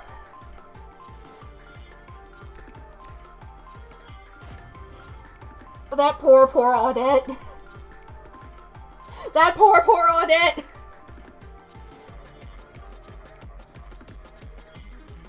Oh my goodness. Okay, so that's a compassionate Audette. But, she's not doing very hot.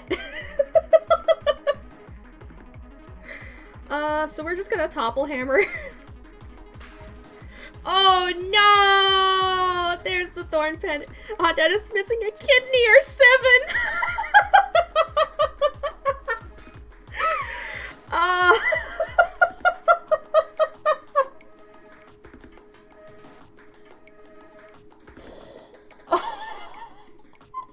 Ferran versus Ferran! I'm gonna invite you to lunch, bud.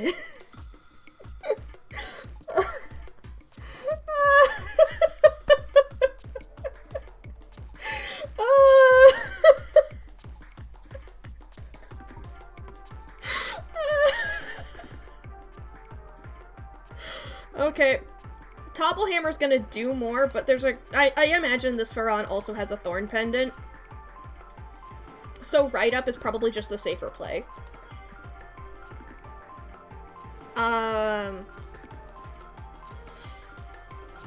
Yeah. This will take you out pretty quickly. Yeah.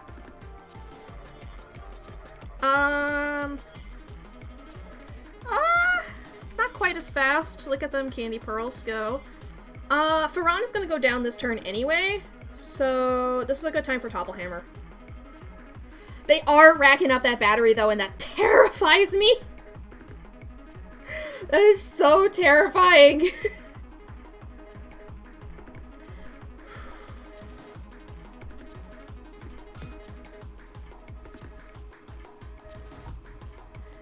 Okay. And there we go. Ah! They don't have Thorn Pendant! They don't have Thorn Pendant! I'm scared, I'm scared, I'm scared, I'm scared, I'm scared, I'm scared, I'm officially scared. But, this just means we can send out Honora now. Okay. And even if you parry, I've got bypass claws, so...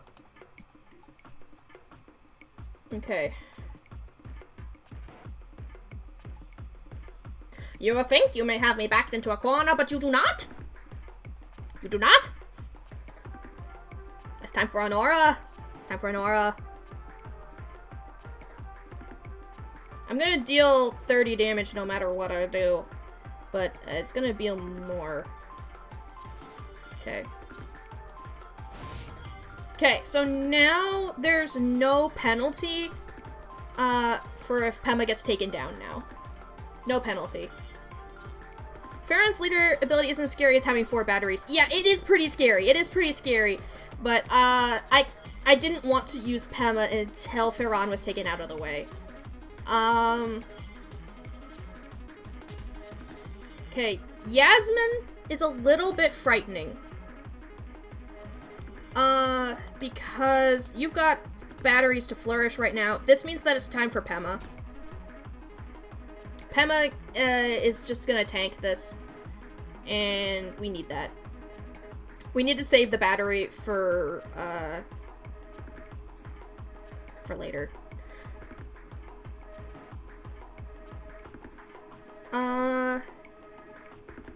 Cause not quite fast enough to outspeed Yaz.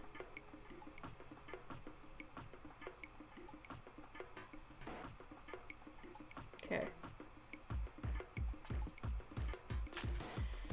Pema's happy to tank. Indeed. Oh, look at that! Look at that flourish already spent! Using the quick foils? What? Okay, Mokes. Okay, I see you. Alright. So I'm at 50 speed. It's gonna be a while before I catch up to Yasmin, but that's all the quick foils. That's all of them. So what now? What now? Guess we just wait. Oh no, it's a practice stick, it's practice stick, it's practice stick, it's practice stick. Practice stick, Yaz! Oh no! You keep slotting Pema in basically every team, is way too easy to do. Indeed! She's just so prominent in, the current meta. So we really need Meza added to the game to sort of keep her in check. Faster, faster!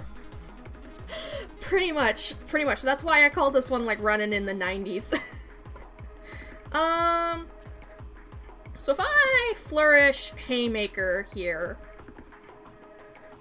well, I mean, there's a good chance that Yasmin can take me down here, right? I needed to quick do some calculations. So we've got Pema with Emotion, Resolute, versus, Yasmin,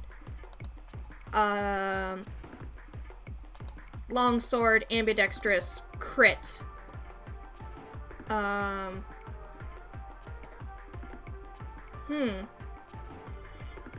That's really not a ton of damage. Oh, wait, +2. That's still not a ton. That's still not a ton. Apply more murder now. Yeah, I'm gonna do that. I'm gonna flourish Haymaker. I think that's the best move. Poison Dagger! Oh! Poison Dagger!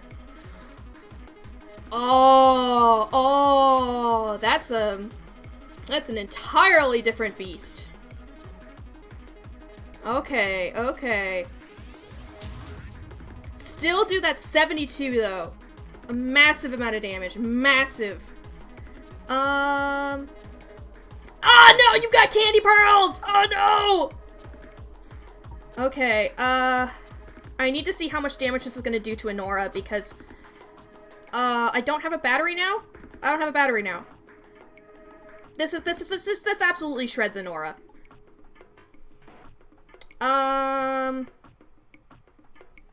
Yeah, okay. We die. But if we Flicker Glove, we at least get...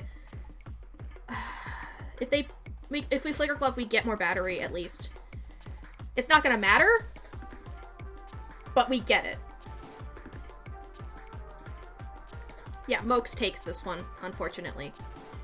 I'm gonna need to get more water after this, and take care of myself a little bit. I'm gonna make sure to let Mokes know.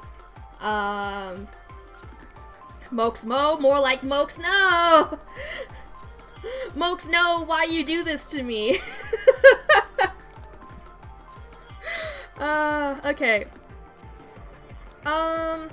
So, yeah. So Yasmin's faster, and Yasmin just absolutely KOs. No contest. Yeah. That's unfortunate,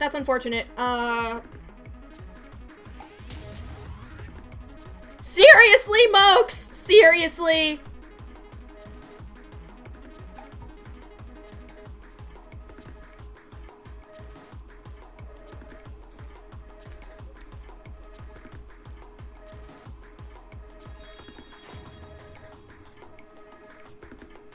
Mokes, are you throwing?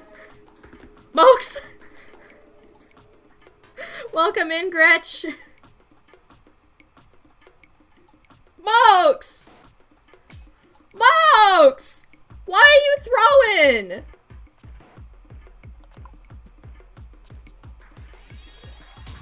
Okay. You were just taunting me, is what it is. GG earlier, thank you. Why?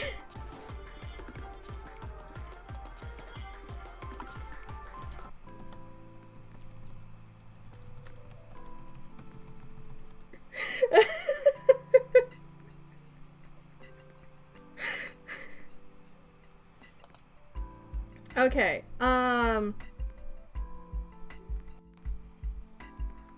right, Mokesmo was actually out of, Poison Dagger, that's why. Okay. Okay.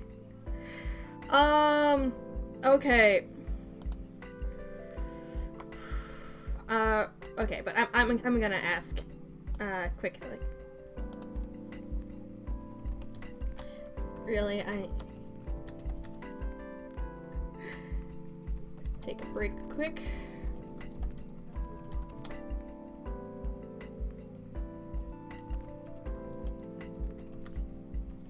Alright, so, like I said before, I'm going to take a little bit of a break, and for transparency, I'm going to be leaving my cam up. I'm going to be leaving, I'm going to mute my mic though, but I'm going to leave the cam up, just so that way you know I'm not, like, cheating or anything. I just need to go take care of myself, and I'm letting Mokes know about that. So I'm going to be right back.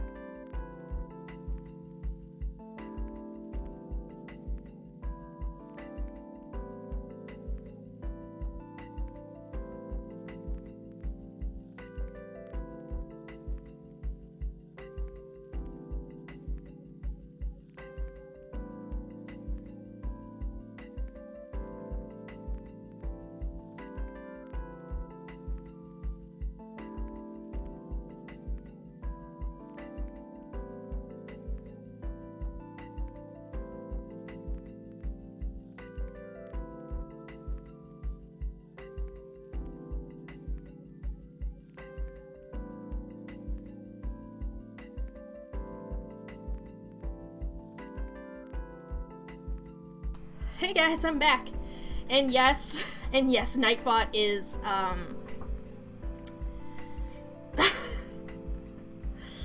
Nightbot is, has an error going on. I haven't had time to fix it. I was gonna fix it after the tournament, or while I was waiting for matches, but that hasn't happened. So, it did happen once, but then I did some spying, you know, So, yeah, I'm gonna let Mooks know that I'm ready to go again. I'm back. Here we go.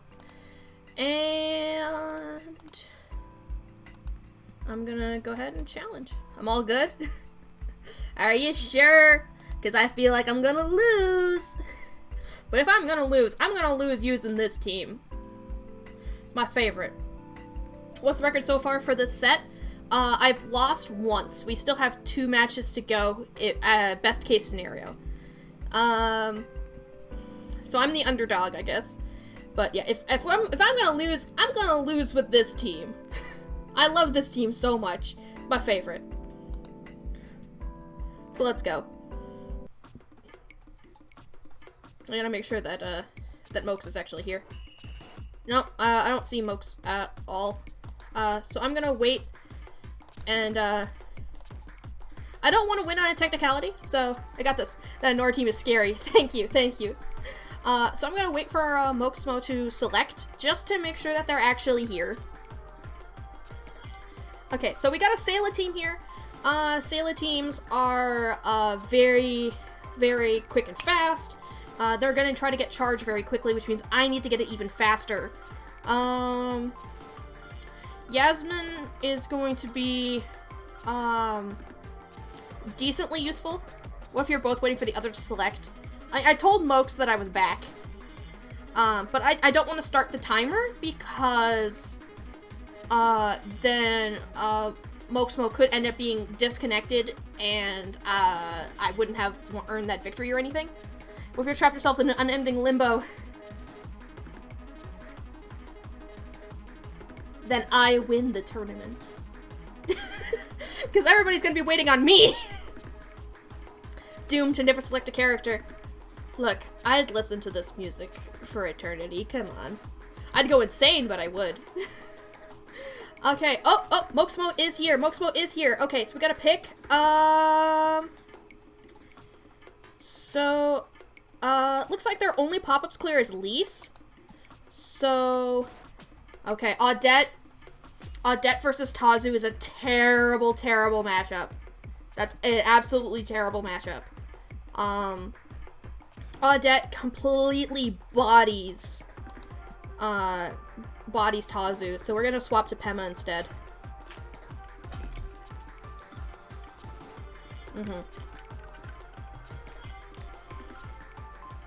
Yeah, see, my point exactly. That topple hammer would have done so much. Like 40 right off the bat, that's not good. Not a good matchup. So, instead, I'm just gonna start setting up pop-ups. Because, since Lise is the only one who can, clear them. Alright, this just means that we have Lise exactly where we want her, and we can take her down. If she's gone, then nothing's gonna stop us from putting up more pop-ups. So I just firewall now. And if Mooksmo keeps switching, then I'm gonna get charged and I'm just gonna be able to set up pop-ups in one turn.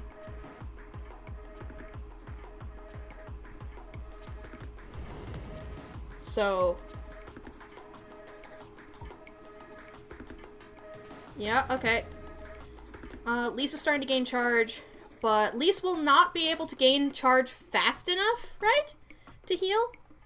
No, because I outdamage. Yeah, I outdamage. Because Lise doesn't have prio. So... Oh, the admire though! Oh, the admire. Okay. Okay. But... That's okay. That's okay. That's fine. Because now I have Yasmin, and Yasmin can KO here. And if they just swap into Grace, that's fine because Tazu can tank that pretty well. So I could just longsword, and even if Moxmo parries here, yeah, okay. As I suspected, it was gonna be Grace. Thorn Pendant, naturally. Okay. I could have charge paneled, honestly, but getting that chip on Grace is not bad, especially since I'm gonna swap into Tazu here. And while Tazu is going to threaten... Actually, no, Tazu threatens Grace so much that Grace is definitely going to switch out.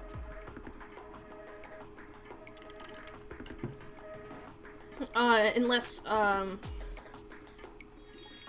we got a deep breath one. Okay, yeah, Grace is gonna swap out. Moxmo's going to probably read the pop-ups. So if I firewall...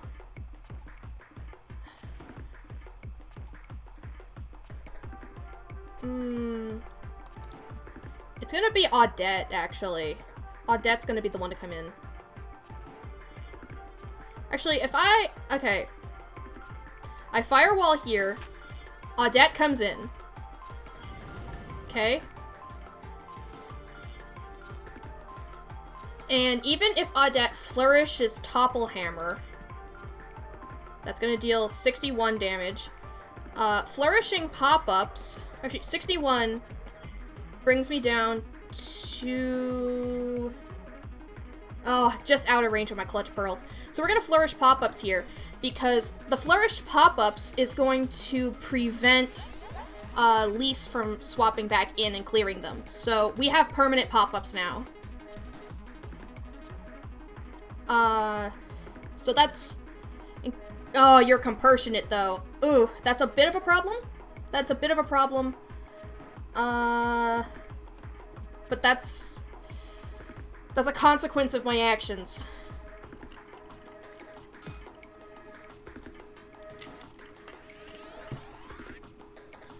We Clutch Pearls some lunch invite. They're gonna get a ton of energy, but so am I.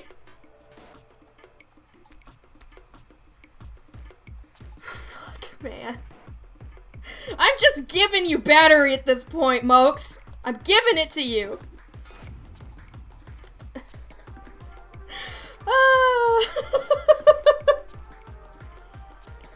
Wow, look at that Maledictor go! Okay. So... now... it's just a matter of using Wendell to my advantage. And so it's time to just flourish Flaunt to get through any parries. Very smart move by Mokes. Yeah, it's very smart, but is it enough? Is it enough to win the match is the important part. We're gonna find out together. We're gonna find out together.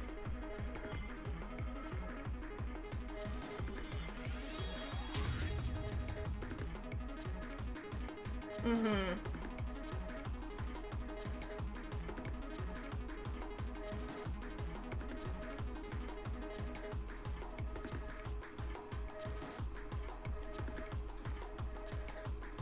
You're cheering for whichever team has Wendell on their side.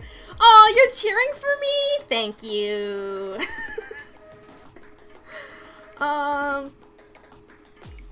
Grace tagging in. My Gloam Locket is intact. They parried! They parried! I called it! So I'm guaranteed faster here is the problem for them. Right? They didn't unbutton. They don't have unbutton. So I can just flourish Flaunt here as well. And... Yep.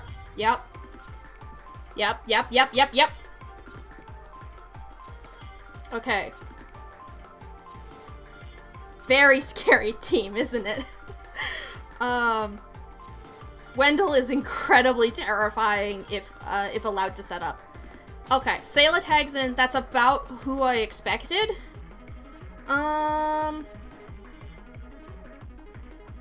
Okay, so Wendell loses this exchange. But I can try to force Sayla out.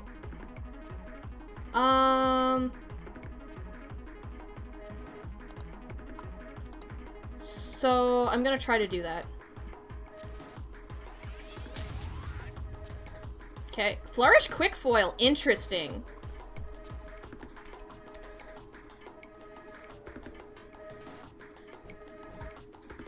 Okay, we got some chip on Sayla, that's very good, and they also used their battery. We killed Lise as well, so they can't just, retreat to bide time.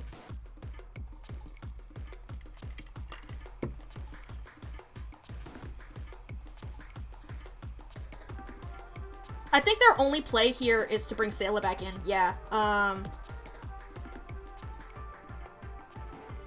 So, I think Pema loses a one-on-one with Anora. Maybe. Yasmin would be able to win, the quick foil contest. Call the next one, and the next one too. Yeah. I just have to let Wendell go down here, unfortunately. I need my battery. Like, while Wendell, unlocks the KO against Pema, I think it's more important to have Yasmin at this point.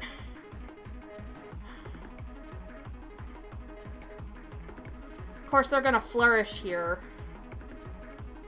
which is gonna bring up the HP more.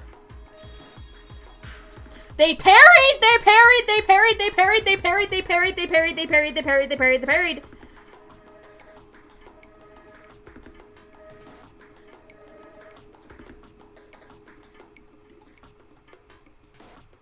They don't have enough battery now. Oh my goodness. Okay.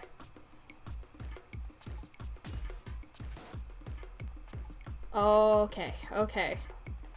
So if we flourish Longsword, we definitely get the KO here. Right? One quick foil actually KOs, so I need to flourish quick foil. I need to flourish quick foil, and we win this exchange. That means they will get a battery, but, if we Longsword, we should still, be able to do quite a bit to Pema. I have Back Pocket Lockout as well, so even if Moxmo decides to swap here... Dang, that tankiness! Okay. Never mind, Yasmin goes down here. Oof! The pain in my heart! That was so close! Oh no, Sayla, though, is that doesn't have boosted prio. It doesn't, have boosted initiative, I mean. So, probably just gonna, Longsword here, but I'm gonna flourish Snub. And we're gonna do a mini Snub loop.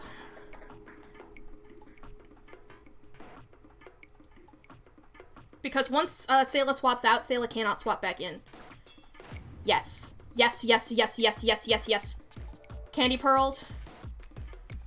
And we Snub. I mean, unfortunate that flourishing, we still gain energy. It doesn't matter if we flourish or not.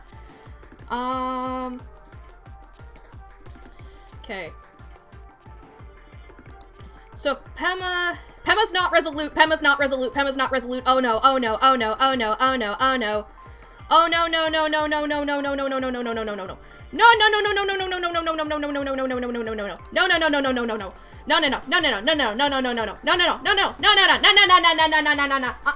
Please no.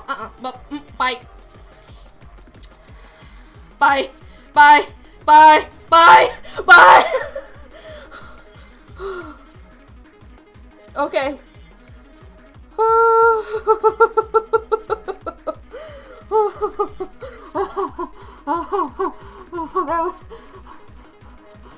That was terrifying.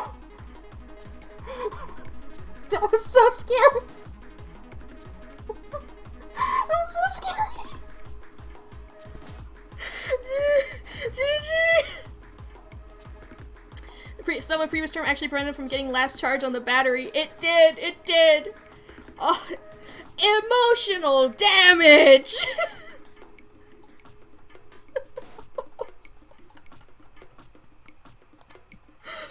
Oh my god.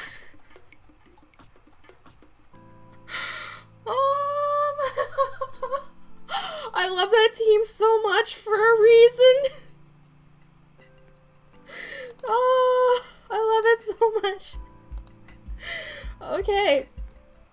So if we win the next one, who are we gonna even be facing off against if we win? We're gonna be facing off against Drew. Oh no. I don't know if my heart could take that. I'm not gonna throw, but I don't think I can handle it. I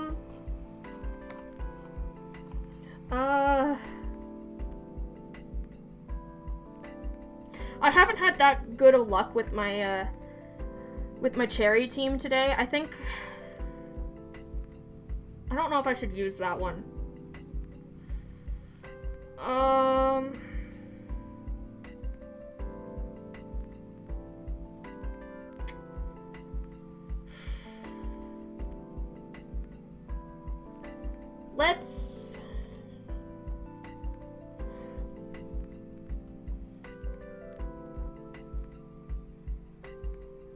Let's use C'est La Vie. Let's use C'est La Vie.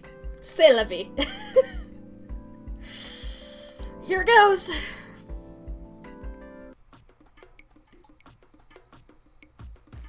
I regret everything.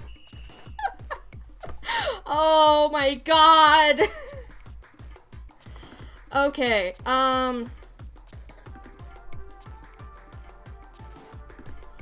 so this is a compassionate Audette, and so if we can't send in our K-Ban here because K-Ban uses charge panel, and that's just gonna make Audette gain them charge.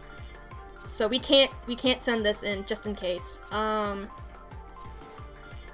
Clint is probably actually a pretty good lead in this case. Lead's pretty good against most of the fighters, can deal quite a bit of damage to Lise. Yeah, okay. I think that's a good lead right there. That's a good lead. I think we come out pretty well in this exchange. If we unbutton once, if we call a switch and unbutton, if we unbutton once, we can go toe-to-toe with Grace later, but I think I'd rather use Tazu against Grace later. So, I think I'm gonna longsword.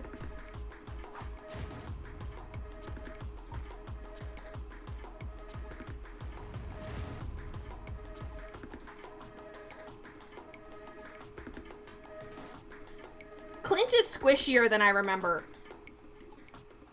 Clint is a little bit squishier than I remember. Okay, GG Moxmo! Oh my god! Okay, so they have the speed tie token. Invested lease. It is. Oh my god. That's a lot of damage!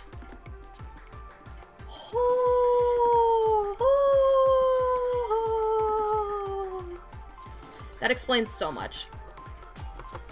Okay, so we're gonna use Tazu here.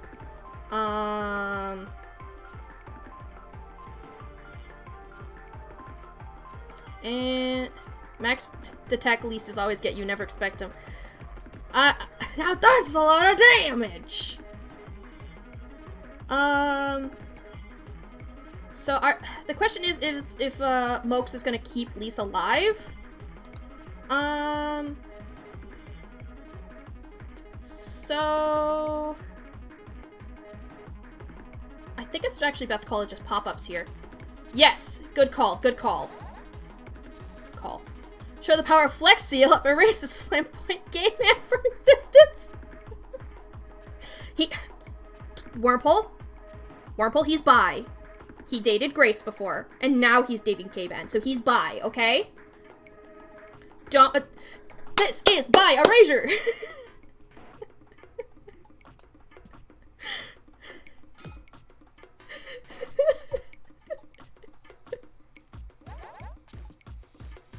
Okay, so one more of these, and Lise can't come back into battle. Using gay in the sense of umbrella term. Fair enough. Okay, we can pop up one more time.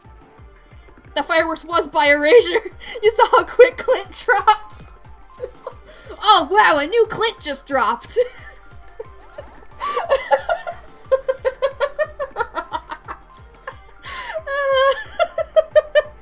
Okay.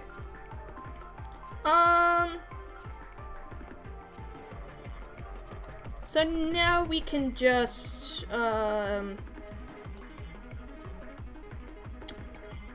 we could let Tazu go down. We need the digital attack, but she's so weak right now. We'd need to get that against Pema, and Pema probably has flicker gloves, so I think we just gotta let her go down. We just gotta let her go down here. Gritchling got to the joke before you because he had to explain the bracket next time. Next time! You're not erasing buys. Lise, however, did. Lise. Okay, so I guess now I can just use, Sayla. Okay, so they're probably going to swap in Grace here. Grace will take 69 damage. She'll survive with 1 HP if I hit Flicker Glove. Not Flicker Glove, if I hit Haymaker and doesn't have any invest. I'm game.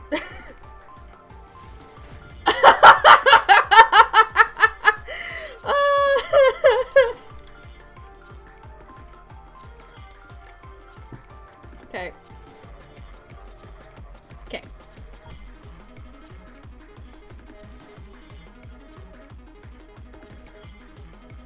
Pema's gonna come out now. It's gonna be Pema.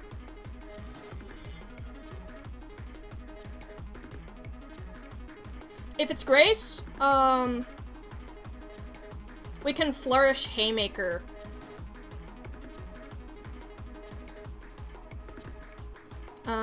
I like to say we're in a very good position right now, though, because Sayla's just strong. Sayla's just strong. And having, like, the 3 layers of pop-ups right there is, it controls the match very well. Sayla loves pop-up support. Speaking of Saylas. So they have the speed tie token, but I don't know how much invest they have. If I flourish this, that's only gonna be 60. If I haymaker, that's gonna be 80. Am I winning? That's to be seen. But this does mean that I can just swap into K-Ben. It's pretty free. It's pretty free. Unless they swap to Pema.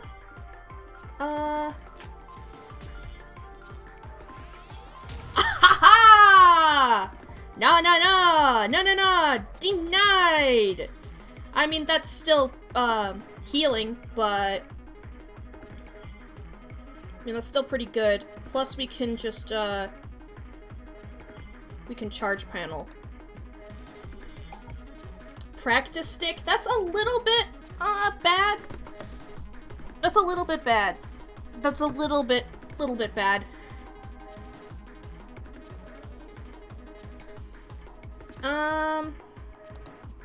So if you flourish quick foil here, you're gonna have to use something like Haymaker in order to power through right now.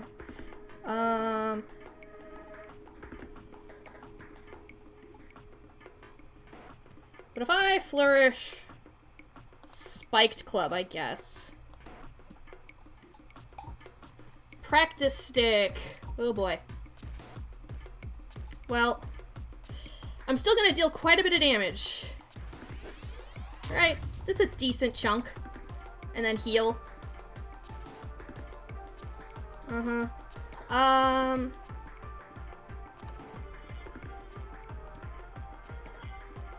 Yeah,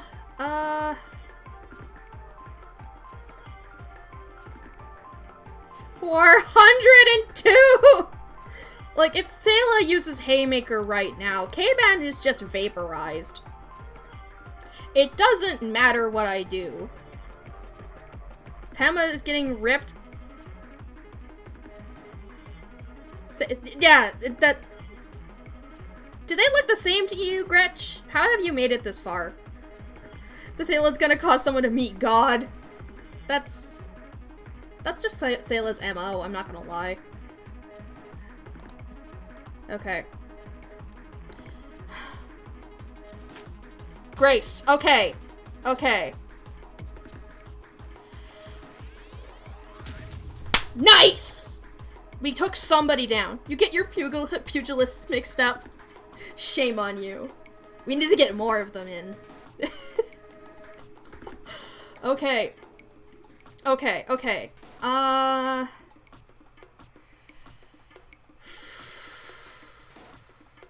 have no batteries, though. And they still do. So I can survive a single hit from Pema. Which means I can make them break their battery. With Admire.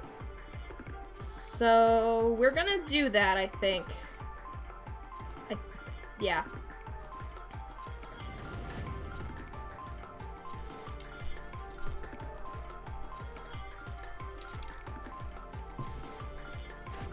No! Oh! What? What? Not keeping Sayla? Not Sayla. Now I'm doing it. Thanks, Gretch. Ahem. What's ahem? Oh, emotional.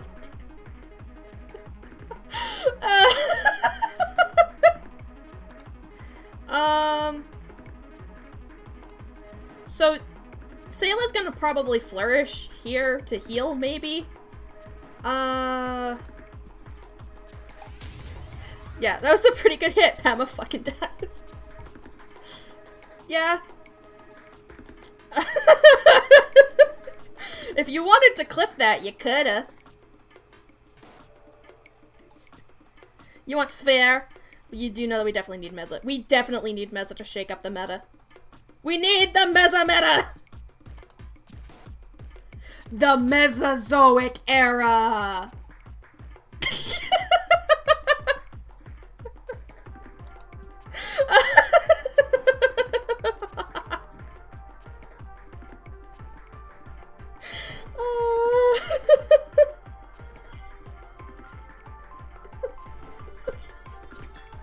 Yeah, I knew that that was gonna happen. Okay, Moxmo wins, but that was a fun one. That was a fun match.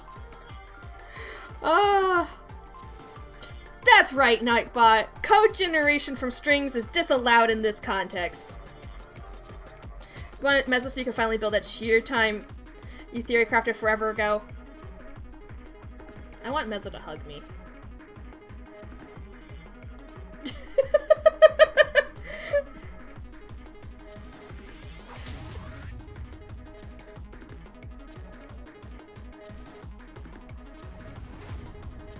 Oh my god, if I'd flourished, I would have won!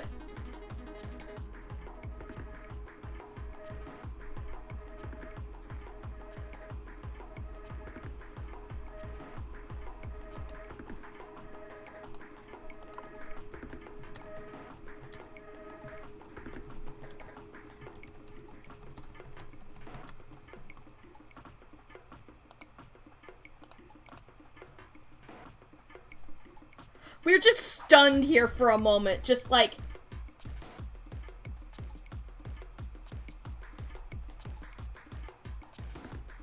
Since when did Lisa have Tenacious?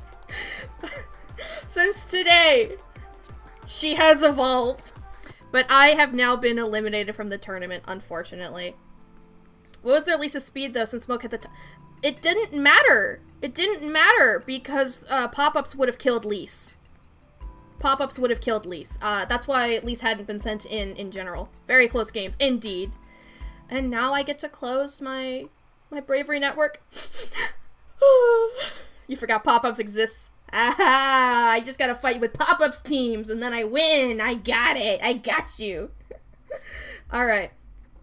So I guess this means that we can go ahead and spectate, the next matches. Which I think is actually pretty cool, because I am very, very tired. But who is... I can't scroll... There we go. So Kaz, winner of a previous tournament, is now in the finals, and the only matches left are Drew versus Moxmo and Neo Awesome on versus Minimal. But it looks like Minimal has won that, so we can go ahead and watch Drew and Moxmo. So tell me somebody saved the clip, because you don't know how to do that.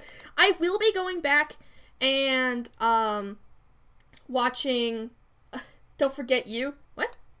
Oh, you are here! Yeah, Chroma! Yeah! Yeah! You are there! Loser's winner has to fight you. Yeah. You're like the secondary final boss for either Drew or Mox or Minimal. One of them. You did amazing, by the way. Like, my goodness. Like, yeah, yeah, that was really, yeah, really good so far. Gonna hop off for now and play some Pokemon Unite. Have fun. Thank you, Wormhole. I might be playing Pokemon Arceus a little bit later, but who knows? Who knows? I might be too tired. Kaz got you good. He was super mean team. He had no idea how to counter. That's just how it goes sometimes. Alright, so I'm still in this channel here, which means that I can go ahead and commentate, I guess. So, let's do a display capture here. Okay, here we go. First matchup, Moxmo versus Drew. We've got a Ferran team versus a Jane team. Ooh, I haven't seen any of Drew's teams today, so I don't know what he's been working with lately. So this is the team that Moxmo did KO me with earlier. Or, not, like, did defeat me with earlier. So, we know a little bit about it. We know a little bit. I would totally, by the way, make the capture fit the screen a little bit better, but I unfortunately can't. Without, like, I wouldn't be able to see it, so it'd be really awkward to do. Okay, so we've got Audette versus Zale. This is a very bad first matchup for Drew, but it's more than likely that he's just going to tag out here, and yeah, okay, so Grace. Yeah, that Escape Whip is probably a pretty good predict, especially since Grace does not have Thorn Pendant. Luncheon Fight is not very fun for anybody on the enemy team except for Wendell, but even then, it's highly unlikely that Drew is going to tag in Wendell. But we could see a Lullaby. I haven't seen Lullaby all day, so it would be very, very interesting to see Drew using it. Peck instead. Has Lullaby fallen out of favor? It's got me very curious, very, very curious. Okay, so Grace is now hungry, has lost a considerable amount of sustain. However, she has paved the way for Wendell to be able to take out Ferran late game. Who needs to fear stats when you can just run Coffee Wendell? I mean, as long as you'd have to have some physical tanks on your team, but I mean, it's probably the worst emotional sponge you could have, but it would work? Maybe. I saw Lullaby Zale earlier today, but you think the meta for her is shifting a bit more towards setup. Yeah, and we could thank Minimal for that, actually. Minimal really paved the way for setup Grace. Because,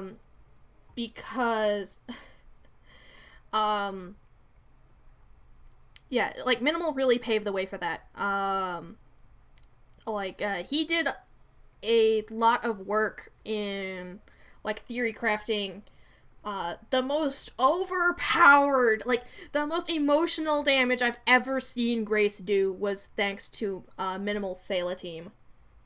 Yeah, the meta for Grace. Exactly, yeah. Which means I probably need to update her entry on Beano decks eventually, but that's a lot of work. I'm not gonna lie. Like, just, it's a lot of work keeping up with meta changes. Especially since we simultaneously have a very small sample size and yet a very, like, confirming sample size. Like, we know if we take the samples from everybody in the community, we have the whole community, but at the same time, we don't know what's actually best. Okay. Sayla bringing in that Claymore, but Ferran holding on there, bringing that lunch invite. Sayla doesn't mind lunch invite too much if she is carrying, round end, which if she's carrying Claymore, you can almost assuredly bet that she is also packing round end as well. So this just means that, Sayla is going to need an opportunity to round end soon, and it's likely going to happen in just a little bit here because, Ferran is actually an incredibly good target to use round end against, and here it is, yes, round end. Get Ferran out of the combat, and my batteries on my headphones are getting pretty low, so thankfully the Wendell meta can't shake up much, makes it easy for you to keep the Wendell entry up to date, and that is true. Although, when we have some more, priority users, like,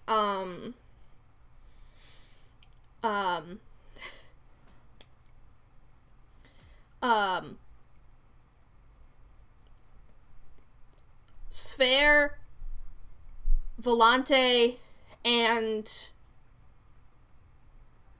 Jin, you're gonna want to probably keep track of which ones can KO him and which ones cannot. Because I forget I believe that Volante can't, one-shot with Flicker Glove.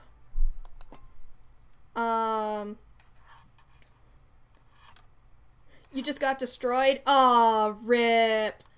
Rip. Well, I'm glad you're here, Neo. Alright. So I'm switching out my headphones right now, so if you hear weird sounds, that's it. That's what's happening. But now we've got... Okay, I can hear it. It's just very, very faint. KOing Wendell? Nonsense! Wendell has never been KO'd in his Bravery career. Did you see one of my last matches? Did you see it?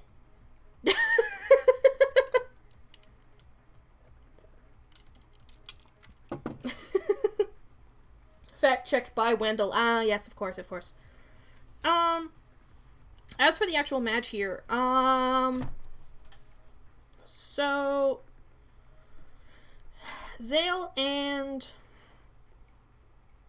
Eric usually, like, that's a matchup that's incredibly build dependent, actually, because a tanky Eric can withstand a lot of Zale's digital attacks, and even a couple of his emotional ones, provided it's not Peck Shriek combo, which it looks like this one might be, so it was probably a good call to swap out back to Audette. Had a good time, though, but you definitely need to hit the lab. The meta's changed a fair bit, and your team's basically just improvised. Yeah, the meta changes quite a bit, very quickly. Like, for example, when I was streaming the game a lot, I used a Alarm Pendant Jane, and because of that, not only were people trying out Alarm Pendant Jane, but they were also finding counters for Alarm Pendant Jane. Because it's actually pretty effective if you can catch somebody off guard. I've sniped Wendell, I've sniped Grace with it. I believe one time I sniped Clint with it as well. It's honestly very interesting to see how it changes when you just put that one item on a character who normally doesn't use it. It was very interesting, but now most people know the tricks, so... Yeah, clicking the quick foil there was probably not the best move on Moke's part, because that Jane switch-in was probably pretty easy to read, considering Yasmin can only attack physically. It was a very easy read, and now, Yasmin is entirely out of quick foils, quite unfortunately. When you started out, you never saw Proxy Cherry, then like a few days after, every single Cherry you saw was Proxy. Yeah, Proxy Cherry has again kind of fallen out of favor, I think partially in, like, due to the meta changes that Pema brought about. Priority is much more commonly used now, and so having Haughty Cherry is just much more reliable to use. Sacrificing Eric to the bypass clause. What a interesting happenstance. Wow, I'm not entirely sure how to even commentate this, because I think at this point Drew pretty much has Mokes backed into a corner. Because Drew even has a parry, so if like, not only has a parry, but also still has Wendell to clean up if need be. Wendell on a Jane team is actually a incredibly frightening prospect, because a well-timed parry can effectively turn him into a 3-hit KO, which will not be a very good situation to have in this circumstance. Your teams were built to destroy the old metal or wall it out. You imagine your teams would look weird by today's standards. Yeah. You love how much the metal can be shaken up despite us not getting any updates. Shows how much the community loves the game and keeps experimenting. Yes. And it also goes to show how well balanced the game is, because any strategy you come up with can be countered. Like, what's very interesting is, like, sometimes you don't even need to change the team, you just need to change the way you play it. For example, my Anora team, I haven't really updated that since the update, and yet I still manage to get wins with it pretty regularly. I just have to adapt to whatever strategy I think is about to happen. Alright. Okay, I think we've got a Proxy Cherry here. However, with that stunning, even max speed Cherry can be outsped by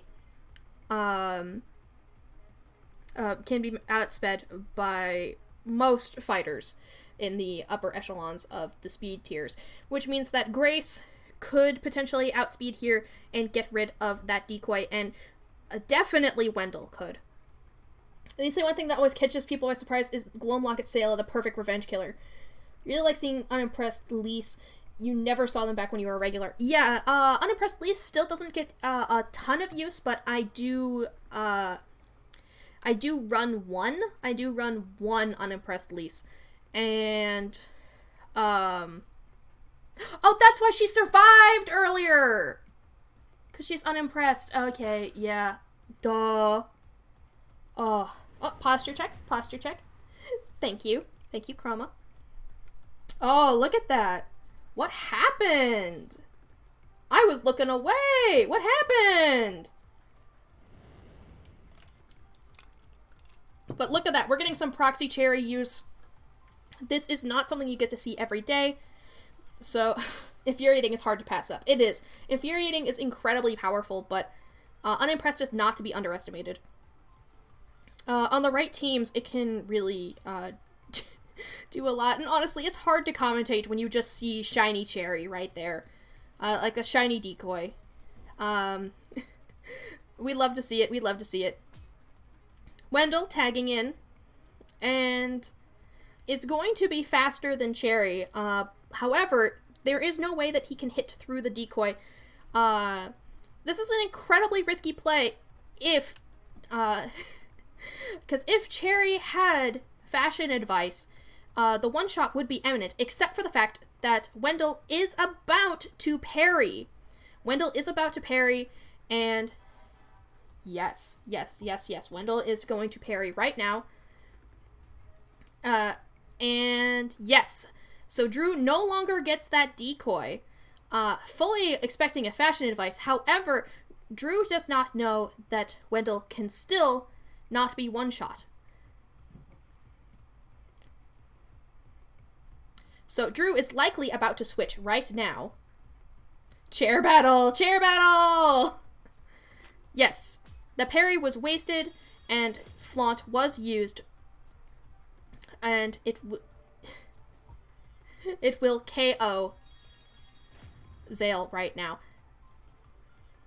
However, now Drew knows that Wendell is absolutely safe because Cherry does not have fashion advice.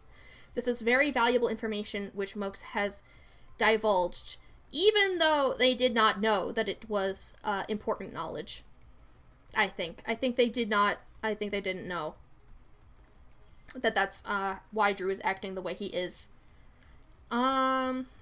So I don't see Drew's team right now, so I don't remember exactly what he could potentially be thinking. Wendell comes back in, no longer fazed by the fact that fashion advice could be threatening. So now he can just come in and break through the decoy and continue on. Or Mokesmo can parry, but we'll see. You're using a Jane team with a proxy Cherry, and honestly, we're having a hard time finding foes she can two-shot. Everyone spec'd into defense in your fights, you never gave me a chance to set up. Aw, rip. Yeah, it's, yeah, proxy Cherry is very difficult to use. She usually actually likes having pop-up support, which is, kind of ironic, considering, usually she has to make her own decoy. So, it's very strange trying to support that sort of playstyle. Fashion advice coming through, breaking the decoy. Firewall hitting pretty decently hard. However, this does leave an exchange to happen, depending on whether or not a parry is baited. Mokesmo debating that parry and eventually deciding to go with it. However, if Drew switches out to Sayla, he can easily counter on the next turn by using Sayla. However, Drew does not know whether or not Flaunt will be used. However, it has now been used, and Cherry is back to full HP. However, this will not matter in the slightest if met with a Flicker Glove from Sayla. Pugilist will be having a very fun time with Jane Cap once Wind-Up Punch is released. Yeah, it's going to be super interesting. We'll have to find out what happens now, but, so, Sayla is at full attack right now. That Flicker Glove will wipe out Cherry, and once Cherry is gone, Jane could easily wall Yasmin. However, we instead have the Candy Pearls. Yasmin here, however, yes, it looks like indeed, Sayla will win the exchange of Poison Dagger, and, we'll win this exchange. I'm fairly certain that Drew has this match under control. However, it is coming down to the wire, and who's to say if one of them will make a crucial mistake? Who's to say? Swapping into Jane here was obviously the best play, considering who he was up against, and This will spell disaster for Yasmin. You really want there to be a modern pugilist character. You feel like that'd be a really fun combo. Yeah, that would be pretty cool, just even aesthetic-wise. Like, having access to stuff like Rebuild, and, like, Rebuild, repairs down stats, right? Because when you flourish it, so that could be a way to get rid of the debuffs from... yeah, it's just a really good... that sounds like a really fun combination. It's unfortunate that we are not going to get it unless the game gets modding support. Only clears feelings. Oh, okay. Count me corrected. However, because Yasmin is now defeated, there is nothing that Moxmo can do to prevent from being defeated at this point. Sayla just will be able to come in and clean up if not taken out by Jane, which happened. So, unfortunately for Moxmo, but fortunately for Drew, the match has concluded, and now we will be moving on to the second match in the set. If Drew wins this next match, then he will continue on to the next set. Crack Knuckles cures stats down, so true. But that's why they're both pugilist moves. Rebuild, round end, bypass claws, so much healing. That's too much healing. Alright. Moxmo bringing in the Sayla team versus Drew's brain fart team. K-Band team. Crack Knuckles bypass claw set does seem very fun. Oh, yeah, that would be pretty interesting. However, both these teams are very high energy, high battery usage teams. We've got Fel already scouting out Pema. However, Drew now knows what Pema is up to, and the fact that Pema does not have Flicker Glove and is indeed a good muscles Pema. This does mean that it's very likely that Fel will be able to one-hit KO Pema right here, right now, and Moxmo does not even realize it. We'll find out. I love seeing Fel, so fun to use them. Yes, the buffs that they got in the last update is an update that I'm glad it was able to come out before all of the things started happening with the devs. That's Felstinger, cool team. Oh yes it is. It is Felstinger. Good eye, Gretch, good eye. This is a team that is on the Beano decks. If you want to go ahead and take a look at that team right now, you can go ahead and find that at beanodex.com, I believe. Still, we have a link to it in the Discord if you want to go ahead and take a look at the decks, and you will be able to see Drew's team. Seems as though a one-shot was not within reach using Fel, so instead he opted to swap to Sayla.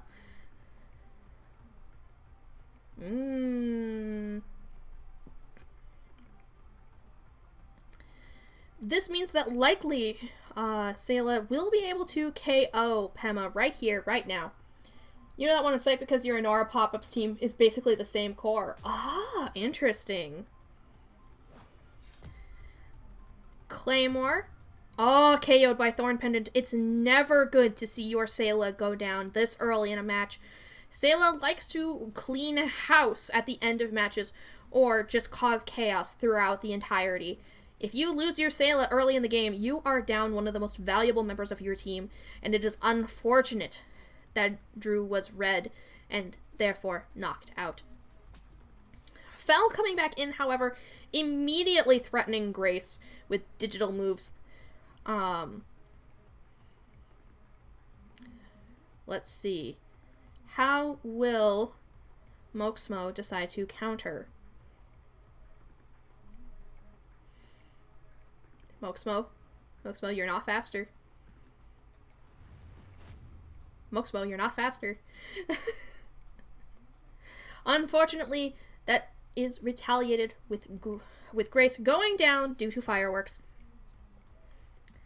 Now, with a multiple boosts under their belt, Fel is quite threatening in these situations, and a counter is needed, and quickly. Although I just remembered, is this Burn Bright? No, it's not Burn Bright Fel. It's not Burn Bright Fel. Burn Bright Fel uses Centered because it ignores all the stat downs. But it could be 2 digital attack Fel. I do not remember with Fel Stinger. I could go look it up. But 2 digital attack Fel is an interesting meta for sure.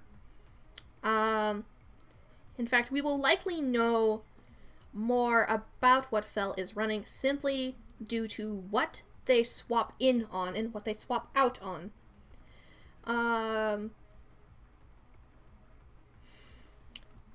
Both teams are going to be struggling in their own unique ways in this instance, as they have both lost some rather important members of their team at this point. Pretty sure it's just standard Omni Attacker Fel. I suppose we'll find out, won't we?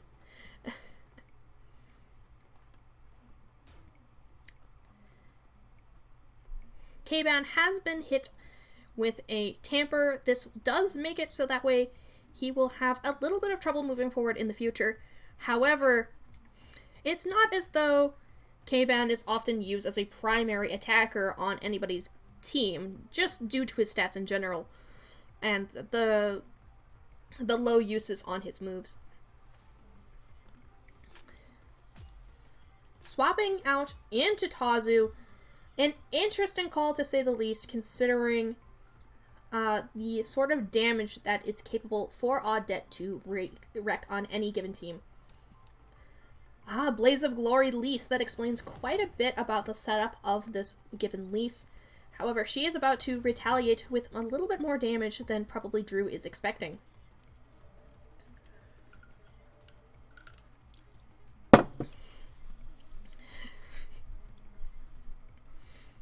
Both teams now officially have 1 battery,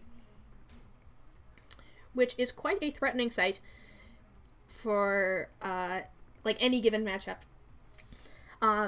Depending on how they use these batteries, it could very well change the entire match. Very, very easily. I believe Moxmo is swapping back out to Audette, who can immediately threaten Tazu.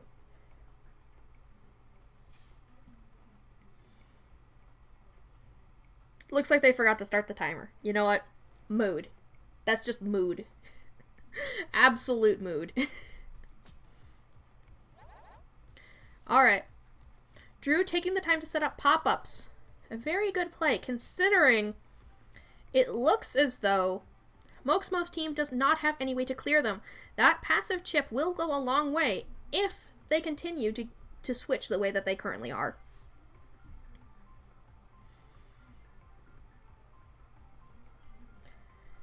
It's fully possible that Drew will be swapping back out to K-Ban at this point, not wanting to risk Tazu. However, Drew stays in, and is likely going to threaten with Bribe. It's using Bribe. Very, very... I don't know what's going on. I am very confused at this point. What is happening?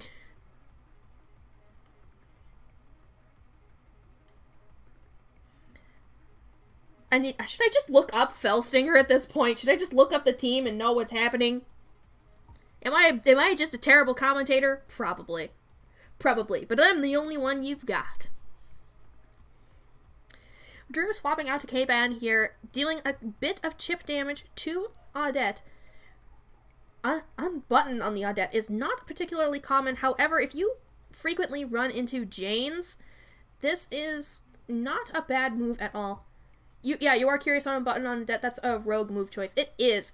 However, it seems to be paying off just a bit in this situation where she can avoid taking damage off of the Thorn Pendant. going in for the Flourish on button to heal off all that chip damage that is going to be coming from the Tired. However, what Moxbo does not realize is that this is only a net gain of 10 HP, which is quite unfortunate. However, it will be refunded partially upon hitting the target, as Compersonate will allow Audette to regain some extra charge. You'd probably use a button on Audette if it KO'd Jane.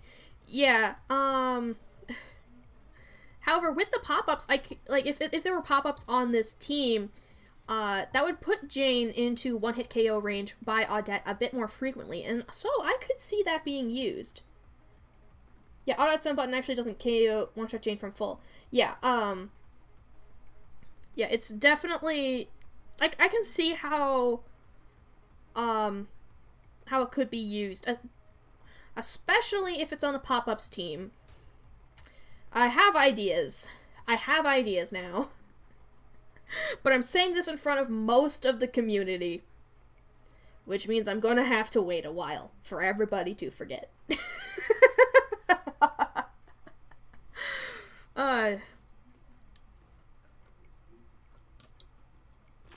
Alright. The swap into Tazu and Leafs is an interesting matchup. Both sides tagging out. However, in this exchange, Drew has probably gained a bit more of the advantage, as Drew has restored more HP on the switch than Leafs, who has actually lost 3. You can also run Fury Pendant on Audette, which lets you one-shot Jane without investment. That is true. However, usually Audette does not likes her tankiness and likes to not take a bunch of chip damage. However, on a team like a Sayla Captain, that could be quite the play. You may be onto something, Gretch. You may be onto something. Blaze of Glory, not strong enough to KO Tazu. However, Tazu is strong enough to do a nice amount of damage to Lise in return.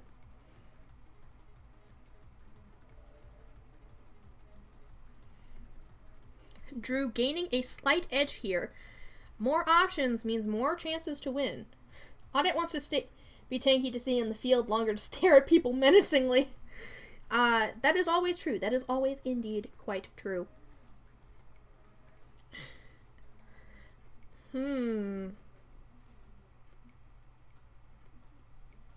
As we can see here, Moxmo is still weighing our options, perhaps wondering if now this is the best time to bring out Pema, and so they decided to do so.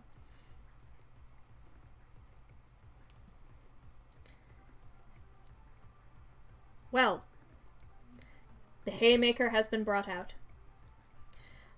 While Drew can parry the Haymaker, that will lead to the loss of one of his batteries, and well, Moxmo is not using any batteries at all on this because Haymaker from a Good Muscles Pema is strong enough to KO any member of Drew's current team.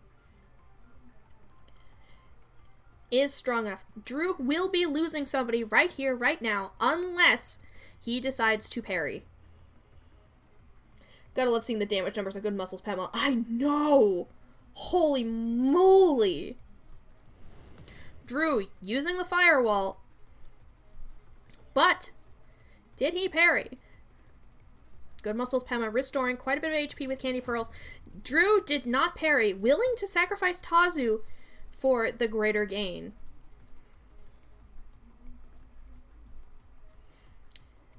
Pema's defense is sharply lowered, meaning that now Drew can send in another fighter in order to clean up. My bet is that he will be sending in Fel right now. Fel tagging in, of course. Of course they are. What else would you expect? Fel coming in, now with 2 batteries to spare. Fel can KO with most moves on their kit, as a critical hit from them is not to be underestimated. Moxmo debating the Flourish round end, which will clear all the negative stat changes on Pema, as well as swap out both fighters. An interesting play, at least. You feel bad for Tazu. They're on all your teams and usually used to eat hits and go down after setting the field. That is just, in general, Tazu's whole shtick, honestly. Tazu is very good at setting the field, very good at tanking a couple hits and building charge. There's a lot to be said for her tankiness, and perhaps, maybe, that's just why she doesn't like Bravery so much. Doesn't like being in the tower so much. We'll find out. The round end goes off, and now, while Moxmo is at a less battery advantage, was in a less battery position, Pema now has all of her stats refilled. However, swapping back into Fel now has even higher emotional attack and likely can still one-shot Pema regardless. Debating using the firewall, however, Fel coming in, cleaning up Pema, and perhaps even sweeping the game. Drew still has one battery, which, if used wisely, could still clean up the entire match. It is likely to say that Fel probably has Riding Crop in that final slot, but the question is Fel wearing a Gloam Locket? Is Fel wearing a Gloam Locket? If they are,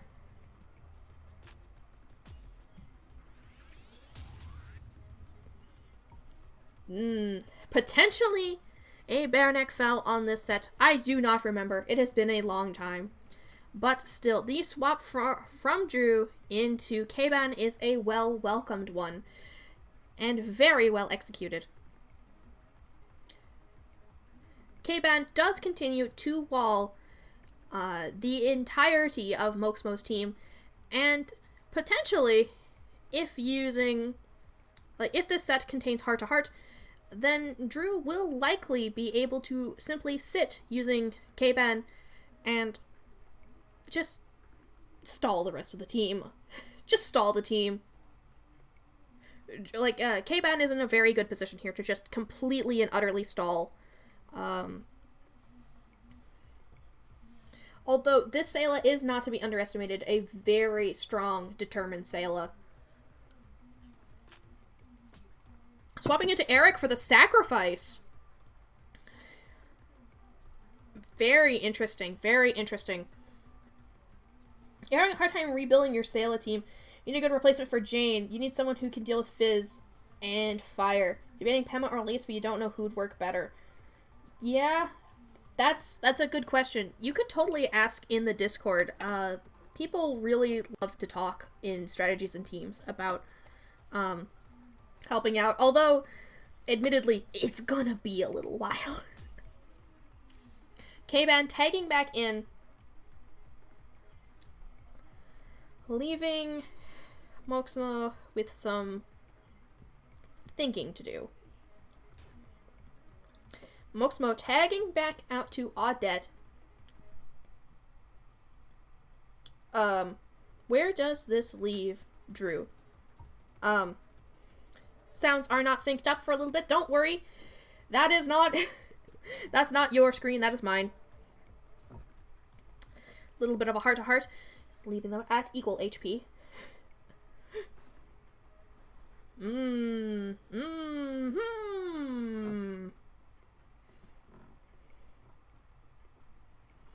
You personally use both in the same team, but Pema is good because even a resolute Pema can threaten to two-hit KO a lot of the cast. Indeed. Indeed. Digital attacks are incredibly valuable to have on your team. Tidy! Coming in clutch to help Drew with the stall. Oh my goodness.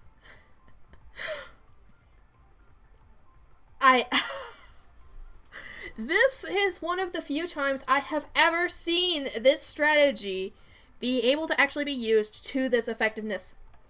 Hey, heart to heart, we thought you were dead. Well, Drew here using both heart to heart and flourish tidy to continue to keep his K-Ban alive and active. Swapped into Fel, however, likely predicting the unbutton, and there's the unbutton, not dealing quite a lot of damage to Fel, but Fel able to easily return the favor.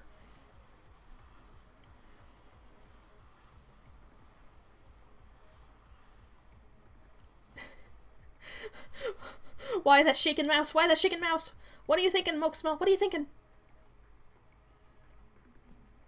If Mokesmo parries right now and uses Topple Hammer, then there is nothing that Fel could do to counter. However, the swap back into K-Ban is one that could quite easily happen. You're basically debating, do you want Pamis taking this as power, or do you want Lisa's infuriating fireworks? That's a very good question. Malcor running in, throws a watermelon into the middle of the room, and then runs out trying to confuse the person before you lurk some more. Well, thank you. And the swap back into K-Ban was real, and down goes Audette. Quite unfortunate, really. Quite unfortunate. Sayla tags back in, does not stand a chance against both K-Ban and Fel. Because she is about to be inflicted with Tired from K-Ban's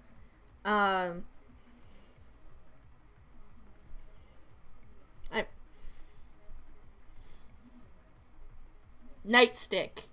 No. Club.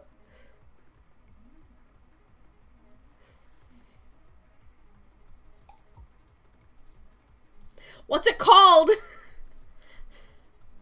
What's it called? Blackjack! Oh, even the heart to heart as well.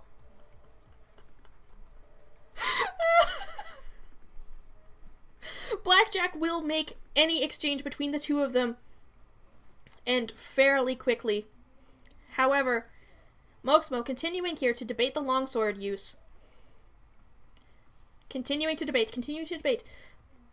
Mokesmo does need to flourish here if they want to keep Sayla on the field. However, they could be waiting even more. They could be. Going in with another practice stick. Getting hurt by Thorn Pendant once more, and stacking up even more of those determined buffs. Blackjack coming in and preventing them from gaining too much HP from the flourish. Meanwhile, K-Ban continues to just sit in on all the attacks, gaining more charge all the while. 603 damage on Fel, though. Very nice. Indeed, indeed. Mokesmo, however, saving the quick foil for later, flourishing longsword now. This will gain enough charge to unlock that second flourish, and I think that may spell disaster for Drew. Despite all the stalling, Drew has finally met a match. 80 damage on that longsword, right to K-Ban's face. Healing happens, and then 40 damage is taken, but Sayla is still alive. Sayla is still alive, and does, in fact, have one quick foil remaining. However, Fel could still have a Gloam Locket. Actually, no, it does not matter. Fel is not full HP. Fel doesn't matter if Fel has a Gloam Locket. Flourish quick foil does win Mokesmo the match. And so, at the end of this match, Mokesmo and Drew both 1-1. The change to where damage can exceed a target's current HP was the best one ever made to this game. It was! It was. As also an indirect buff to Flaunt. It was an incredible change to the game. And there goes Fel. Once and for all. A GG, a very close match between the two of them. And look at that, still gaining confidence. Taking after my heart. Now, with both sides tied up, it's time to see who will win and who will move on to the semifinal. Sorry to K-Ban for being hit by all those Blaze of Glories we used trying to find out how much damage we can do. Poor,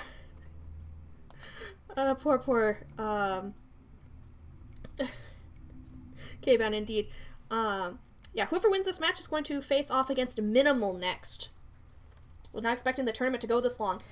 Well, sometimes it happens. I wasn't expecting to be in the tournament for as long as I was, but here we are. Bringing back the Fell Stinger. Drew leading with Fell once more. I have spilled water on my shirt. It's midnight and this is your second full meal since starting. Fair enough, fair enough. Fell immediately one-shotting Eric with the riding crop, revealing that this is a bare neck Fell. Bare neck Fell. Drew is one of the people in the community who is gutsy enough to run such a Fell. Whenever you think a tournament will end, we'll add like 5 more hours. That is very true, Lucas. That is very true. Thankfully, you already have breakfast ready. You expected to take this long. Yeah, tournaments just go long. In fact, I'm probably going to need to take a break eventually to get food myself because I ate an egg sandwich this morning. Is it enough? No. It's not.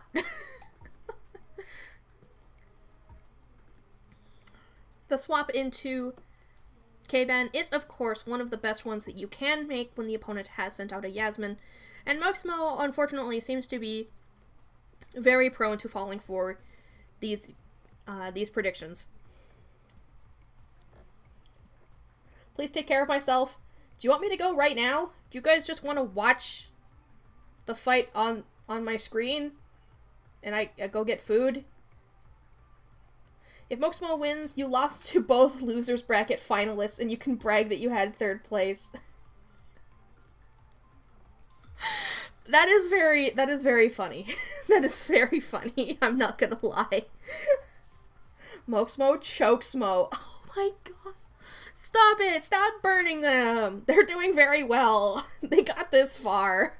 They beat me. Not that that's much of an achievement, but like everybody in this tournament is very, very good. We love this game very much, and it's unsurprising that we would come head to head and have this much fun about this. This much fun about this. What is my sentencing? Mood Nerdell. In the tournament you won. You only lost to Web Bowser and Minimal, who were 2nd and 1st place.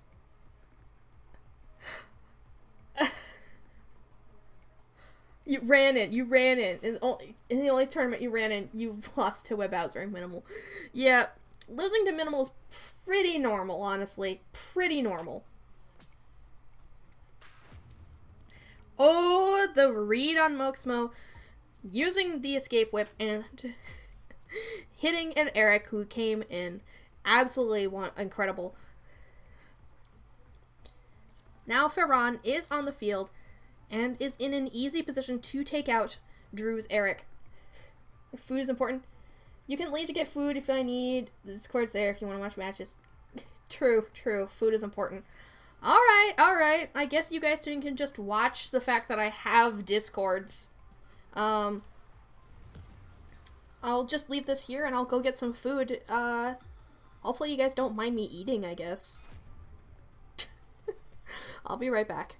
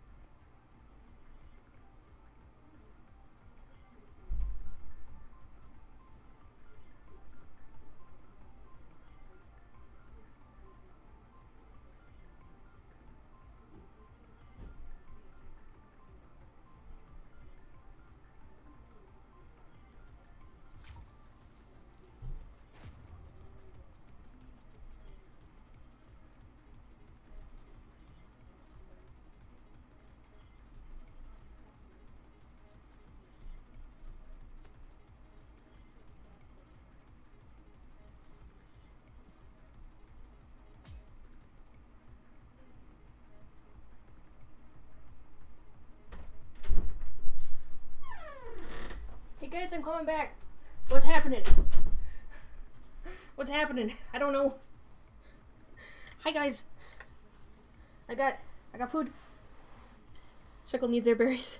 Thorn pendant. Thorn pendant what? Oh no.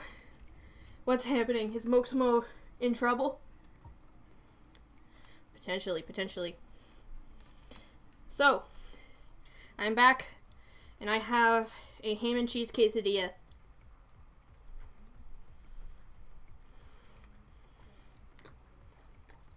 I can trust you guys, right? You're not gonna be, like, really weird about the fact that I'm eating. I'm a human being. Alright. So it seems like Moxmo is not doing so hot since I was last here.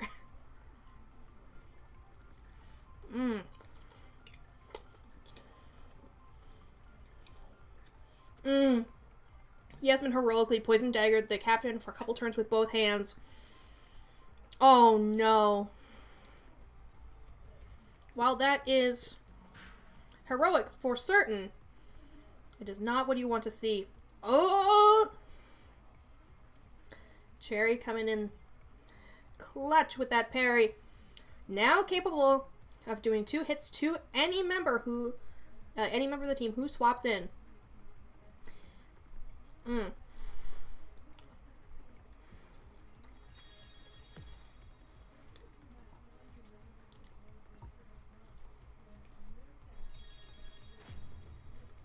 And down goes Drew's captain.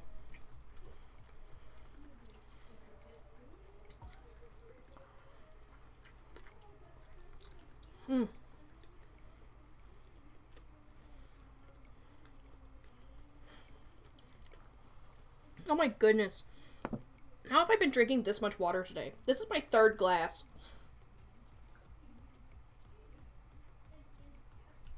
And I've also had tea. I've been talking a lot, huh? Alright.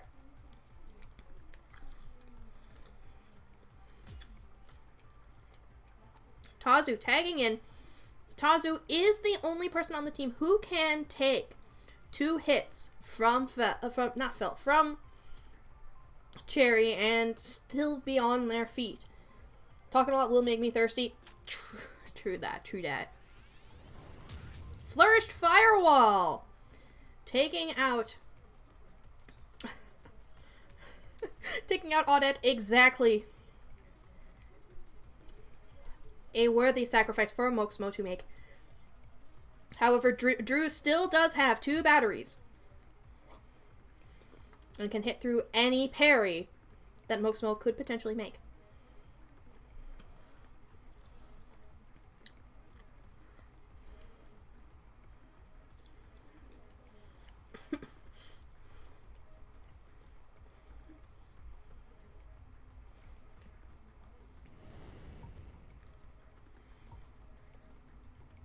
Cherry hitting twice with that firewall.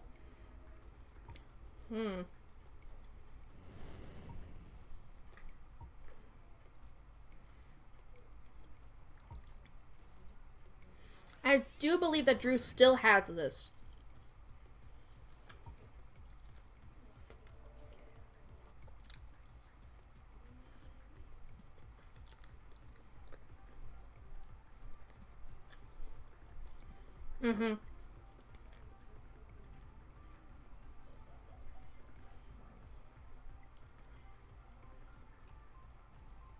Quite unfortunate.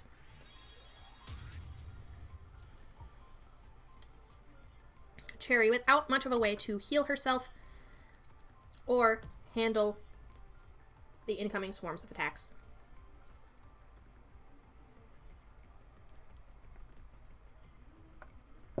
That's just that. Moxmo officially being eliminated from the tournament.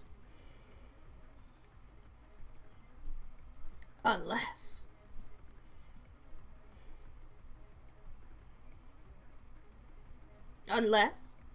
Oh. Something happened. Between the two. Oh no. Oh no.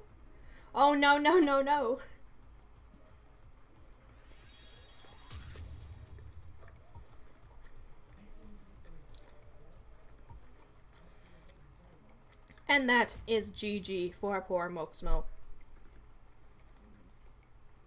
Drew coming in with that victory. Gotta watch out for that bright powdered cherry dodging attacks. I know, right? That's totally what could have happened. Oh my goodness. Well, next up, we are going to be having a classic matchup of Drew versus Minimal. These two have been... This time, Tazu has her day. Indeed, indeed. Tazu hits super hard, and we appreciate a queen like her.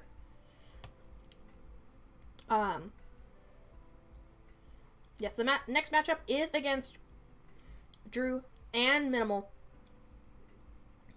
And we shall see who will have the upper hand this time.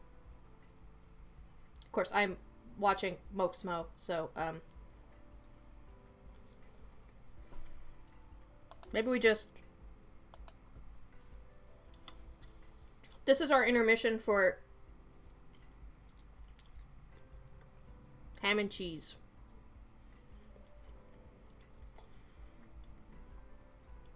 We love trash food in this house.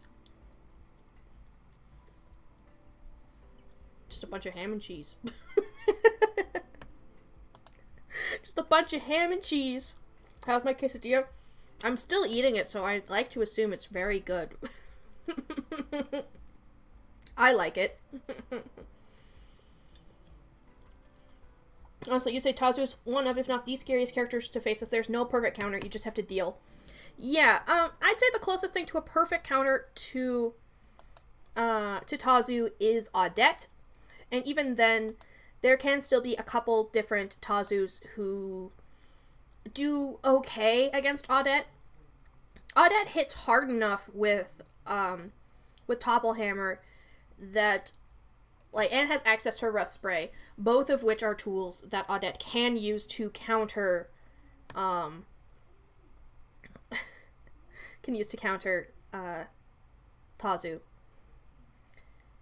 Tazu's one of your faves for sure because she's so chill. She is pretty dang chill. Minimal, however, does have sound off, which means that I'm going to need to play some music of my own.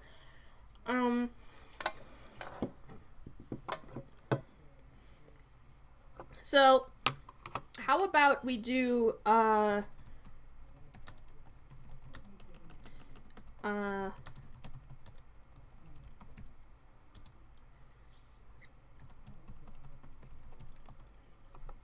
Audette has a lot of tools to fight. Yeah. Let's do, just Pokemon Champion battle themes. Let's go. Okay, here we go. Display gaming, here we go. We're waiting now for Minimal to have the challenge be accepted using a team called Crunch It, which appears to be a Tazu team. I did not know what the names of Minimal's teams were, and now I'm just staring at them because those are fantastic. Those are fantastic. Here we go, Minimal versus Drew. We have Drew coming back in with the Jane team, who we have seen many times before at this point. Or, most of people have seen many times before. I've seen once. Looks like the general play of this features a Clint, which is, as I like to say, am I puzzled? Or am I not? I generally like to think about that. Is he puzzled or is he not? And in this case, he has a thorn pendant, which is definitely an interesting call. Just from this opening alone, it is already quite intense, thanks to the music that I have provided.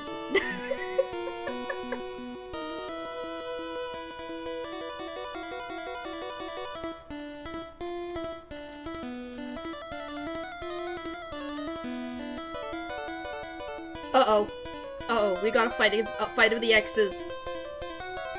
This is Sayla's worst nightmare.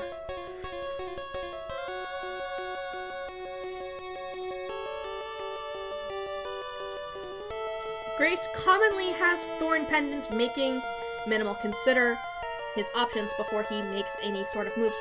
The performers are fighting! Indeed. Grace using Peck, weakening that emotional defense.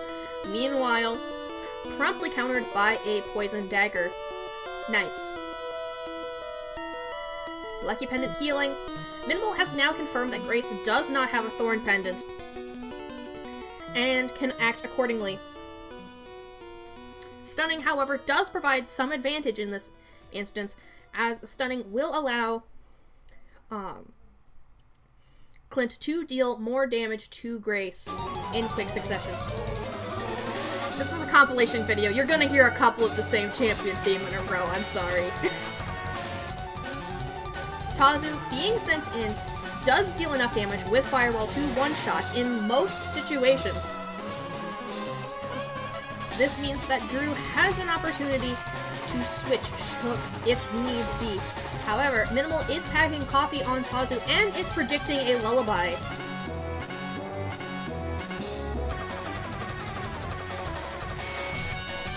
I do not even know if this Grace has a lullaby.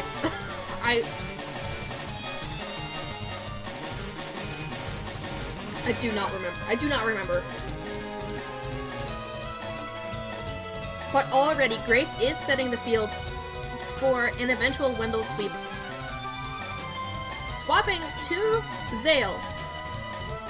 Tazu and Zale are very interesting matchups, as neither one can really deal a lot of damage to the other. However, they can each deal they can each get in each other's way just enough to skew the match in either direction.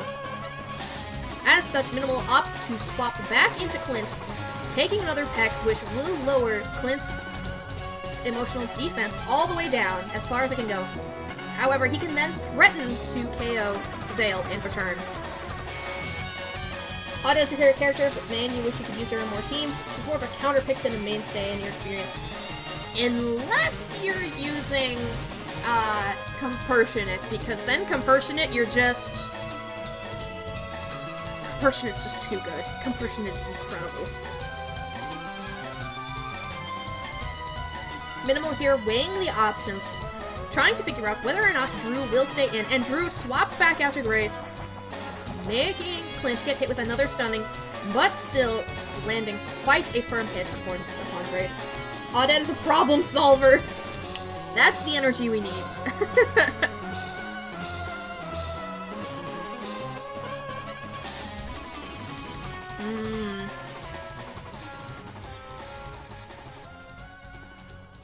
Both teams now thinking hard, attempting to get the edge over one another. Oh yeah, Gretch, do you remember in that last fight we had together? I'm sorry, we're gonna just keep getting more of the same song in a row. Do you remember that match together? Where I could have parried, but I didn't. I was purposely debating as to whether or not I could parry, just so I could see if I could bait you into thinking I was gonna waste my parry. It was very fun. Warple, welcome back! You gotta wait on people? Well, might as well be here. We are in, I want to say, the quarterfinals? Bring her to demolish of particular characters. That is true, that is true. I think you remember that. That's the highlight of our match, I think. Definitely one of the best reads I've done all day. But yeah, I legitimately waited to make you think I was thinking harder than I actually was. So, Grace bringing down Clint. While it does give Drew the advantage in numbers, Minimal does have none of the rest of the team injured. You love the mind games. You excited to watch the VODs? Yeah, there's I'm definitely going to be saving all of the matches on Twitch as a highlight. Simply because it's this is a wonderful day, and we need more content of Beano out there, and this is just an easy way to do so. Tazu switching back in to threaten Grace. However, we know that most likely Grace is not running Lullaby. However, Minimal does not. Minimal does not know this. The people just rest, you gotta hop off now.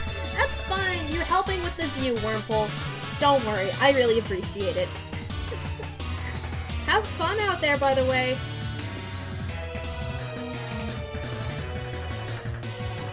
Minimal still debating that coffee. However, both sides are locked in almost stalemate, but Drew has decided on how he's going to act. Both of their minds are clearly racing. Oh my god, how many times has this champion theme been remixed? How much do we actually love Gary?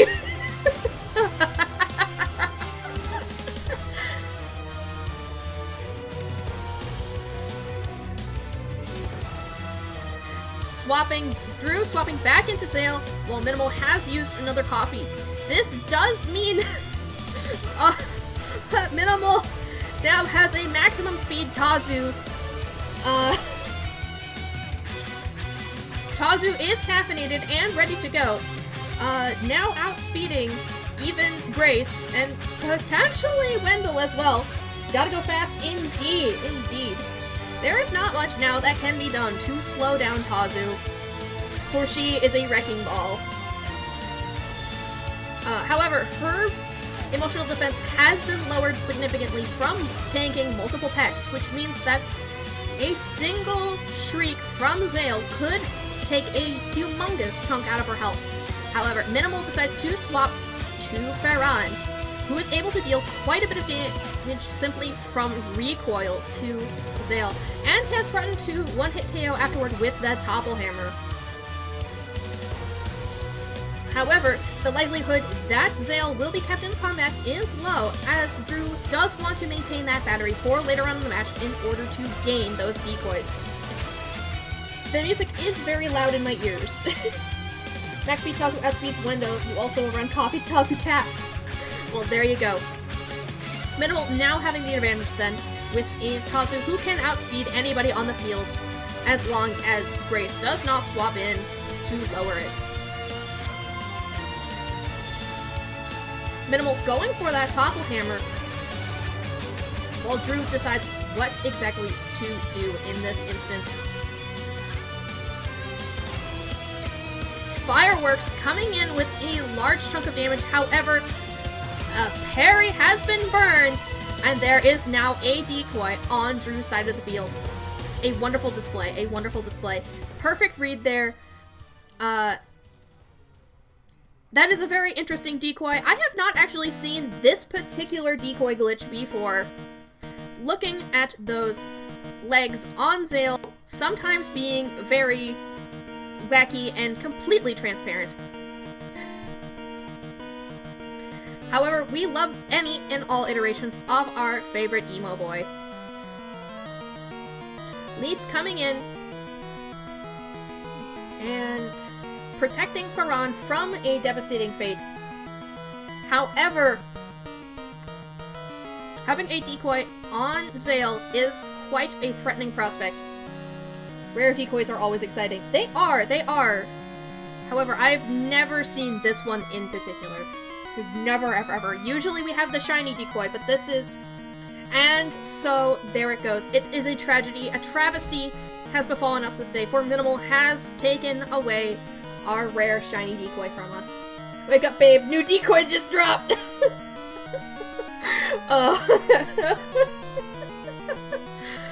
Minimal, how could you? You have to just throw the match when that happens. The day in which decoy bugs have to be fixed to fix a larger bug will be a day that the Beano community mourns. It will be. It will be. Shriek taking out Lise.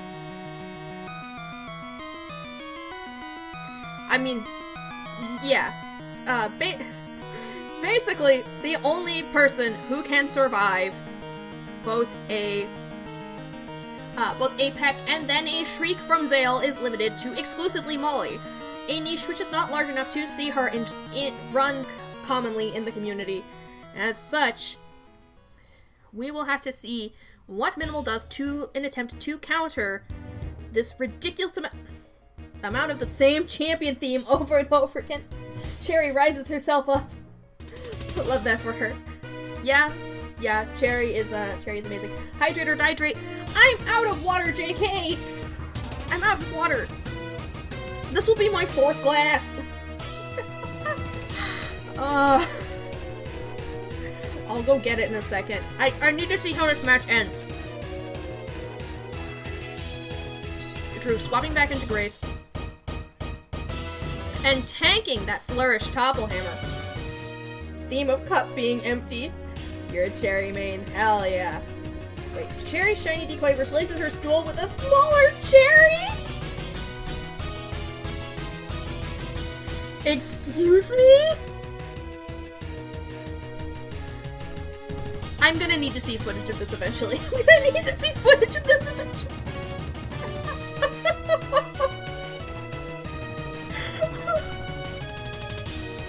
You guys are so funny. I love you. I love this community. It's been too long since I've streamed the game. We finally see the lullaby. It does exist. Bribe bringing down Grace, but also taking down Ferran. The grandpa has fallen, and he can't get up. If you could run only one fighter, it would be Sayla. There is a reason why the tutorial starts you off with just Sayla. She is just that good. Honestly, I would not be surprised if in the future Sayla needs a nerf because of just how strong she is. But those days are far away because currently there are plenty of checks and counters to deal with her. You're back. Welcome in. 5 Sayla team would be high tier. It would be. It would be. I am sick of this song. Oh my god. Oh my god. In Ultra Sun and Ultra Moon? Okay, okay. We're skipping now. We're skipping now. Oh my god. Alright. Wendell has been swapped in and tanked a fireworks from Zale. Drew vs. Minimal is a hashtag classic indeed. Let's see. You could add on that to your Sayla team, but it does leave you down a Fizz tank, and it means you only have Eric for digital damage. She has to tank this, but you have no idea what moves she could pull out. That is true, that is true. It's always a difficult choice to determine just how much digital damage you need on any given team, as it is one of the most crucial, absolutely crucial attack stats to have. This is losers semis. Yes, this is loser semifinals, and then the next match will be the finals, or the next set will be the losers finals. Yes, and then we will be going on to the true finals. You wish decoys could sometimes bring out your Becker as the decoy, but that's probably hell to code. That would actually be hilarious. Like, we get to see our Beckers quite a bit, but, not our opponent's Beckers, which would be quite a fun thing.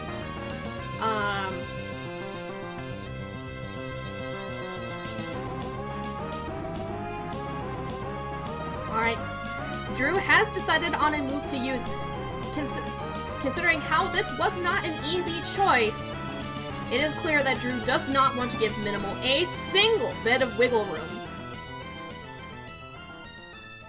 It'd be cool if your Becker jumps up from near the bottom of the screen when the player does a flourish. That would also be cute. Oh my goodness. Zale's memory locket has finally activated, meaning until this point, Zale has done exclusively damage to himself, which is quite a hilarious prospect. However, now Tazu can no longer gain charge, which means Minimal is left with very finite battery, except for the fact that Minimal will be using coffee. Anybody would run Molly's babe face. Oh no. I mean, true. But, that is a sacrifice I would be willing to make. Shriek taking off a massive hunk of HP from Tazu.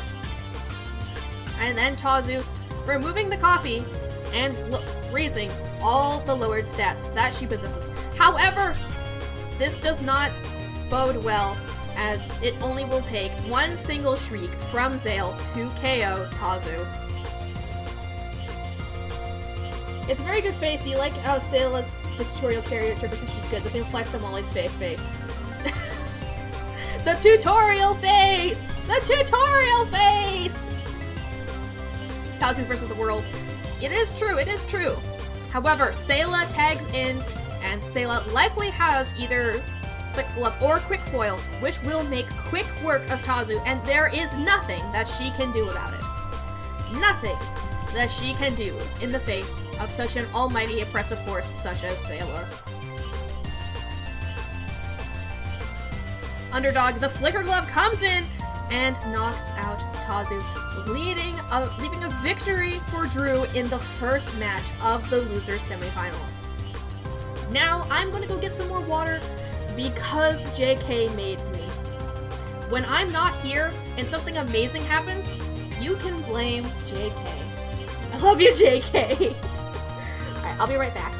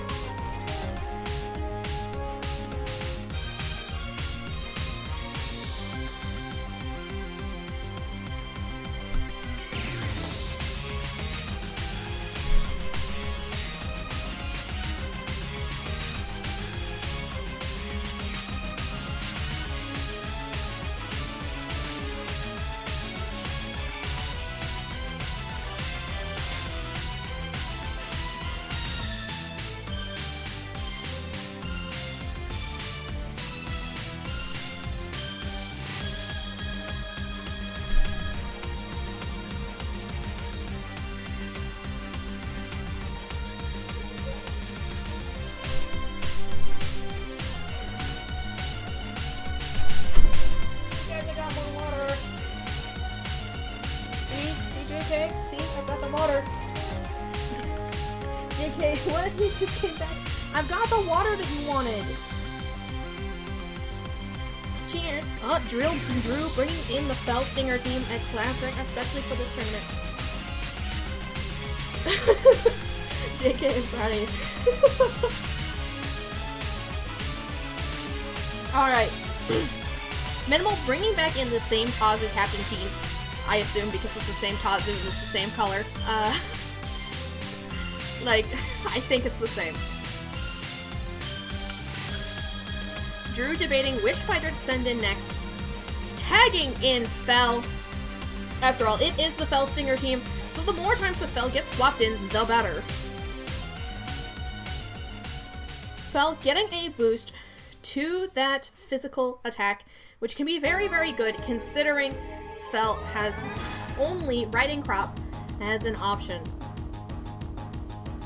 I like how the color palette on Eric makes his down sprite look like he's been eating Cheetos!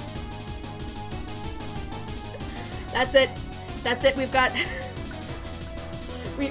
Gretch has the commentary we need.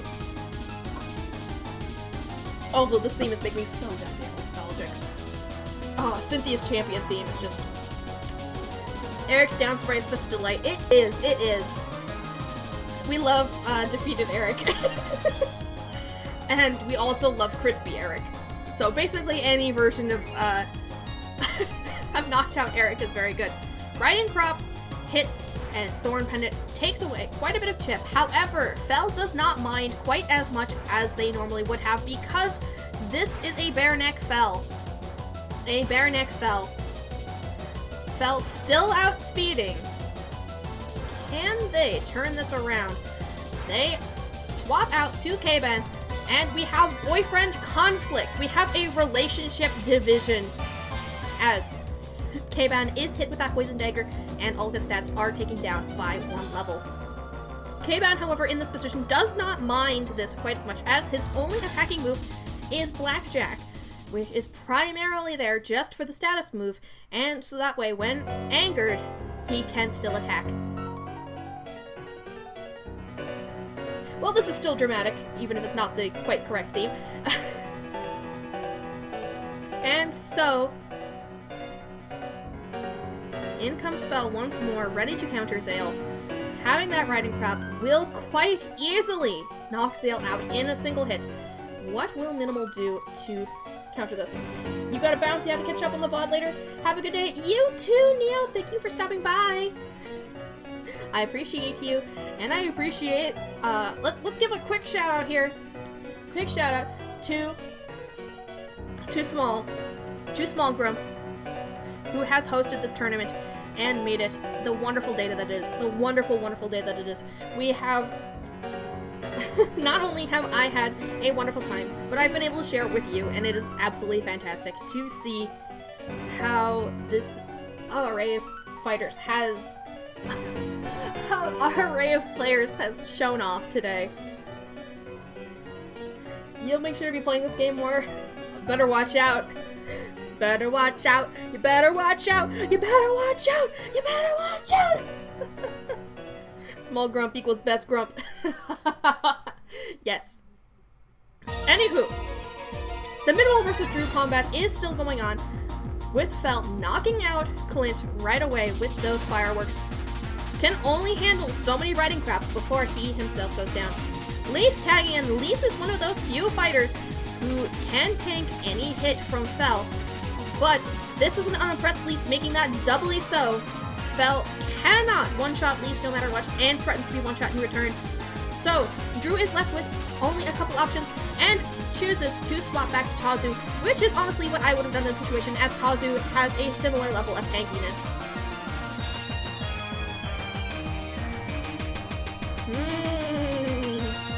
Gotta go back and watch the VODs of your games later. Aw, oh, you narcissist.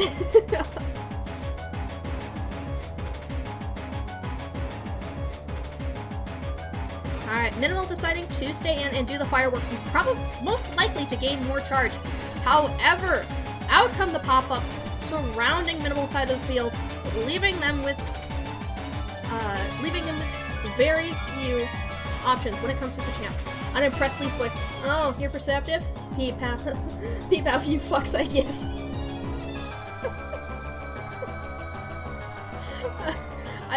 Since they don't swear using the word fuck anymore, I wonder what word that would even be. Lise using Tidy, cleaning up all of Tazu's hard work. Lise continuing to play the heel. First the shiny decoy, now this. Lise continuing to be an absolute monster.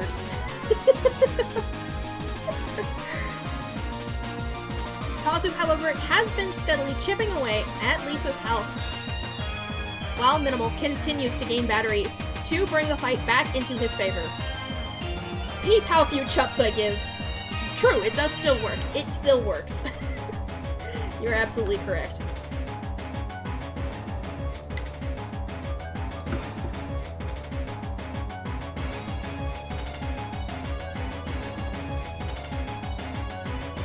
The two have failed to start the timer, but luckily, it seems like it is not getting in the way quite too much. You forgot chup was a word. It is a word. Oh, Tazu hanging on with the 2 HP, healing up just enough to threaten Lise once again on the next turn. Tazu would deal just enough damage to KO Lise.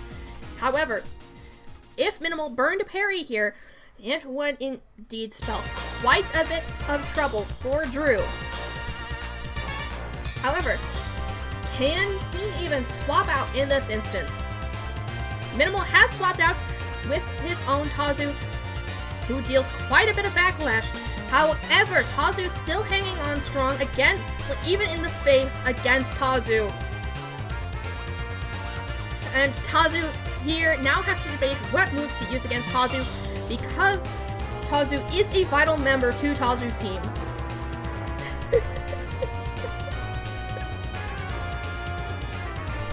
Minnow, without a doubt, will want his own Tazu to survive, and so he is using Firewall after making sure that he will indeed outspeed the enemy Tazu.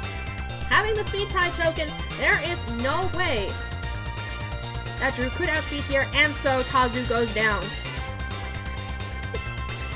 Unfortunately, Tazu is constantly at war with herself.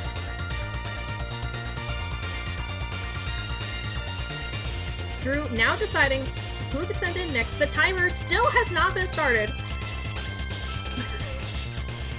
But we do not mind. Trust nobody, not even yourself. Indeed. Indeed. Fel tagging in, getting the free perceptive. This leaves Minimal in a position, should he tag Tazu out or sacrifice her right here. Fel has a scary amount of buffs now, and as well has enough attack that they can quite easily KO Elise if Minimal tries to pull that stunt once again. Fel has 202 physical attack, which is quite honestly reaching Sayla levels of ridiculousness. This level of attack will spell doom for anybody on the team who is not named Farhan. However, Flourished Fireworks coming in, knocking out Tazu, and leaving Minimal without a captain plan.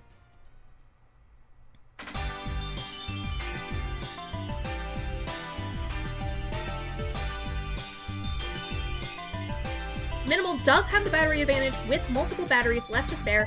However, will that even matter in the long run is yet to be seen. 202 attack, that should do some decent chip. Yeah, a chopload of chip. Indeed, indeed. Farhan coming in, the only person who can withstand a single hit from Fel, has been called onto the field, and it leaves Drew with time to think. Likely, one of the best ways to handle the situation will be to switch to either K-Ban or Sayla, but it is unclear which. Swapping into K-Ban, but this has been predicted by swapping into Zale. A Burn Bright Zale, in fact, who could spell massive amounts of damage for the enemy team. Drew thinking quite hard about his options, while Zale gets ready to flourish that Burn Bright. Guess the timer was a safeguard for a chance we would have two newer players in the first round of the losers bracket. Players who think too much. Well, to be fair, I think quite a bit too. But we have limited amounts of time, you know, so it's usually a good idea to have that timer started. Plus, you can use that as an advantage to see how long your opponent has been thinking. If Burn Bright outspeeds Fel, that would be huge. It would be huge! And I imagine a Flourished Burn Bright would in fact do such a thing. After thinking, you just use Haymaker and do big damage. That is true, that is true. Yes, Vivid Zale now has no lower defenses as well. Thanks to Balm Locket, Zale has gotten strong, incredibly strong. However, Blackjack has made him tired, which means there is only so much he can do now. However, with this amount of speed, he will clearly outspeed. Just a casual 1,134 damage on the prediction. Minimal hovering over that just to give a glimpse for the audience. Epically raiding with a party of 2 raiders. Thank you for coming in. We are currently commentating on the semifinals of the losers bracket. My name is Honeyshuckle. I am a variety streamer, and today I am a BNO streamer as we have been eliminated from the tournament. But this has been quite a ridiculous. Am I casting right now? No, this is not my match. This is a match of Minimal versus Drew. For some reason, the sound effect did not go off. I am saddened by this, but we press on. 1,134 damage is small chip. Indeed, it is such small chip damage in a game where we have 100 max HP. Least swapping in, clearly unimpressed. Only to be hit by Blackjack as Drew predicted Minimal would come in for the switch. I am casting right now? That is true. You're right, it's a different kind of casting. Yes, I am, I'm commentating. Yes, I am commentating. You were just playing a totally normal Nuzlocke. Oh, wow. How normal? Super normal? I don't know. Drew using the blackjack once again, as it is K-Ban's only attacking move. Fireworks going off and defeating poor K-Ban, leaving Drew without a captain plan. However, this late in the game, most of the damage from that would have already been done to Minimal. So normal, you just won super easy, right? That is true. Your Pokemon were talking to you. Oh no. Oh no.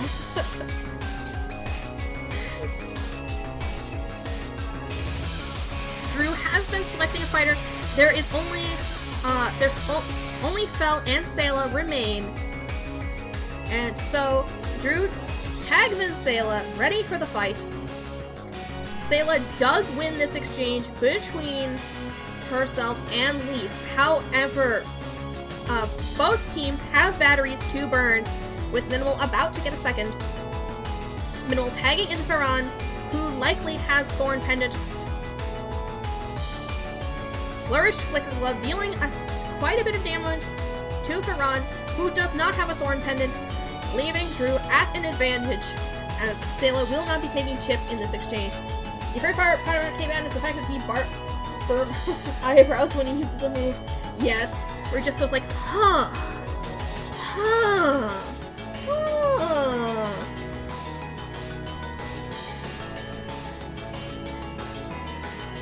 Ferran surviving the Claymore. It's unfortunate that this was indeed the move that Sayla has, as this can only go so far for her.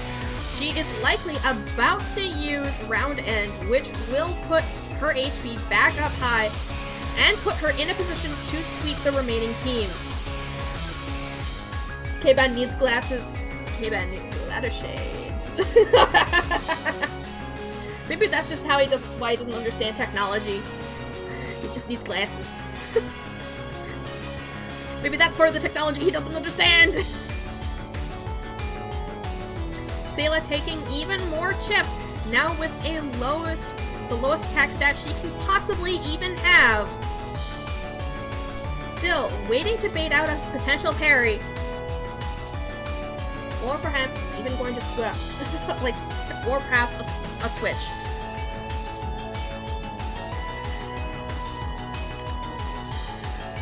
Minimal debating whether or not to something. Sayla continuing to stay in, despite having an opportunity to use Round End and force both sides to switch out. Drew is clearly playing his cards close to his chest, and Lise swaps in with the dramatic music, already unimpressed. Sayla does win both exchanges between Lise and Zale, leaving Drew in quite advantageous position. Underdog coming in with the Flourish Flicker Glove, knocking out Lise and sending her scurrying away. This has handed the entire match to Drew, who still has a battery left, and Zale cannot defend himself. Minimal handing in basically the concede simply by picking Peck in this scenario, leaving Drew the winner of this bracket and moving on to the losers final.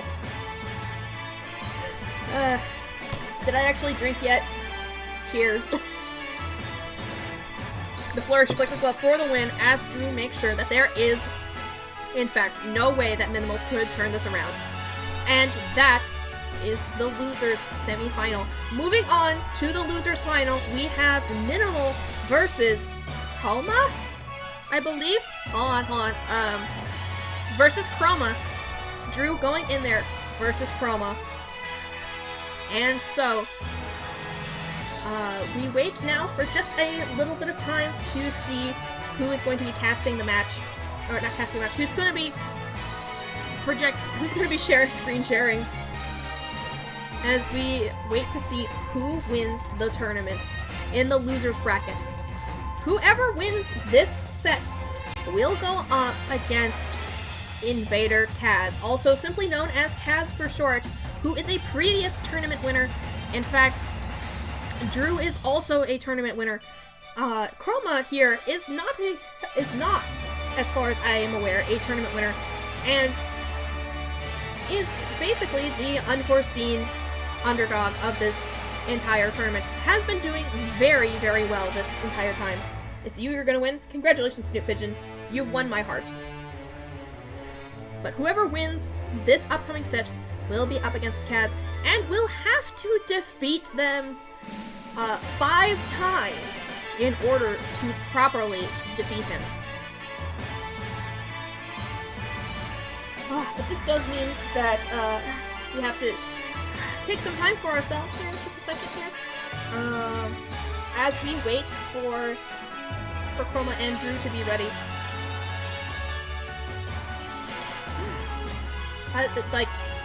Oh, we're gonna have an actual stretch. Alright, you guys, are you ready? Are you ready for the actual stretch? Here we go. Let's stretch our arms up. Stretch, stretch, stretch, stretch, stretch, stretch, stretch. Slowly lower. And we stretch over this way. And back. And we stretch the other way. And back.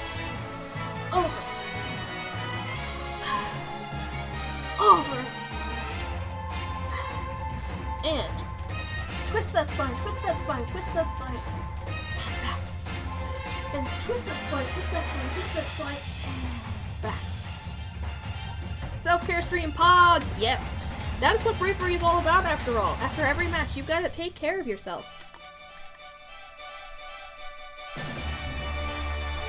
Including with that hydrate.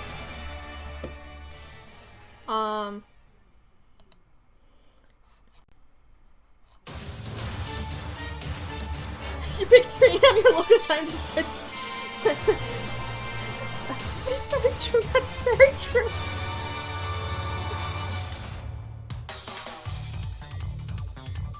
I honestly, this is not familiar. Which? Yeah. That explains. Yeah. Okay. Okay. I was just like, I haven't actually heard this one, and that's because I haven't actually played Ultra Sun and Moon. Like, I mean, I have it, I just never beat it, really. I got bored. Sun and Moon, great. Ultra Sun and Ultra Moon, I mean, it's more of the same, so I got bored. I got bored, what can I say? Now waiting for Chroma or Drew to screen share. Who knows what they are doing behind closed doors, so I guess we'll just, we'll sit here for a second while we wait. A banger song? Yeah, it's pretty dang good. Like, listen to that. You're telling me a Shuckle did not beat every Pokemon game? Impossible. I haven't even played Red and Blue! Why would I? There's no Shuckle in it. There's no Shuckle in the Red and Blue game. Shuckle didn't exist yet. Why? Why would I play those games? You've only played Red and Blue? Then maybe you should play Legends Arceus, because it's been the best Pokemon game to be released in recent years. The best. Still waiting for that screen share to be set up. Oh! Best time for the people. Salute. Okay. Could just split the tournament into 2 days so we can all get a healthy amount of sleep. Well, it looks like the finale is not going to be happening right now. Maybe at least you can go to bed. Yeah, well, it looks like you stayed up doing nothing for an hour, you're not going to bed now? Okay, it looks like we still are. We still do have the finale playing. Alright. Drew has set up now and is sharing screen. So let's go ahead and watch stream and we'll see if he has his sound on. Because if so, we will turn off our champion theme music here. Let me see. Nope. Definitely not. So we can keep it up with the Pokemon music because, you know, Why not? So we're going to go ahead and switch back to the display capture, and we're going to see who will win between Drew and Chroma. Who will be the champion of the losers bracket?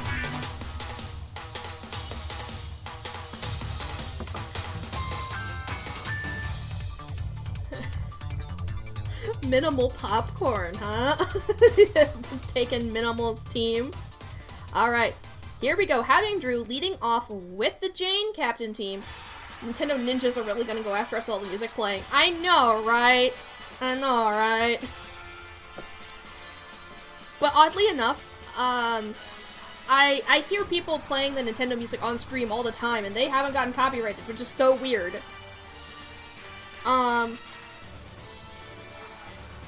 Anywho, Drew versus Chroma here. Chroma bringing in a K-Ban captain team with a quite an interesting lineup. We have Wendell, we have Tazu, we have Jane, and we have Zale.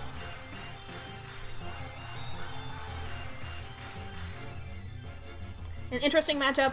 As stated previously, Zale versus Tazu is a match that can go either way, as both of them have moves that don't immediately threaten each other. However, this is a Vivid Peck Zale, and so immediately weakening Tazu's defense by 8 stages, while pop-ups are being set up by Tazu. A single shriek is now strong enough to KO from full, and Chroma is left thinking about their options.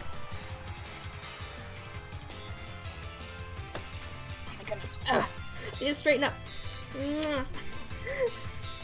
And there goes Tazu, our poor Tazu, inflicting Maledictor upon Zale and lowering all of his defenses to the max, unless he has a Balm Locket to burn, which is highly unlikely given the circumstances. And indeed, Zale is now left quite open by Maledictor, which is something hopefully Drew could have considered, having hit Tazu once previously. And yet it is something that I commonly forget myself.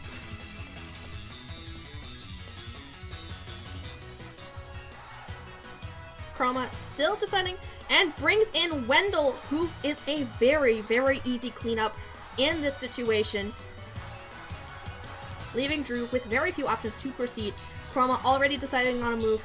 Drew is weighing the options as to who to tag out to, or if to merely let Zale go down right now. As Zale is currently dead meat, to put it bluntly, in the face of all glorious Wendell. Debating switching in the Grace, and indeed swaps in Grace, lowering Wendell's speed, taking a bit of chip from pop-ups, and then getting hit right in the face with that fashion advice.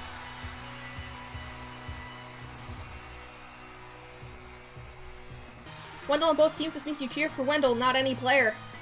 Well, unfortunately, Wendell is now outsped by Grace, as options are continuing to be weighed, but Drew doing the double swap into Sayla, now that Wendell's speed has been lowered, while meanwhile Chroma swaps into K-Ban. In quite an interesting turn of events, Sayla is now at a disadvantage. However, this does mean that Drew may switch out for a third time the fabled triple swap. The fabled triple swap. Whoever loses, Wendell wins. That is indeed correct. Wendell wins no matter what, meaning that finally our tournament coordinator has no biased response to the outcome of this match. At long last. Drew queuing the swap to Zale. However, if Chroma does have Admire and does use it right now, Zale will be used a Refund Locket, indeed, and used Admire, completely destroying Zale before getting hit with a Memory Locket. This does mean that K-Ban no longer can utilize his own captain plan, but his captain plan still lives on and is still fairly active. However, Drew now having opportunity to swap into whoever he wants he wants. However, K-Ban is a pretty hard counter to most of his team, leaving him with very little options. Stunning has weakened K-Ban's speed, however, this does not do much to change anything aside from a potential matchup against Jane later on in the fight. Hard tag? Yes. If you use a refund locket, it will break at the start of the round, and if the opponent tagged out, it will read hard tag instead. I think. Yes. Wait, it did tag out, right? Or did... It's a known glitch. It's a known glitch, and we have footage of it right now.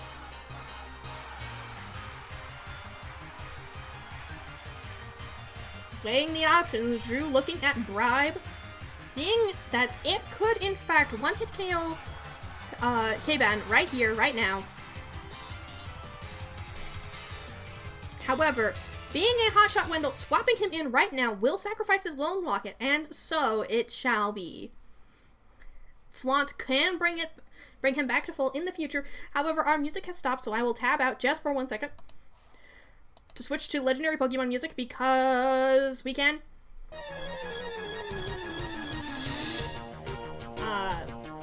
Continuing forward, Drew confirms the bribe while Chroma debates whether or not to swap out. However, Chroma not having many targets to swap out to, meaning that K-Ban could sit here and smack very, very hard. However, decides to tag instead into Zale, taking a massive hit in the face of adversity, but collecting a single pip of charge, which could be the turning point of the battle.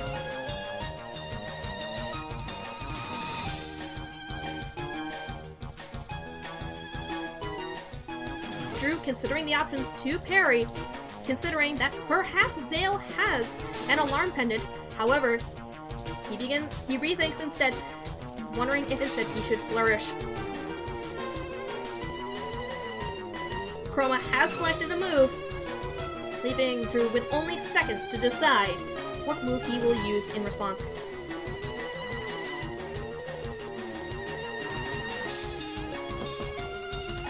Flourish Flaunt seems to be Drew's option. However, he has 30 seconds left, and he decides Flourish Flaunt and deals quite a bit of damage. And getting through that refund locket. Hot shot, getting off that hot shot boost, now being even more of a threat to K-Ben. Chroma is in the process of being backed into a corner.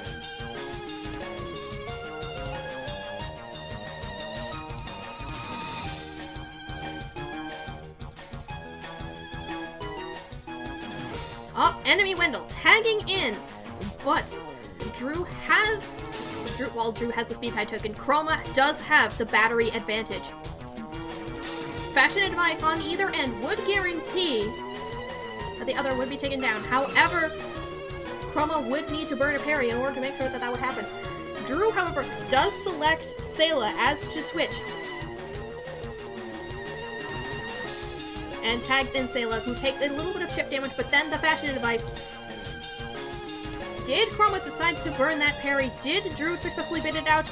Drew did not successfully bait the parry as Chroma predicted a swap, meaning that Chroma does in fact still have a Gloam Locket. Quite an interesting response as Chroma successfully predicts. What a world we live in. And now Chroma does not even need to parry in order to counter Sayla. Wendell then swapping out into Jane, who is impressionable and gets an ability, but I'm not sure which one it is. It's just impressionable. I do believe it's Underdog. Drew weighing the options, deciding whether or not to swap to his own Jane, and there he goes. Enemy Jane with the hand cannon, dealing quite a bit of damage. However, now a speed tie and stall war is imminent. However, Drew's Jane does have the advantage, as currently she does have acidic armor active, I think. Yes. Drew using the hand cannon, while meanwhile Chroma sets up another layer of pop-ups to further dissuade all switching and to KO Sayla as soon as she comes back onto the field. With no pop-ups clear, Sayla is effectively deceased and only capable of being used as trade fodder from this point forward. Not trade fodder. I'm thinking of Pokemon. Tag fodder. Scouting. With Sayla no longer able to be on the field, the Jane v Jane may continue on even further.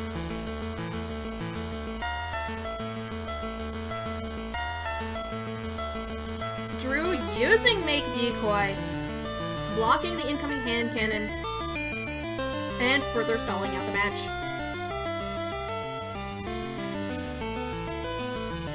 Perhaps predicting a switch, but in this case did not happen. Chroma is still willing to sit in and let this go on for as long as need be. Drew, however, is now using hand cannon, predicting a switch on Chroma's part to perhaps K-Ban. Is Drew's Jane invested in initiative? I guess so at this point. I guess so. No speed tie in sight. I can't check. Yes. Jane is invested 2 points into... No, more than 2 points. Just enough to outspeed uninvested Lise and Ferran in an incredible turn of events. Will outspeed K-Ban if push comes to shove. The legendary Fast Jane has been located. The music, as it turns out, was not about the drama of the battle in any case. It was about the fact that we have encountered a legendary Pokemon, Jane. Big Speed Jane is coming to give you a big hug. Chroma has already selected a move, now having Wendell in the battle, tagging into Sayla, burning a turn. So that way, Chroma wastes the flourish, hitting Sayla while she's down, and tripping Hot Shot, which is indeed a glitch, which is still yet to be fixed, and will be in the future. As Chroma should not have gotten the stat boost or the flaunt.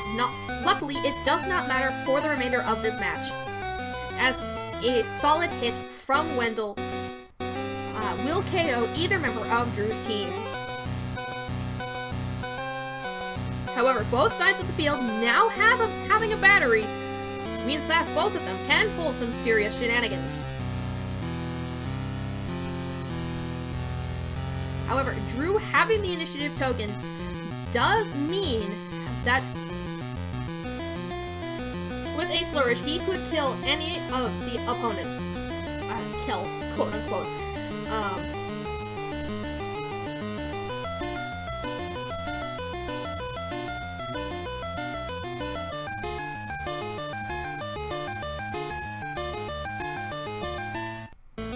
Chroma could still win this, however, as Chroma has the wiggle room to not use a battery, a luxury that Drew does not find himself having.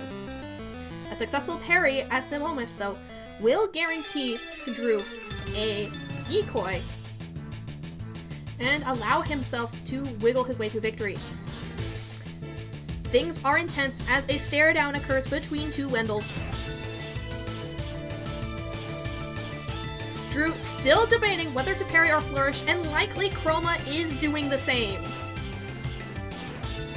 A legendary stand down, which cannot be predicted. It cannot accurately be predicted, as it could go either way, parry or flourish, or perhaps even a tag. This music is intense fitting for the situation of choosing when to use battery. It is indeed. Oh. This is honestly one of the most intense stare downs I have ever witnessed. Drew deciding not to use battery and hitting Chroma's Wendell and knocking him out.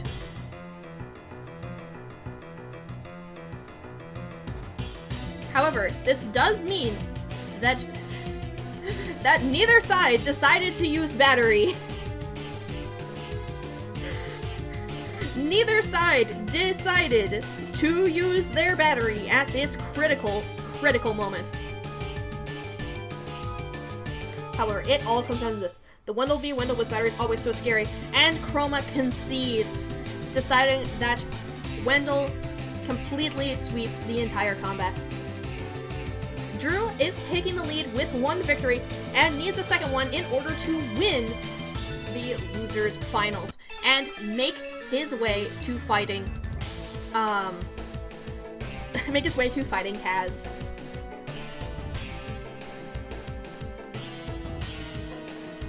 Drew about to select Felstinger, which is a team we have seen many times before. Felstinger is a staple of Drew's playstyle, and Chroma bringing in the Anora captain team. This is one that we have fought earlier, and I believe we lost to?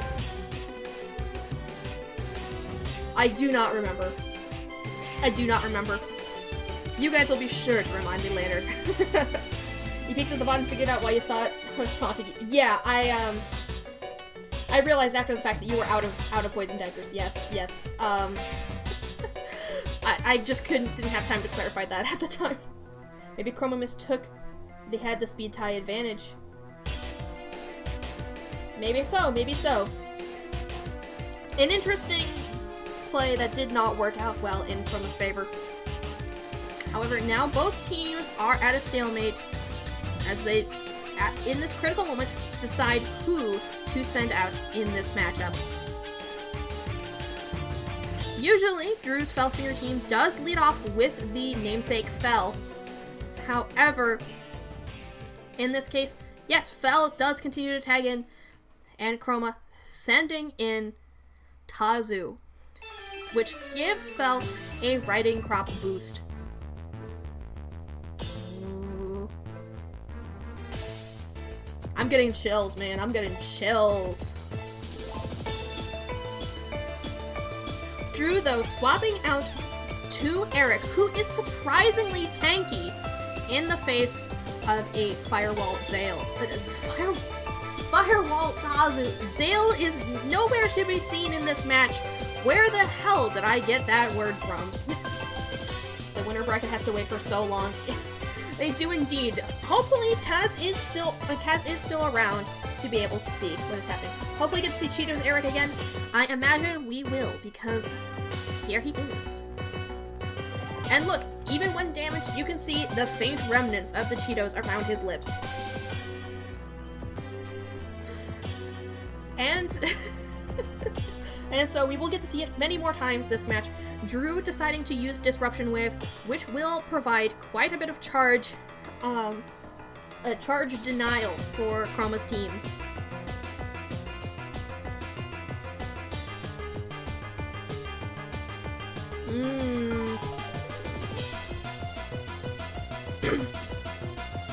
Drew hovering over lunch invite and pop-ups, wondering what Tazu is going to be doing, and praying for a lunch invite, most likely, as he can just use Rebuild to get rid of the chip damage later.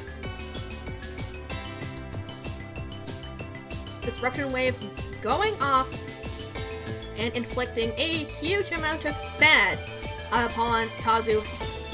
Meanwhile, Drew then gets hit with the Firewall. Ooh. Intense. Using that Fireworks to gain the charge and gain a battery advantage over the Anora team. Chroma using that lunch invite, not knowing that Drew has access to a Flourish rebuild. An opportunity which Drew takes immediately.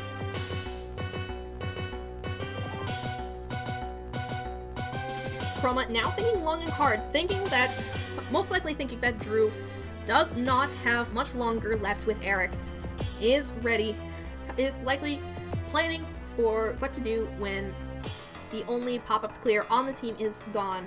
Except that it's not the only pop-ups clear because Tidy exists, right? It's not only Disc Wave. Everybody has their second chance. Winners can wait. True, true. Eric no longer feeling hungry. Chroma taking the opportunity to use pop-ups, even though the fight is far from over, and Drew can easily just Disruption Wave once again. Instead, though, Drew decides to use Fireworks and continue to build up the charge, as it is clear that Chroma could, at any opportunity, use Lunch Invite once more. I didn't get a chance to look at the stat spread for Chroma's Tazu, but it is in fact fully possible that this is a complete default Tazu, which is a very, very well-loved set. Base Tazu is an incredible set and is being used to its fullest here by Chroma. Ho-Oh theme your beloved? Yes. Aside from your spouse or significant other who was in here earlier, Gretch. I know now that you have a significant other. Anywho, Drew now deciding to use Disruption Wave to get rid of the pop-ups. Chroma debating whether or not to stay in and continue to fight, or continue the stall war. Oh, cool of Tessa to show up.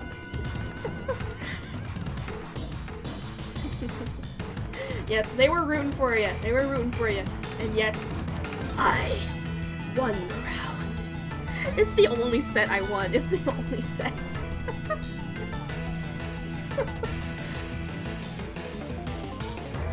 Disc Wave clearing the pop-ups, while Tazu does remain in the fight and places another layer of pop-ups. You've got to link to the stream. Well, thank you very much, Gretch.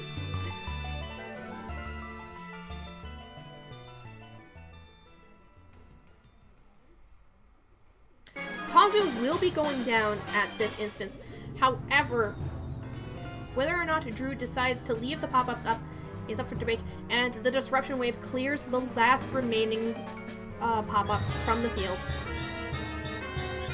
Meaning from this point forward, no more pop-ups. It has been decided. Unless, of course, Cherry has pop-ups of her own. However, this has put Chroma at a rather large disadvantage, as now Drew has worn down the only opportunity for Chroma to set up pop-ups before Cherry comes onto the field. Eric coming out onto the field. Drew having an opportunity to Disruption Wave and get rid of all primary battery gen from Chroma's team, and is sitting there and thinking about his options. And instead he uses Fireworks, and Chroma outspeeding, knocking out Eric, and we get to see that lovely, lovely Cheeto face. And off he goes. Chroma's team now having a full battery, and an Eric who can and will flourish attacks infinitely.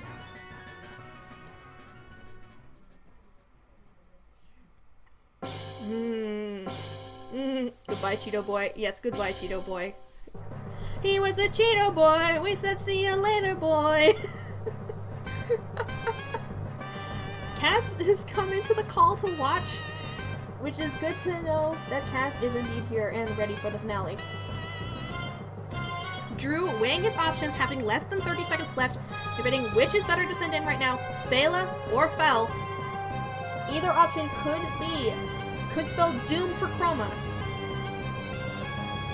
Or even Tazu.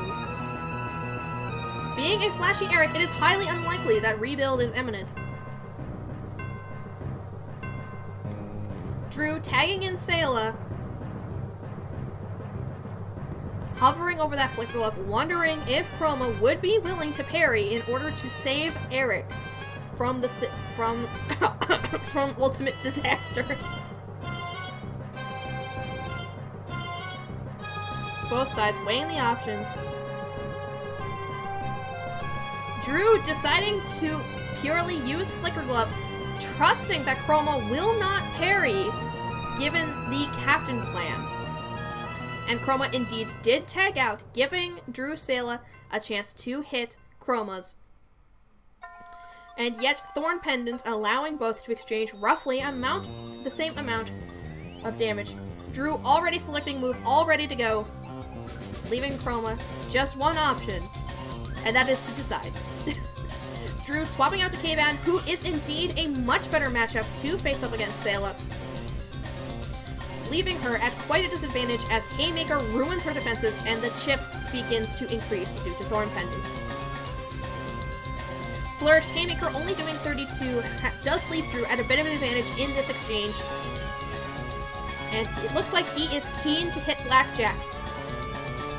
Chroma, thinking this hard, likely means that they will be tagging out, but the options of tagging are completely limited as this team is incredibly weak to physical attack. Not to mention, nobody on this team particularly likes being hit with Tired. Chroma tagging into Eric, getting inflicted with 2 Tired. The only way that this is not completely devastating for Eric would be if rebuild is possible on this set. Drew then switching out to Tazu. Eric using that fireworks, gaining a bit of charge, and allowing Chroma's team to get a full battery.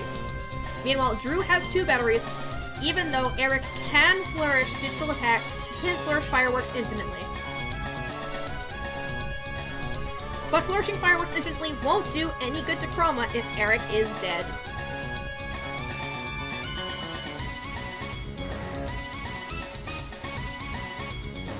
Drew weighing the options, deciding to parry.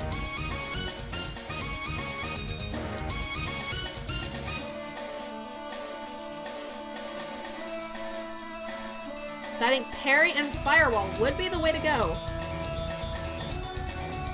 Chroma has reached a decision, however, and who's to say if Drew has the correct play. Both teams still have a chance to win this, although Drew does distinctly have the advantage, and Chroma using Blaze of Glory to knock out, to KO Tazu without any loss of battery, and as such we get a crispy Eric. We love to see it. We love to see it. We love to see that crispy Eric.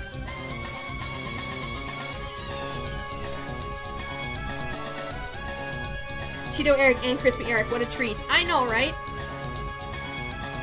Drew, without much hesitation, clicking on Fel, who now has to match up against Cherry. Perceptive raising that attack stat.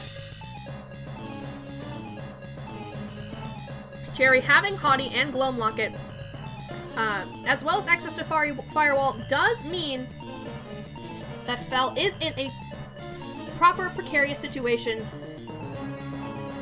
Drew silently expressing a bit of rage at the fact that Cherry does have Haughty and not Proxy, and as such, there is not much that he can do in this scenario, as Cherry does firmly counter a good portion of his team that remains. Chroma flourishing that firewall, taking out Sayla. However, this does leave quite an opportunity for Drew to come back now that he has an extra battery. Fel coming back in.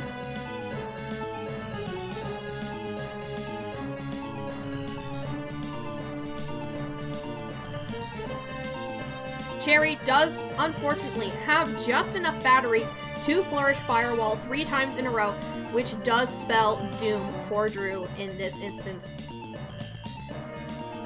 Cherry cannot be outsped. As long as she clicks Firewall 3 times in a row, she will win.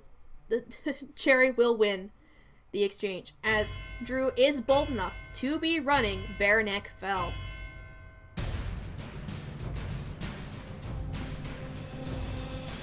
And waiting, deciding, thinking, what is the only way to win? The match is coming to a close, and Drew attempts to parry, and yet Chroma does indeed flourish. It is all over. It is all over. K-Ban tagging in, not standing a chance amid the torrent of digital attacks. Drew concedes, bringing the match 1 win, 1 loss. It is anybody's set. Anybody's set. Who will be the one to challenge Kaz? Will it be Drew or will it be Chroma? Stay tuned.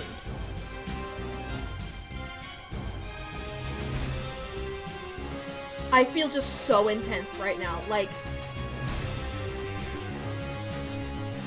this could go either way. Either frickin' way. Drew opting to continue using the Fell Stinger team, which is quite a strong team. However, as has been proven, Chroma is a highly, highly capable combatant. And we will see if this was the right move to play as soon as we see Chroma's team.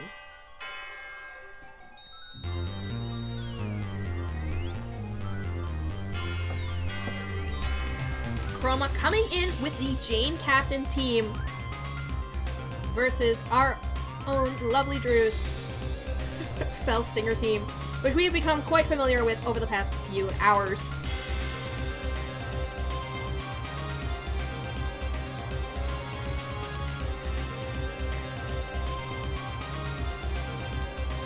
Drew, having already selected his lead as Fell, is indeed one of the best. Fell lead is why this team was designed. Fell lead was why. Gain as many perceptive boosts as possible. Take full advantage of the entire buff that Fell gained in the first place.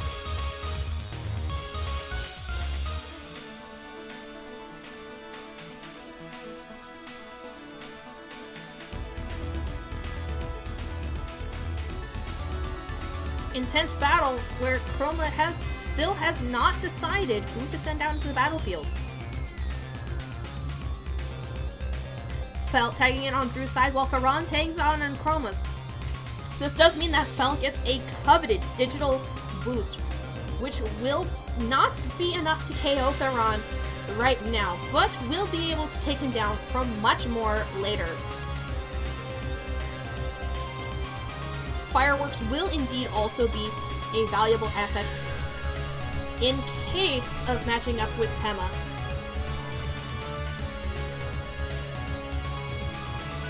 However, the digital boosts do seem to be best utilized against Ferran in the case that it comes down to it. Drew has opted to switch out, leaving Chroma with firm handshake, trapping in Sayla for the moment. However, this Sayla does have round hand, meaning that this firm handshake is not exactly the best move to make.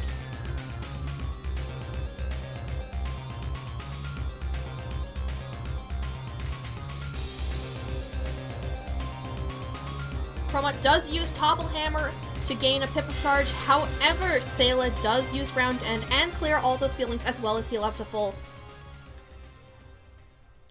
While Chroma comes out ahead in that exchange, Drew is still ahead in the battery gain.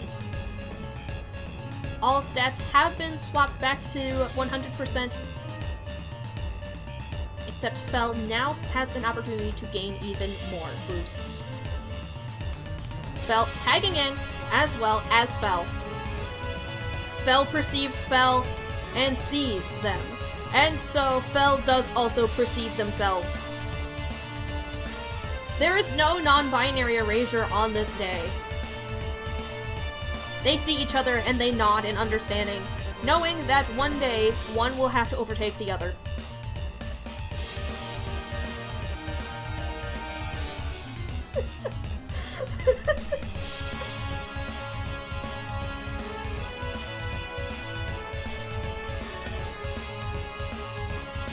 Chroma does have the speed tie token, and Drew knows for well sure that they are at a speed tie, leaving Chroma with the advantage and deciding to swap out to Tazu.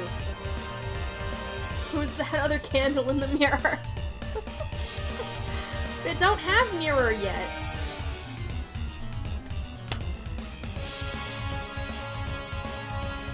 Drew now having to decide whether to use Firewall or prepare for an inevitable switch. Chroma's team does have only one solution for pop-ups as far as we know.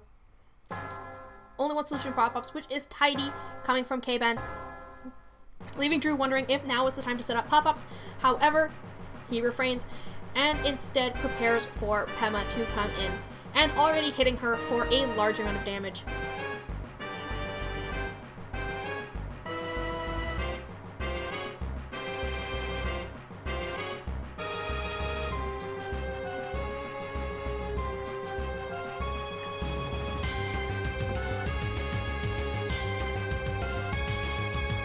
Drew continuing to use Firewall, boosting Tazu's defenses, and taking only 11 points of damage from the enemy Pema. In fact, Pema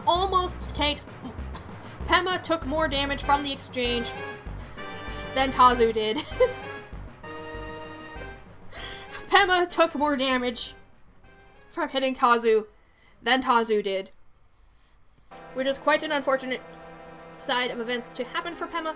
However, this knowledge of the game does mean that Drew knows exactly what he is doing, and he decides to flourish pop-ups as he is in a very good position to counter any cleanup initiated by K-Ben.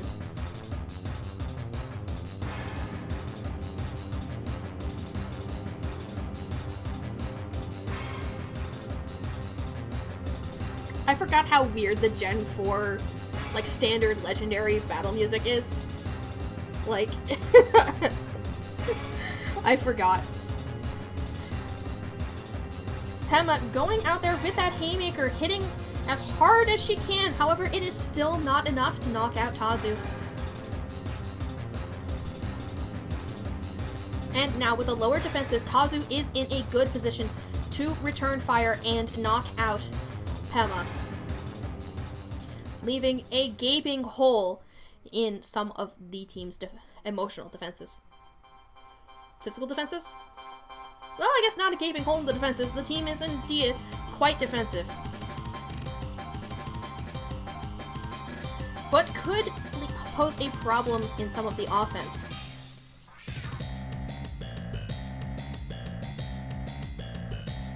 Hydrate, hydrate. Yeah, true. Thank you. Both sides now at an impasse, deciding which would be the best move to achieve.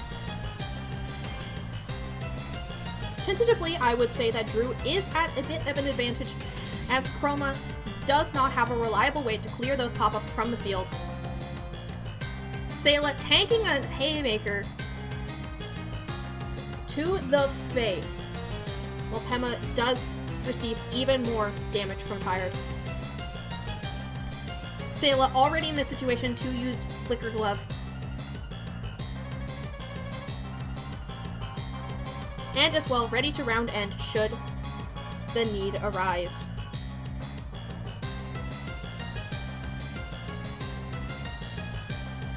If Pema swaps out in this encounter, she will not be swapping back in again. Drew considering the options, considering that perhaps Chroma will swap into K-Ben, but does not. Chroma instead using Firewall and dealing a bit of damage to Eric, but nothing that cannot be healed off with a Lucky Pendant. Eventually.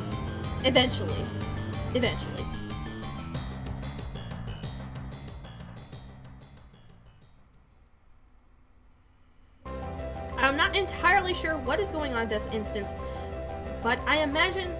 I see it now. Drew is waiting for Chroma to parry, knowing that if Pema manages to get a decoy, then it could spell disaster. However, Pema sitting there, continuing to spew pop-ups, potentially confused. Drew finally utilizing the Flicker Glove, taking down Pema, and allowing a new fighter to come in and collect that face full of pop-ups we all know that they will enjoy.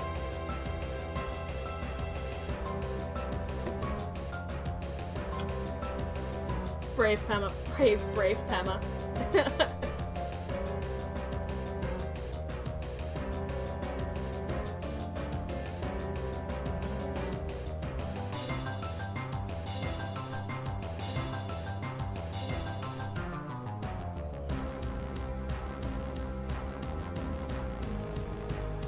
Jane beat tagging in.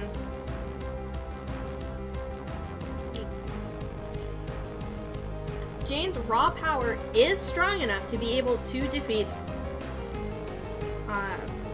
Sayla in this instance, meaning that if Drew wanted to use round end, he would have to flourish. Jane coming in with the Mega Decoy, leaving Chroma in a situation where not only does Jane have a decoy, but has still a potential decoy all ready to go. We love to see those shiny decoys. We love to see them, even though they are more common than real decoys.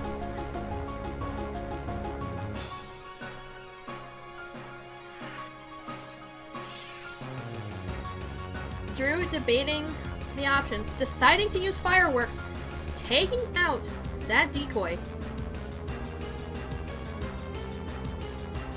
Jane utilizing Firewall to bolster her defenses, likely clearing up some of those focus points to allow her to put focus into other areas. Get normal decoys more often than shiny ones?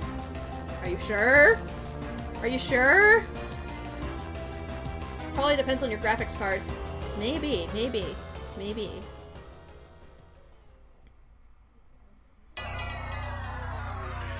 Although it may be match dependent, considering. Whenever I say a decoy looks weird, it usually looks weird to the other person as well.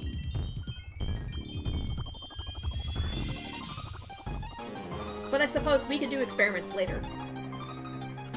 Until then, Drew is currently still deciding what to do in the face of Chroma now that he has a full battery. Does he flourish, anticipating that Jane will finally be using that battery?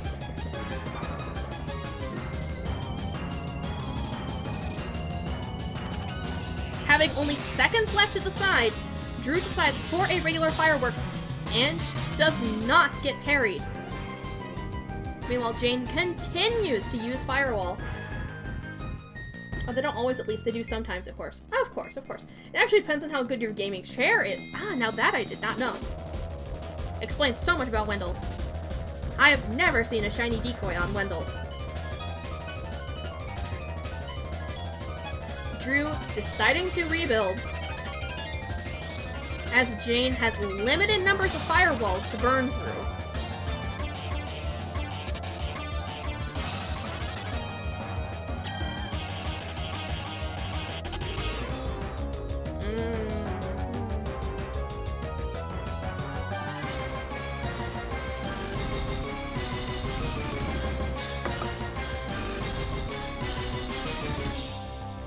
Eric using that rebuild, and Chroma deciding to firewall once more, as Drew keeps Eric alive and healthy.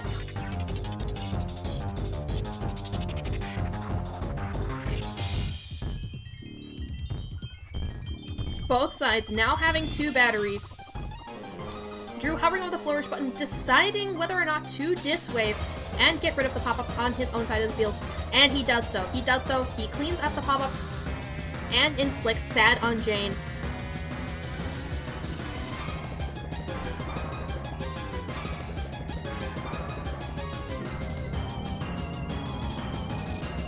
Why didn't you do that sooner?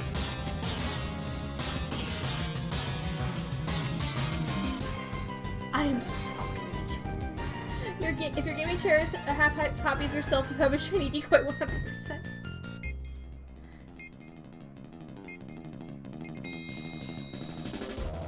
It is unclear why Chroma was utilizing so much time, but Fel is about to use a flourished unbutton, which will deal a massive amount of damage to most fighters on the field. While Chroma sits there, debating whether or not to parry, calling a bluff. However, if Chroma stays in to parry, it will certainly spell disaster for the team. I'm still confused by that play. I'm still confused. Why didn't you use that sooner?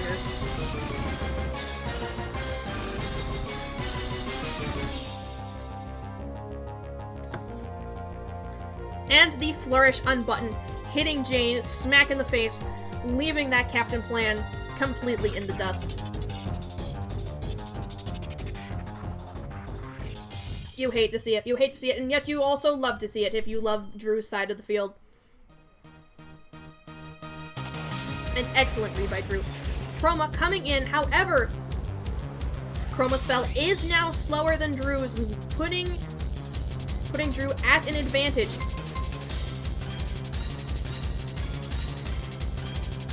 Thoughtfully deciding to flourish fireworks, and in comes Ferran, who is still going to get a face full of fireworks and is knocked out.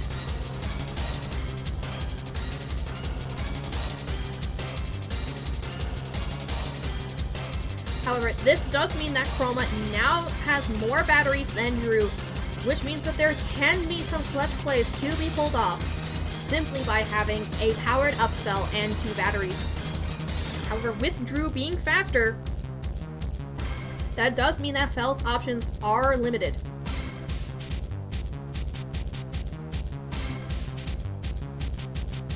Having Tazu, Drew can quite easily decide in this moment to sacrifice Fel, as somebody does need to KO K-Ban, or Drew deciding whether or not to sacrifice Tazu to Fel in this very moment.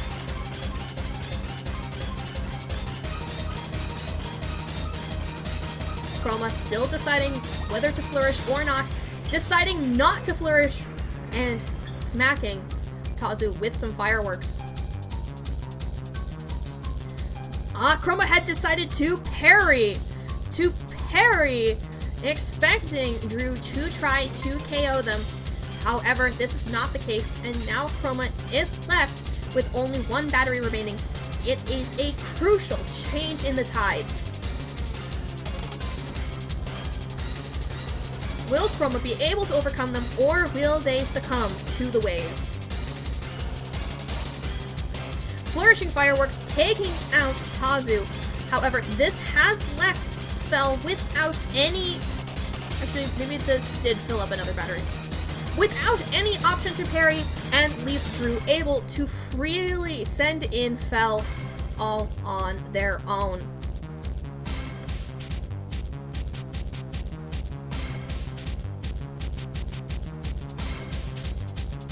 Unfortunately for Chroma, that spells the end game, as Fel can now simply hit fireworks 2 times. Actually, hit fireworks once, and Fel can no longer swap back onto the field, leaving a victory for Drew, as Drew can now move on to the finals. Congratulations, Drew, on your match. You spotted a shiny cherry decoy in the VOD. If you still wanted to see it, I'll have to go back and look eventually. If you want to clip it too, you can obviously do that.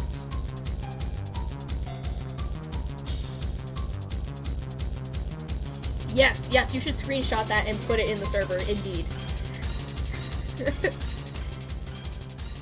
So now that Drew has completed that match, it is time for Drew to face off against Kaz.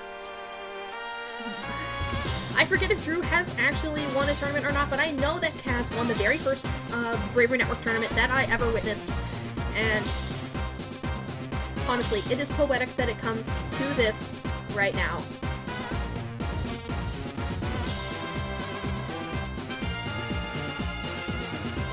Waiting for the two to update their statuses, take a breather, here we have the matchups here with Chroma winning 1 and Drew winning 2. And so, Kaz only needs to win twice to knock Drew out. However, if Drew wins twice and then wins another 2 times, Drew will claim the victory. This is the finale.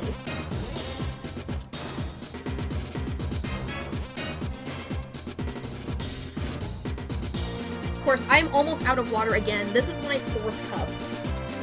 This is my 4th cup in 6 hours. For the first time ever, I am hydrating like a doctor thinks you should.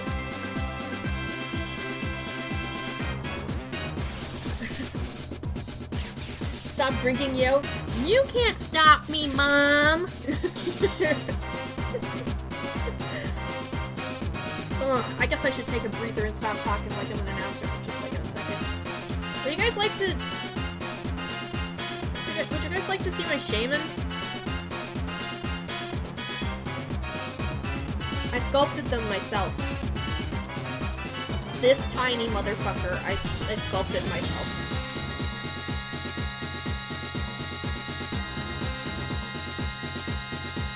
Do you like?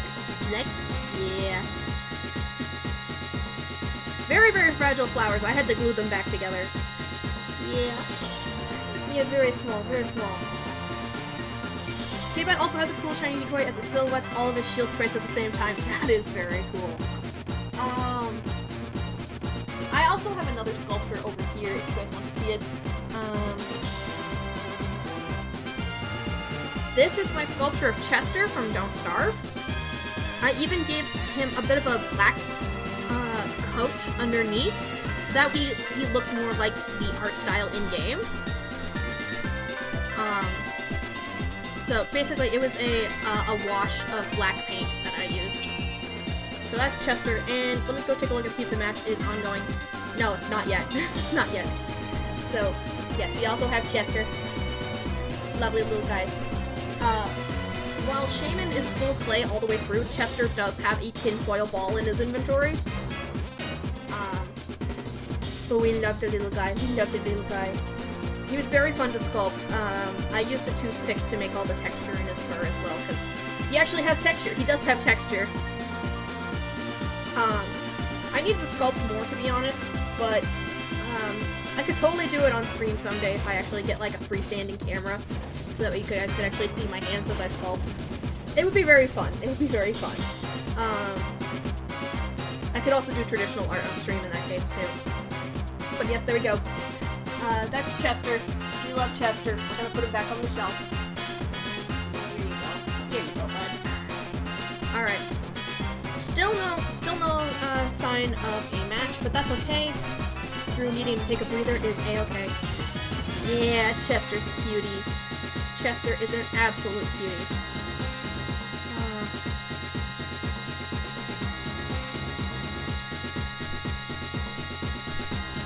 Alright.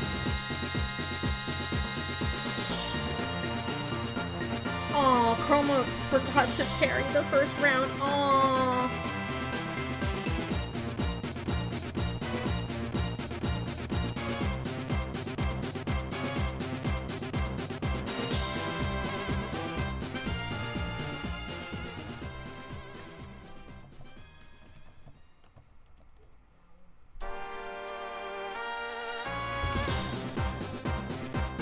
Oh, Drew is ready to move. Drew is ready to move. Drew is ready to move. I'm sorry, I was not talking. I was reassuring Chroma that they did very well in the tournament. So let's go ahead and get the display capture up and going. And go ahead and watch as Drew gets set up to face off against Kaz. This could be anybody's game. While Kaz does have an advantage, all it takes is one slip-up to bring Drew crashing in at a chance at first. We'll find out now who will be the victor. Well, okay, we won't find out now. It's probably gonna be another hour. 7-hour stream. 7 hours of Beano. Let's go.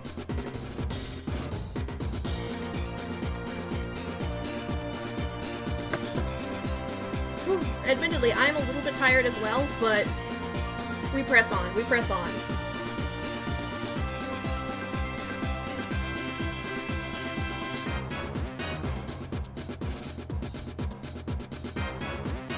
Drew, ready to go. Already hovering over that fell stinger, I imagine. But looks like instead, scrolling through the list, before deciding which team he's going to utilize. It looks like he's going to open with his Jane team, just the same as always. And boom, there he goes, ready to go. Facing off against Kaz, who is using a signature palette, which was added to the game simply because Kaz won the tournament. I believe that this palette is called Caution, so of course, Kaz is using it to display that they mean business. Clint team obviously being used ever since the buff due to Clint's captain plan. Grace tagging in first, a wonderful move on their part, on Kaz's part. Grace is often a... Drew almost clicking concede. Drew almost clicking concede. Would have been quite a power play. However, luckily, was indeed a misclick. Kaz has already selected a move. Deciding to lullaby on Zale, which is never a good sign. Zale coming in with that peck, lowering Grace's defenses, and making her just as weak to emotional damage as she is digital, and leaving her at quite a vulnerable position.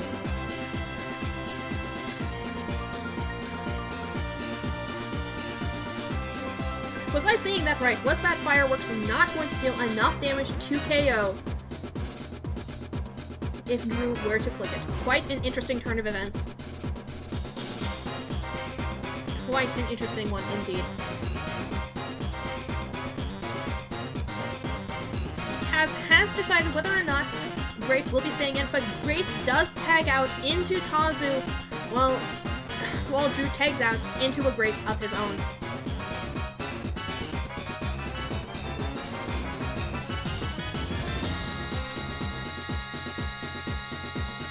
Will Drew go for the legendary double tag? Or perhaps go to the mythic triple tag? We will find out. We will find out. Drew tagging out to Zale, getting lunch invited, which is not exactly the worst thing to happen in this instance, as Zale had already been determined as, how do we say, dead meat. Drew pondering the options, deciding whether to use Peck or not. Posture check. God dang it, Snoop Pigeon! Always making me sit in my chair properly. Zale using that Peck and stopping Kaz from gaining any...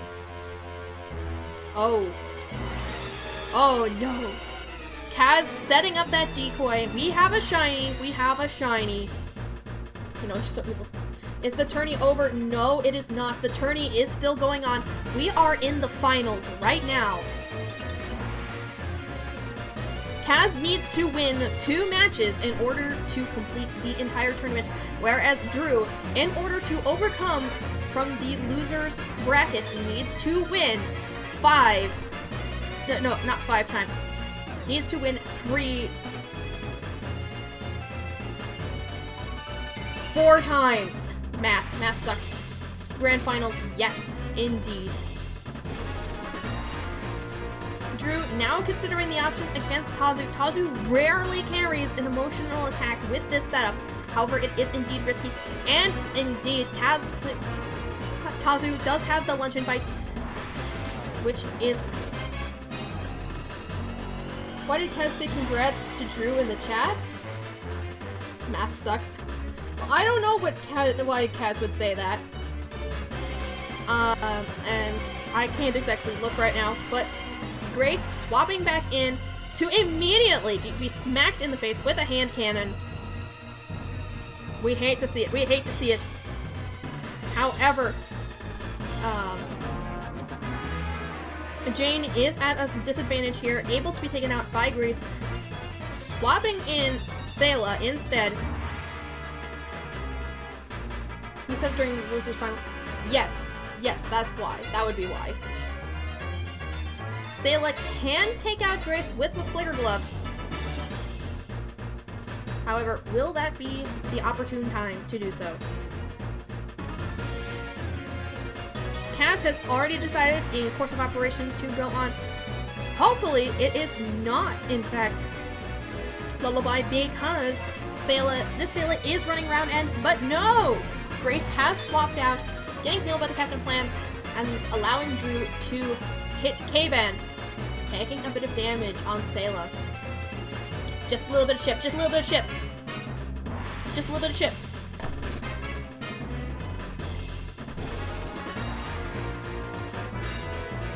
This move is quite intense as Drew continues to pin Kaz into a corner.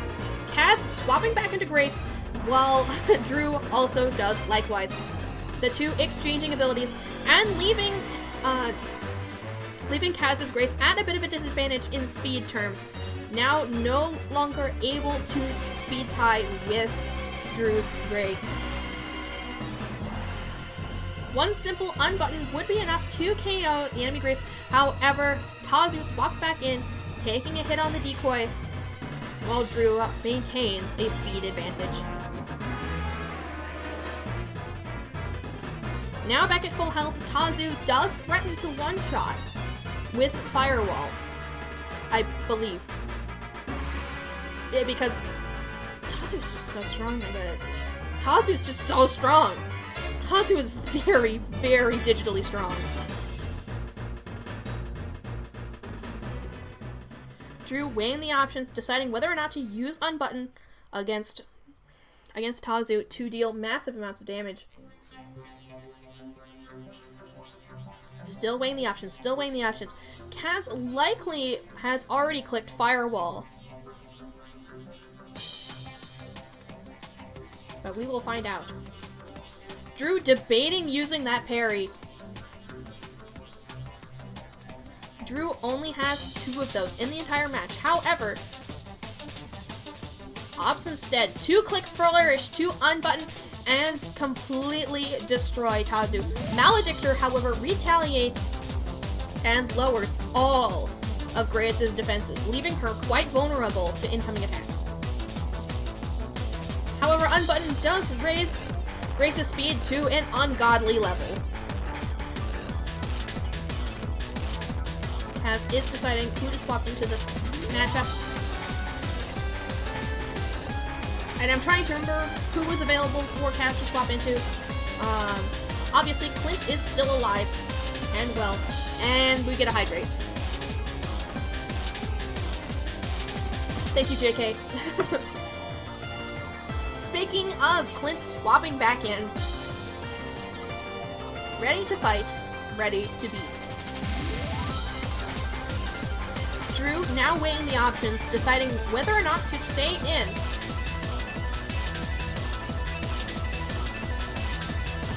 But Drew deciding to stay in and perhaps scout to see if this Clint does indeed have unbutton. Kaz is notorious for running all Fizz Clint. Clint using that practice stick and taking 40 damage from Tired as from a well-placed lullaby from Drew. With no way to clear Tired, this does leave the captain in a very precarious situation.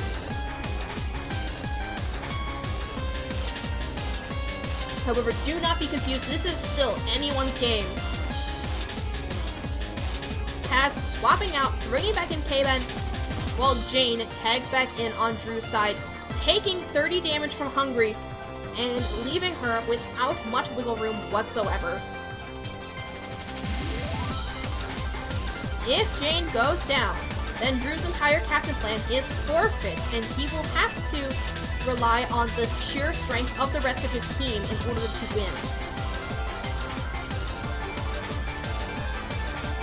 weighing the options, deciding whether or not to risk using hand cannon.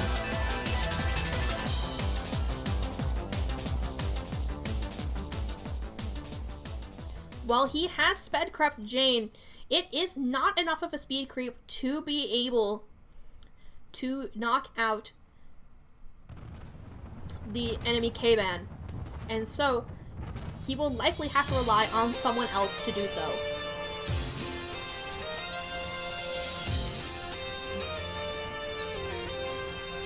Debating whether to switch to Sayla or Wendell, but he is quickly running out of time and eventually decides to tag into Grace to get that one speed down that he needs in order to outspeed.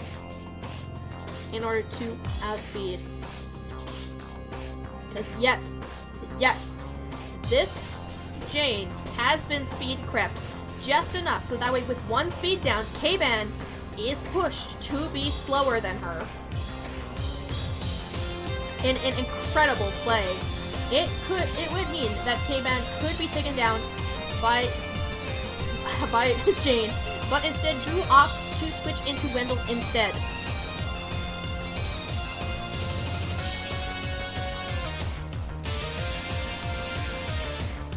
Drew deciding to use the fashion advice has left with multiple options, including the use of a flourish or parry. That one battery could change the entire matchup. Drew getting off that fashion advice, destroying the necklace. Clint no longer feels tired and has been mentored. What do you know? Kaz preparing the boyfriends to support one another in an incredible display of affection. Clint is now very well prepared for the sweep. However, Drew does still have Jane to get in the way. As even with this number of boosts, a pure Fizz Clint cannot take out Jane immediately, leaving her with plenty of space to retaliate. However, Drew does need to get into the spot where, in a single turn,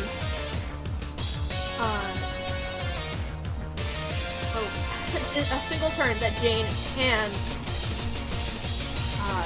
take down Clint, as she is hungry and will fall down. Is it me, or is there some queer undertone to this game? Wow, yeah, I wonder if the boyfriends are queer.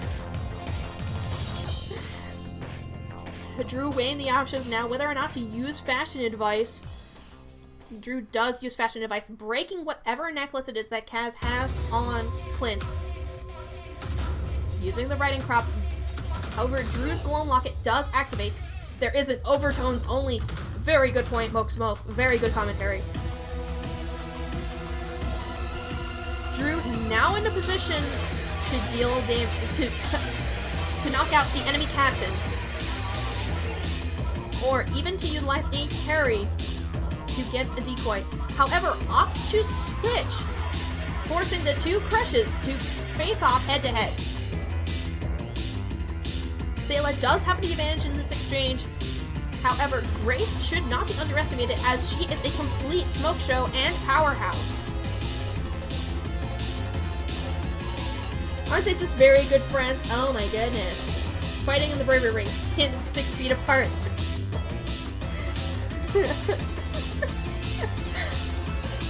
Drew deciding this would be an opportune time to burn that parry. And deciding against it, waiting a little bit longer. No? It's now or never, and Drew decides to parry with Claymore while Escape Whip is utilized on the side of Grace. Molly is tagged in, taking far too much damage from Claymore and being defeated.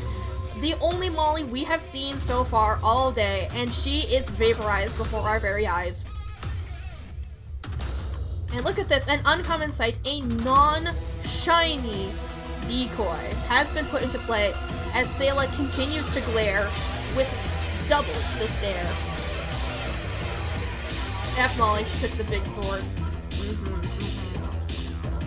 Grace tagging back in, afflicting with biting even behind the decoy. Kaz does have the battery advantage, but neither team has any batteries to spare at the moment. Grace is in a position to escape with once more if need be. However, one single round end from Drew will bring Sayla's attack back up to full and, not HP back up to full, make her stats go back up to full. The decoy has been broken, but Drew taking this opportunity to round end and return Sayla's stats to normal.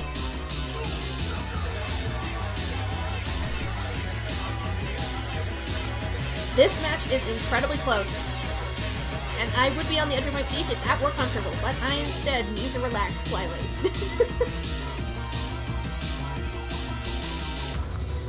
Drew is weighing the options, deciding who to swap in this critical moment.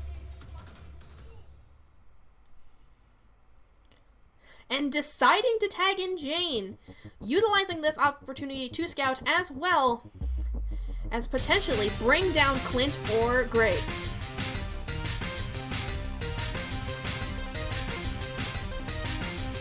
Drew opting to use hand cannon in a hopes to bring down Grace on the switch-in.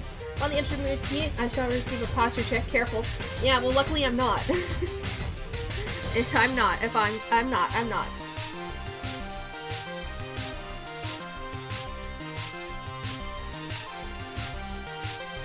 Kaz does indeed swap out, sacrificing Grace to the hand cannon.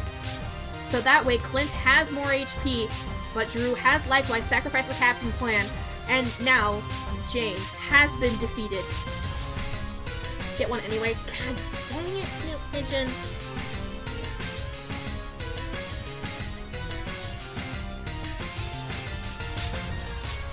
Kaz does have only one option to swap in at the moment, leaving Drew ample time to prepare whether or not to bring in Sayla first or Wendell. Hydrate or dihydrate, oh my goodness.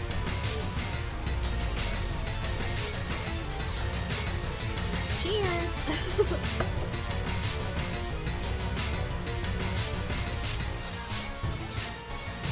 Drew locking in that Claymore. Riding Crop leaving Sayla with 2 HP and then retaliating, bringing Clint down to 24 HP. Holy macaroni. The self-care crew ain't messing around. Indeed, indeed. Kaz, now having a full battery, does leave Drew at a slight disadvantage, but it could still go either way, as Kaz no longer has any method to heal Clint. Can you quick foil? Yes, indeed he can! Everyone's favorite game show, Kaz has indeed won the first matchup, leaving Drew with one final chance to claim the victor's seat. Well played by Drew, but even better played by Kaz. This next match could very well be the very last in the tournament, and I, for one, am thoroughly excited. Drew deciding to stick with the same team. The same team. It's best of 5, so 2 more chances. Oh! Oh! That's not how it shows on the frickin' layout, though, so oopsies.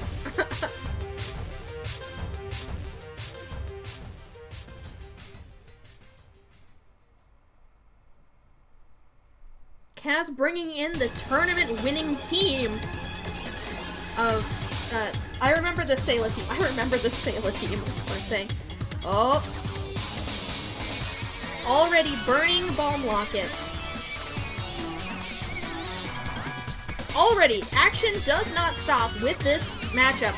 Already, we are having blows being exchanged, memory lockets being unleashed, swaps happening. This is difficult to follow as Zale now comes in to face off against Eric and is about to unleash a peck to bring whoever swaps in emotional defense down as far as can be. Kaz, thinking about what to do, has opted to use Bypass Claws, which is an uncommon sight among Eric nowadays. But in this case, it is definitely effective, as Eric continues to whittle down Zale's HP. Code generated from... It will be fixed by tomorrow's Legends Arceus stream, I promise. I promise.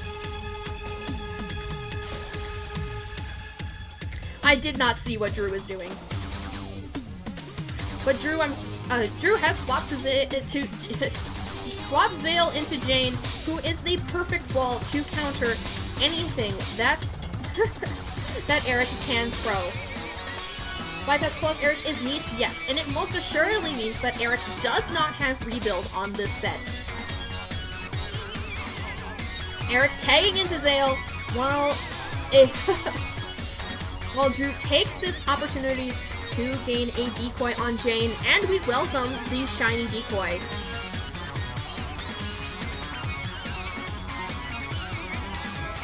Kaz has already locked in a move, and it is unclear whether or not Zale will be staying in, or if Kaz has swapped to an advantage. Drew swapping into his own Zale, who takes a peck and is defeated. Zale has already done excellent work at making sure that the opponent's main battery builder has had the generation capabilities disabled, and now Sayla is open to come in, and Drew is debating it. However, Sayla is definitely needed to help put pressure on Eric later, and this may prompt Kaz to swap directly into K-Ben. Drew weighing the options, potentially about to send in Wendell.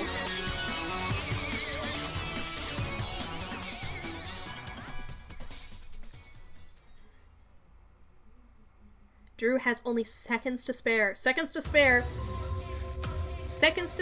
in a decision.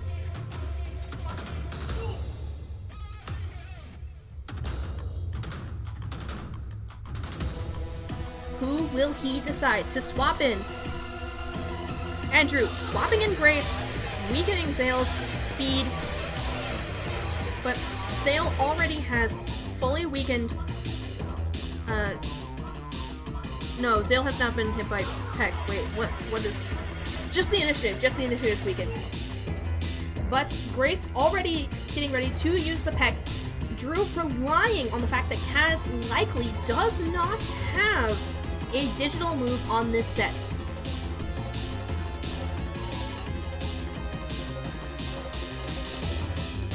Right? Right?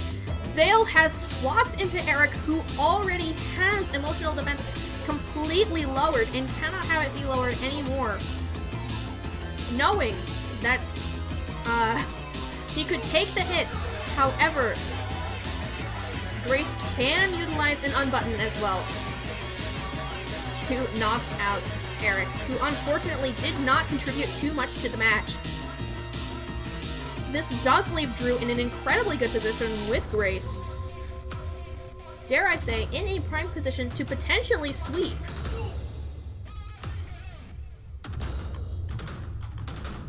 However, Kaz still does have some fighters who could get in her way, such as Sayla and K-Ben. Zale coming back in potentially has a digital move after all. Does have a memory locket and has utilized it to trap Grace into combat.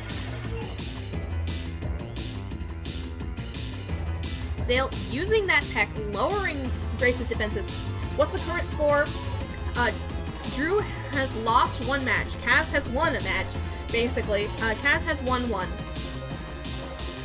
Yes, 0-1 in favor of Kaz. Yes, that is probably the best way to phrase that, Gretch. Thank you. Both teams have one digital attacker down, and Grace has been trapped in by Zale. So it's still anybody's match. Kaz taking the time to think about who will be swapping in most likely, or whether or not he will continue to attempt to defeat Grace. Both teams do have their first battery, which means that The tides could turn in an instant depending on how well Battery is managed. Kaz decides to tag into K-Ban, who tanks the unbutton like a champion,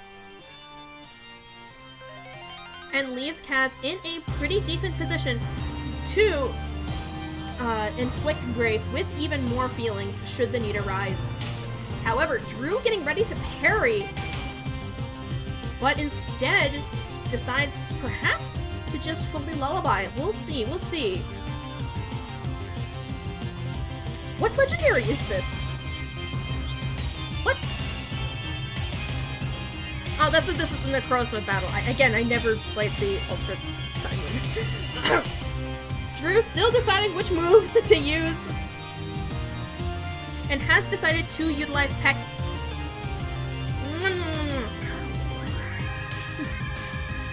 And uses a parry, and gets a... That's what Grace's shiny decoy looks like. Grace looks like her decoy has a pompadour. We appreciate her courage.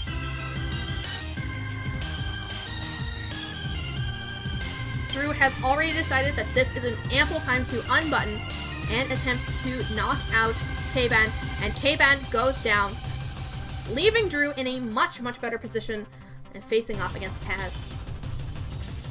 Grace, now at full HP, ready for whatever Kaz has to throw against her. The feeling when your decoy looks nothing like you. Pompadour Grace is the new meta. Well said, well said. Clint tagging in.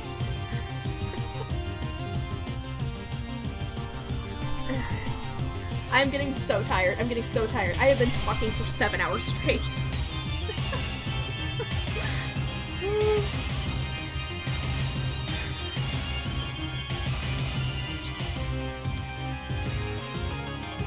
Maybe we should just sit in silence because this is so intense.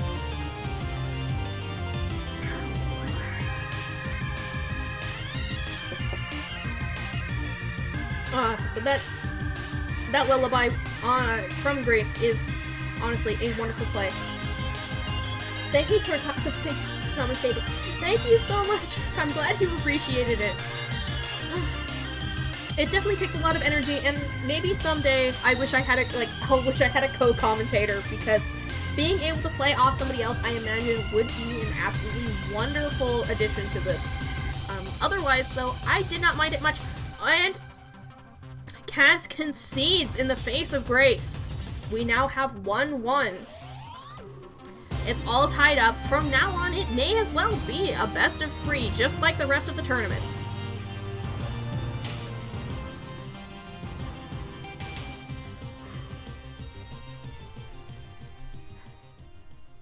And look at that, Drew getting ready to utilize Felt Stinger just like he has for the rest of the tournament. However, if he wins, he will have to utilize another team that is not these two that he has been relying on so heavily for most of the day. What team would he even bring to the fight if that were the case? Kaz coming back, however, with the Sayla team. Starting out with Clint.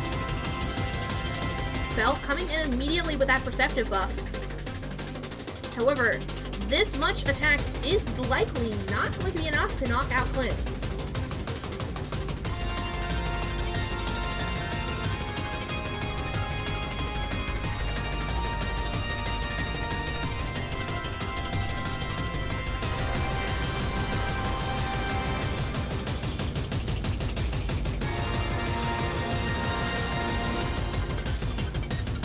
Already taking back into K-Ban, which is, of course, a cheap trick due to the fact that the boyfriends have a hard time fighting one another.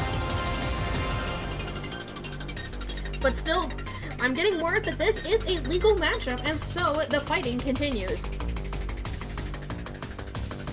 Kaz likely not willing to stay in because of an incoming blackjack, which Drew is well aware of, and is debating whether or not to swap into another fighter, such as Kazu, as is being highlighted. However, it is unclear. Kaz has selected to switch out as well, And Drew having swapped into Sayla, which is not necessarily a favorable matchup when it comes to Eric. But it all comes down to whether or not this Eric has Bloom Locket, which I'm pretty sure it does not, because last match we did have Balm Locket on the Eric. Indeed, Kaz decides to switch out, revealing that he does not have Bloom Locket, and brings in K-Ben instead, who will afflict some damage onto Sayla with that Thorn Pendant.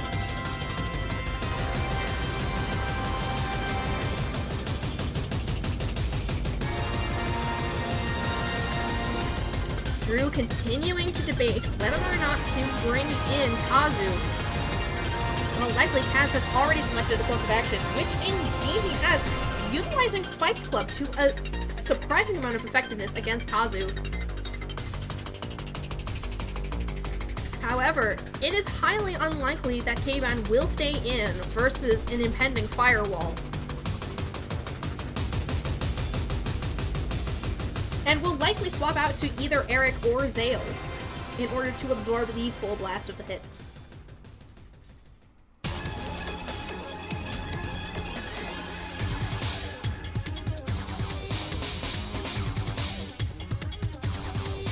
Drew still deciding whether or not to utilize Firewall or pop-ups, as both could turn the tide of the match in a sharp direction.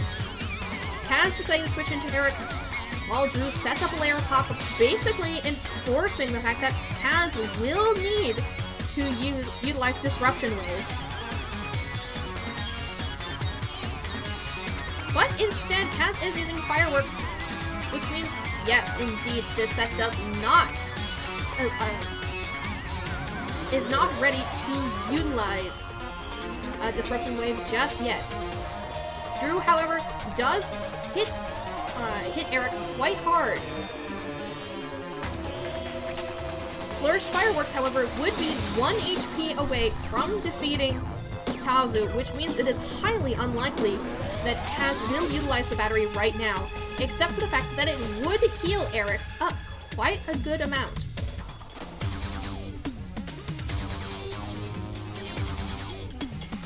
Drew continuing to weigh the options, as Kaz most likely has already selected which move they will be utilizing.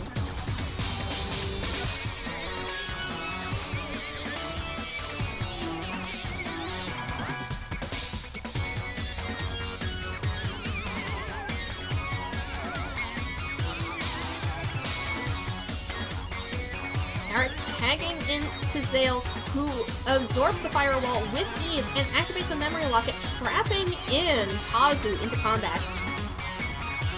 You hate to see it. You hate to see it.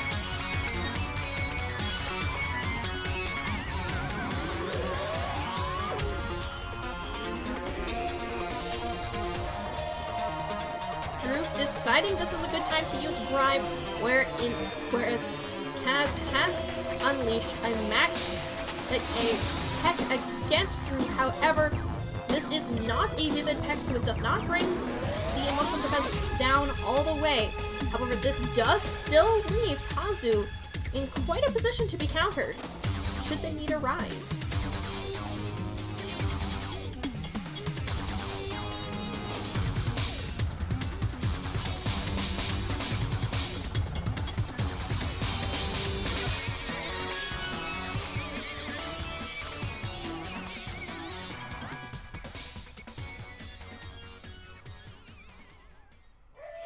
And deciding to utilize pop-ups in the face of Kaz using Disruption Wave and self-inflicting SAD to not much avail, as Drew immediately sets up that single layer of pop-ups once more.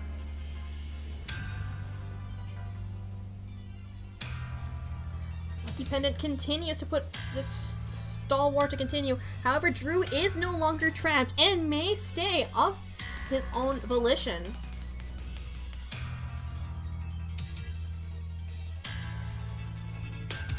However, Drew is weighing the options and has decided to utilize Bribe. However, one solid shriek is all it took to take down Tazu.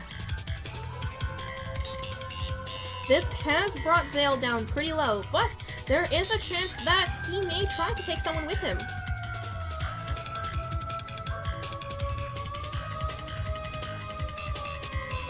continuing to weigh the options, Drew deciding whether or not to send in Sayla.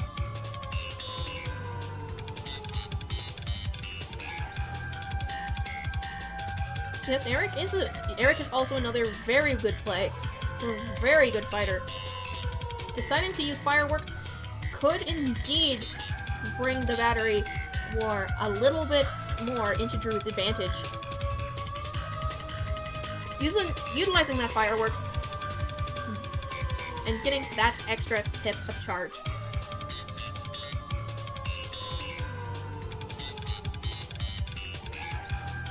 Kaz now deciding who to send in next. Most likely will either be Sayla or Clint, as bringing in K-Ban into this would be a poor decision in most situations.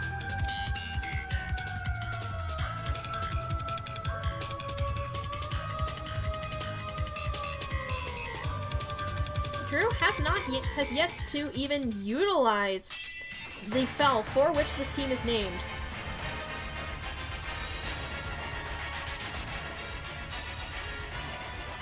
In comes Clint, all ready to try to take out Eric.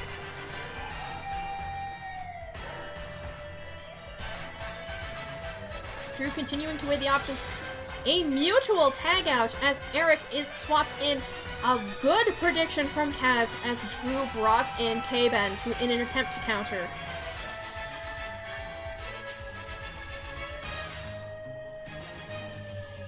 Drew has Tenacious and could very well stay in if he so chose.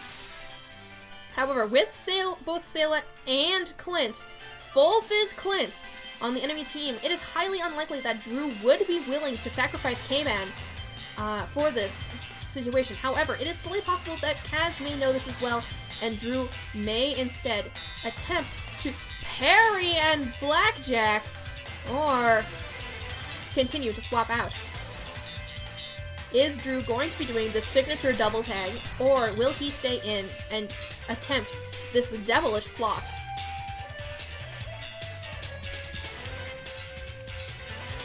He does! However, it is seen through by Kaz as Kaz can flourish his fireworks and brings down Tenacious, while also healing up and preventing Blackjack from KOing. However, this does mean that the bomb locket has been broken. This has left Drew at quite a bit of a disadvantage. Not only having lost some charge, but also having brought down his best guard against both Sayla and Clint, both of whom vastly threaten Fell at any given opportunity.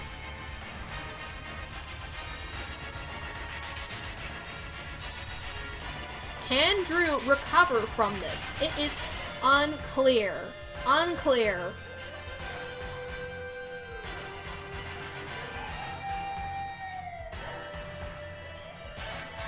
This is so intense. Oh my goodness. I'm out of water again. If I have to get more water, I may just not talk anymore. My voice is probably going to be so sore from this. Drew sacrificing Sayla in the face of Eric in an unprecedented play. What sort of advantage could this bring? What the heck? I don't know either, Frig. Welcome to stream.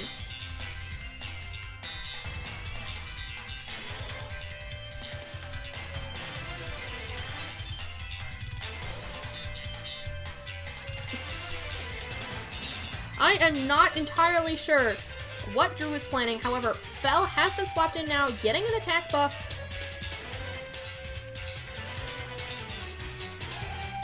A Flourished Fireworks will deal enough damage to KO anybody on the field.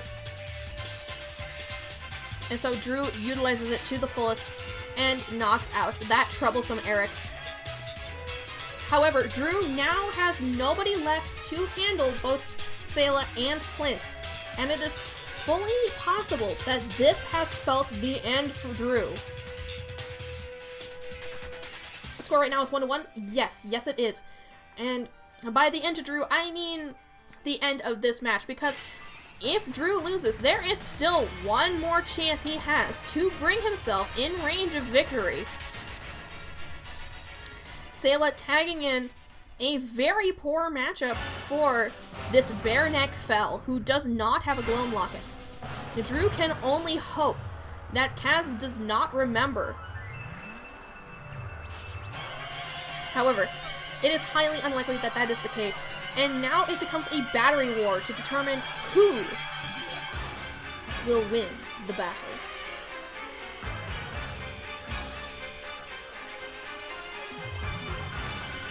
Yeah, with the battery, it can go either direction, although Kaz does have the advantage because one more paper charge will mean that they can use two different batteries. In fact, perhaps even using a flourish and parry in the same turn. Who knows? Who knows? The mind games are clearly at play, as neither makes any move to attack. Of course, I assume that because the timer has not started.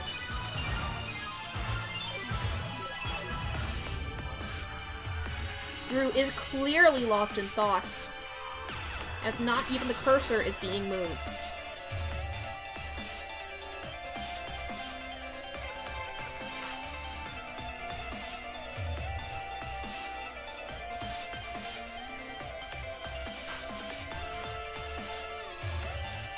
Drew basically has to decide who to sacrifice in order to keep Fel alive, as Fel is the current win condition of the entire match. Drew tagged into K-Ban. Oh my goodness, a refund locket flourished Flicker Glove. Now that Kaz has two whole batteries, as well as still having full HP, it is clear. Oh, not two full batteries. Never mind. Still lost paper charge. But still. Shoutouts to the refund locket, Sayla. You invented that. Alright, if you say so, frig. I've got my eye on you.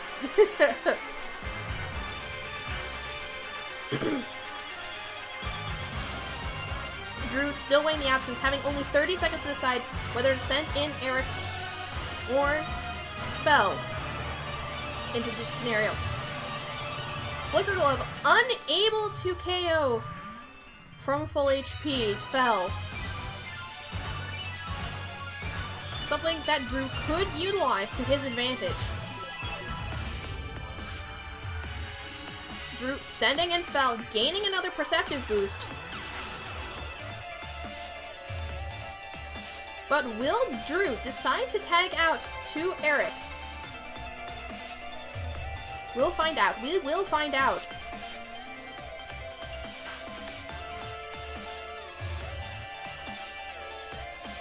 Kaz has already selected a move, which means that it is fully possible for Sayla to have just immediately clicked Flicker Glove.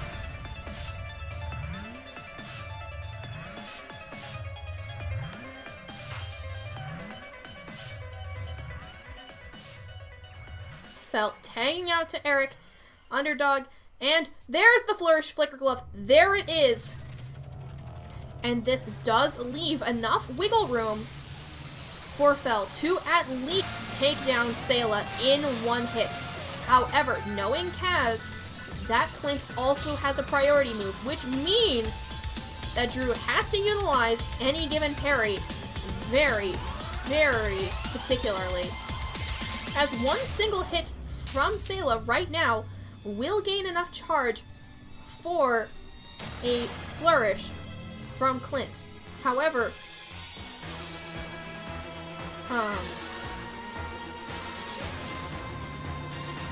that does not change anything. That does mean that no matter what happens right now, Drew will be going down to Clint. That is unfortunate. Drew has been backed into a corner. Unless Kaz does play the cards very terribly, trying to bait that battery usage against K-Ban, but Drew does not give. If Kaz had indeed just used Flicker Glove right then and there, it would have been game. But Kaz has to risk it, and instead, for security, however, is now going to be able to use a flourished quick foil for the match. Drew has been backed into a corner, and there's that flourished quick foil, and Fel is defeated, bringing it to 1-2 with Kaz at the advantage. Kaz in a set position, ready to win this tournament, but it's still anybody's chance to win. In fact, perhaps it is finally time. Will we be seeing another team from Drew, or will we be seeing Felstinger yet again? Yes, we will. Yes, we will. Drew has determined that Felstinger is the way to victory, while Kaz has to decide on yet another team. What music is this? What is going on? Okay, this is the Eternatus fight. That explains so much. Oh my goodness. I'm just like, what is happening right now with this music? It's Eternatus.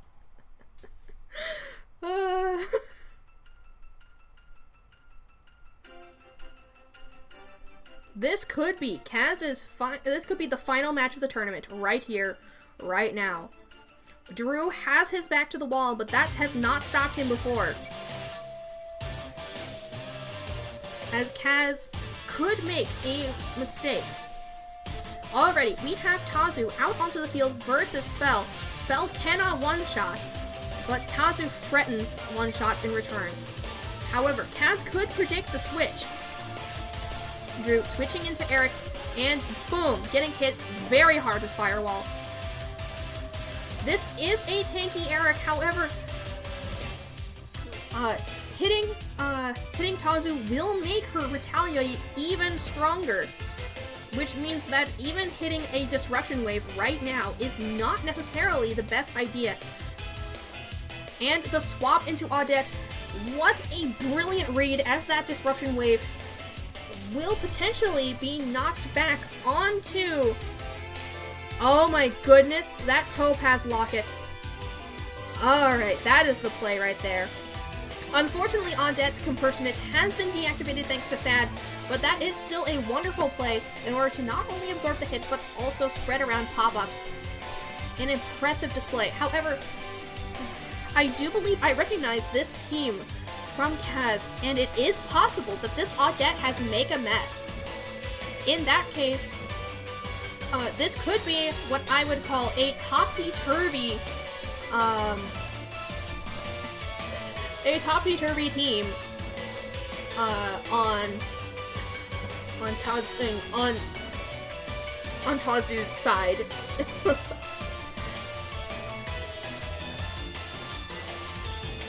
Drew opting to use Round End in a rather interesting play, considering that pop-ups are on his side of the field. However, I imagine he is attempting to bait some sort of emotional move from Audette, baited that tamper, and completely made her get rid of all of it. With Sayla using that Round End, that means that Drew knows for sure that one of Audette's moves is entirely empty and entirely useless. This also does allow Drew another opportunity to swap in Fel with very little consequence, as Drew very excited at having predicted the tamper. Very well done, Drew. This does allow him to swap in Fel with very little consequence, as he does run Bare Neck Fel. Yes, Lamau. It is adorable. It is adorable, his excitement, and how it is so easily expressed by the shaking of the mouse. However, Fel is now up against Ferran, who is one of the characters who is the tankiest against Fel. In fact, Fel does not deal very well against Tazu teams, simply because all the members of the teams happen to be quite bulky. With exceptions for K-Ban, of course. Drew deciding to swap back into Sayla, which is a fairly normal play in these sort of situations, because Fel and Ferran often trade fairly easily in these scenarios. Drew opting for another Round End, hoping for another free boost off of Fel. This could be a gamble that ends up paying off quite well. This match has been going blazingly fast, as Kaz then swaps in K-Ban, only to be promptly swapped out yet again as Drew continues to use back pocket locket. Round end, which is allowed by back pocket locket. Back pocket locket Sayla is honestly quite the invention, and I love utilizing that myself on my own Cherry team. It is... The tone has very much shifted as Fel continues to become more and more powerful. In fact, it is quite infuriating, says Lise. Kaz's Lise is a digitally attacking Lise, which is becoming a more and more common sight lately as people finally have begun to utilize just how strong Lise actually is. You didn't unlock back pocket locket Sayla. I know you didn't, because I believe, that Drew may have been the one to actually popularize it, but do correct me. I mean, do correct me if I am wrong.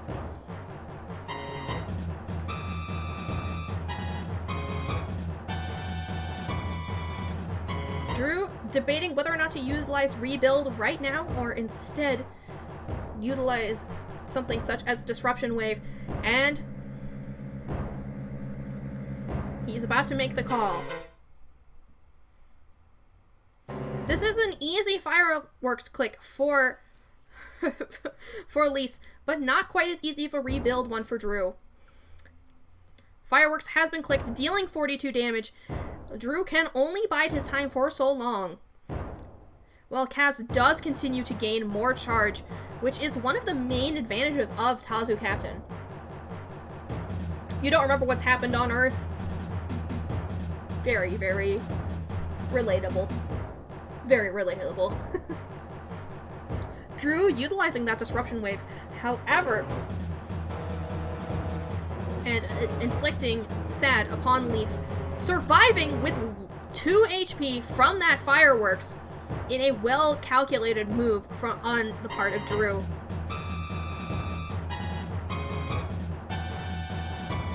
This does mean that he can rebuild if he so chooses.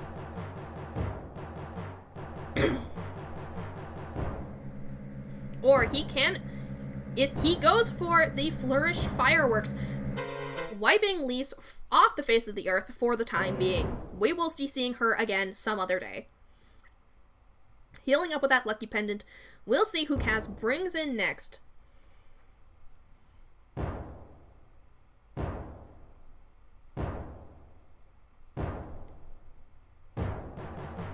Kaz bringing in Audette.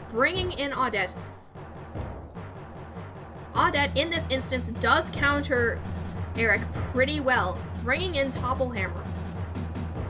But is Drew alright with Eric going down to avoid someone else taking the hit? No. Drew is instead opting to switch in K-Ban, I believe. Yes. However, if the foe Audette does have Rust Spray, this could be a terrible decision on Drew's part. However, we will find out in mere moments. Difficult to decide who is thinking what, but it is clear that Kaz will not be using Topple Hammer again, as even with the boost from being captain, does not work out well in his favor. Drew waiting just one moment and swapping in to Fel, and Fel getting hit with that Flourish Pester Bomb, and now is tired. In a shocking turn of events, Fel is now tired, which basically puts a wrench into all of Drew's plans. Fel, having no way to heal, now has only 2 moves left to deal as much damage as possible to Kaz's team.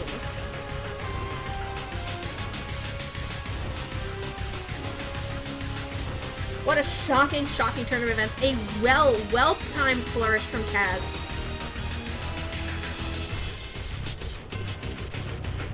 Even utilizing this move against K-Ban could have been a very good move, but the fact that it landed on Fel is exceptional. An exceptional play. Drew debating whether or not to swap in Eric and sacrifice him so that way he can get a clean switch into someone else, or rather, whether to just use Tazu. Now that we know that Pester Bomb is Audette's last move, we do not have to fear Rust Spray anymore, and Drew decides to sacrifice Eric to give himself a little bit of wiggle room. Oh, hell, 7 hours. Yes, I started at 10 in the morning my time. I need to freaking... I guess we're doing this now.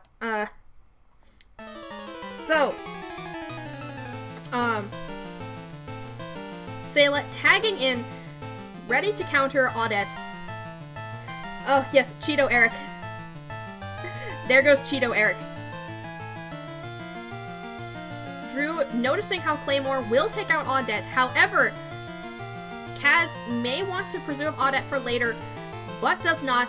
Audette has served her purpose, and so Claymore actively destroying her, bringing her down. However, Drew did utilize that flourish, half expecting someone else to come onto the field and take that weakened defense. His gum is always flavored. Indeed, indeed. But yes, welcome in Duskull. I participated in this tournament, and now I am commentating on it. Please feel free to stay in if you want. You just want to say hello, lead me to my insanity. Thank you. Thank you indeed. Whew. This is potentially the final battle in this tournament, however, as Kaz has won 2 matches and needs to win 3. But Drew could turn this around at any given moment. Farhan tags in, and Sayla is not in a very good position to deal with this, but still utilizes round end anyway, getting hit very hard with the topple hammer, netting a 5 damage overall. Sayla cannot take much more of this, but fortunately for Sayla, doesn't have more, only has 1 more round end to begin with, so she won't have much more utility on that front in the future to begin with. Drew, for once, hesitating before sending in Fel, as Fel does not have many more turns left to live, and may instead send in Tazu, which would be the first time Tazu has even entered the battlefield at this time. However, Kaz has 3 fighters who are all still at full health, which leaves Drew at quite a disadvantage. However, Drew does send in Fel, ready against Farhan, getting that perceptive buff, which could indeed be enough to take down Farhan. It is just enough with 1 flourish to take out Farhan. However, is Drew willing to spend that battery when it could be so easy for Kaz to switch to Tazu?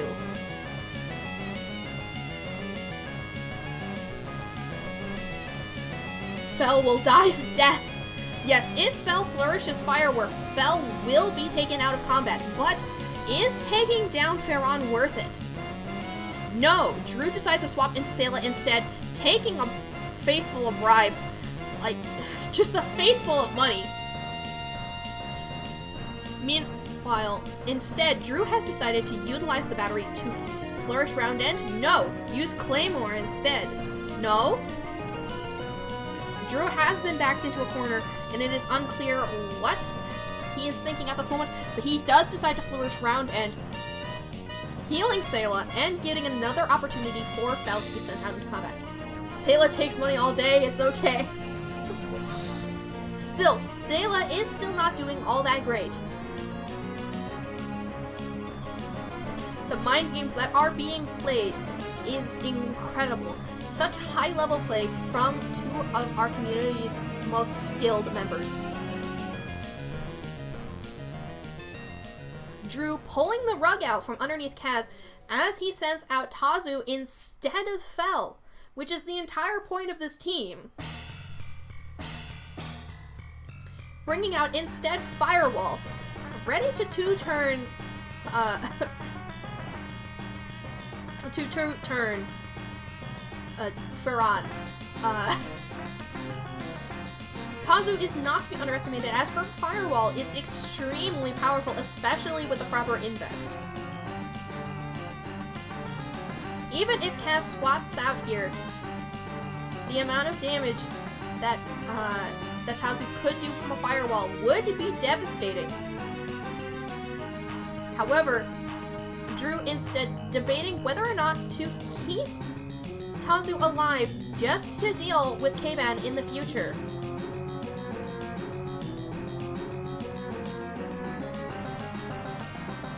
And Drew decides to swap to his own K-Ban, where he takes a topple hammer to the face and manages to deal quite a bit of chip damage to the enemy Farron. Drew hovering over that blackjack, ready to inflict status, and decides to go for it. Having already stored up a battery, this will provide some severe advantage later on. However, Kaz is ready to counter with that lunch invite. Drew is ready to be able to use Heart to Heart later on, but not now, because if Drew uses Heart to Heart right now, then Kaz will not be defeated by Tired anytime soon.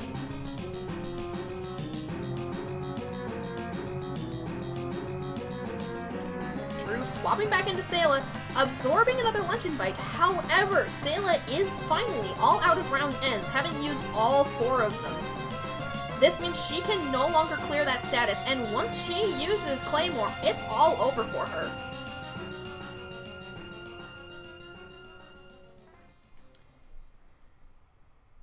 Drew slowly thinking it over, whether to use Flicker Glove or Claymore. Thinking hard on it. Already hit the flourish button. Debating whether or not to flourish Claymore or Flicker Glove.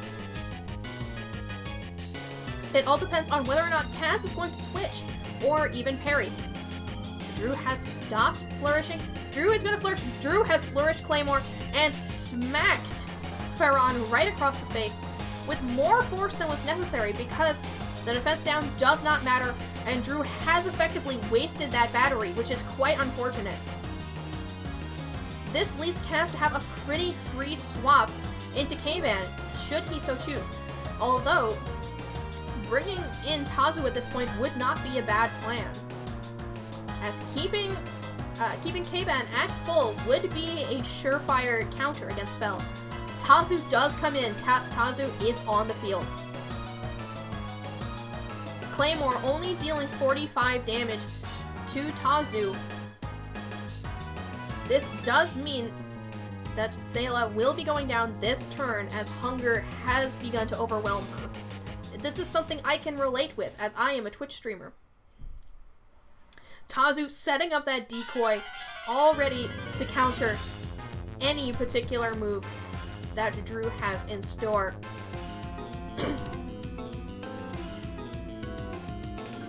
Tazu is now in a position to be able to take down 2 of Drew's fighters with her before she herself goes down, if not more. Drew weighing the options, because one false step will allow Kaz to become the victor of this tournament.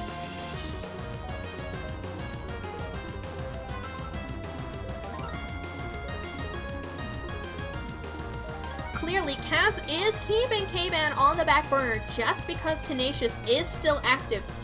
But if Drew decides to set up one layer of pop-ups, if at all possible, no, it is not possible. The forward Tazu has been spec'd to outspeed Drew's own, which means that it is impossible to put out pop-ups before K-Ban enters the field unless he saves up a parry specifically for the purpose. Drew deciding to tag in Fel, perhaps to utilize one last move to break that wall, to break that decoy.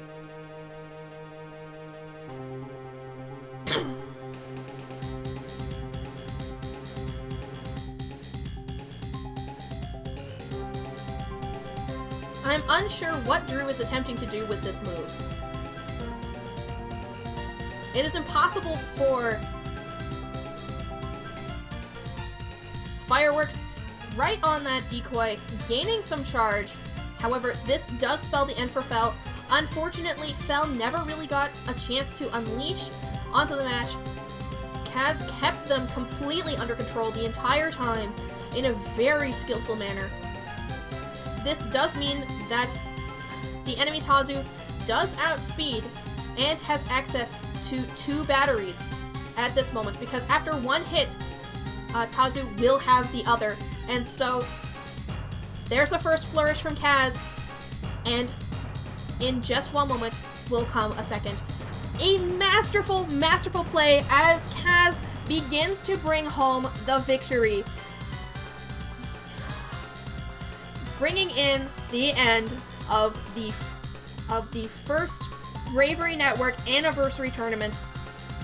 Well done to Kaz. Well done. Well played. Drew did his best, but we had to have one victor, and our one victor is Kaz. Congratulations. A round of applause. A round of applause. I will not be staying to congratulate for too long because I am wiped. I am wiped, but this was quite a day. And I wouldn't want to say not bad for my first time commentating a Bravery Network tournament. Next time, maybe I will even set up a capture, so that way, when I commentate, I will already have one all ready to go, so that way, you guys don't have to see all the clutter around. But thank you guys so much for joining me. Go take care of myself. Well, hold on. Do you guys want to make one of my friends extremely happy? Do you guys want to make one of my friends extremely happy? Because we could go raid somebody right now, and you guys don't have to stay, but we could still go. We could still go. What would you say? Would you guys want to do a raid?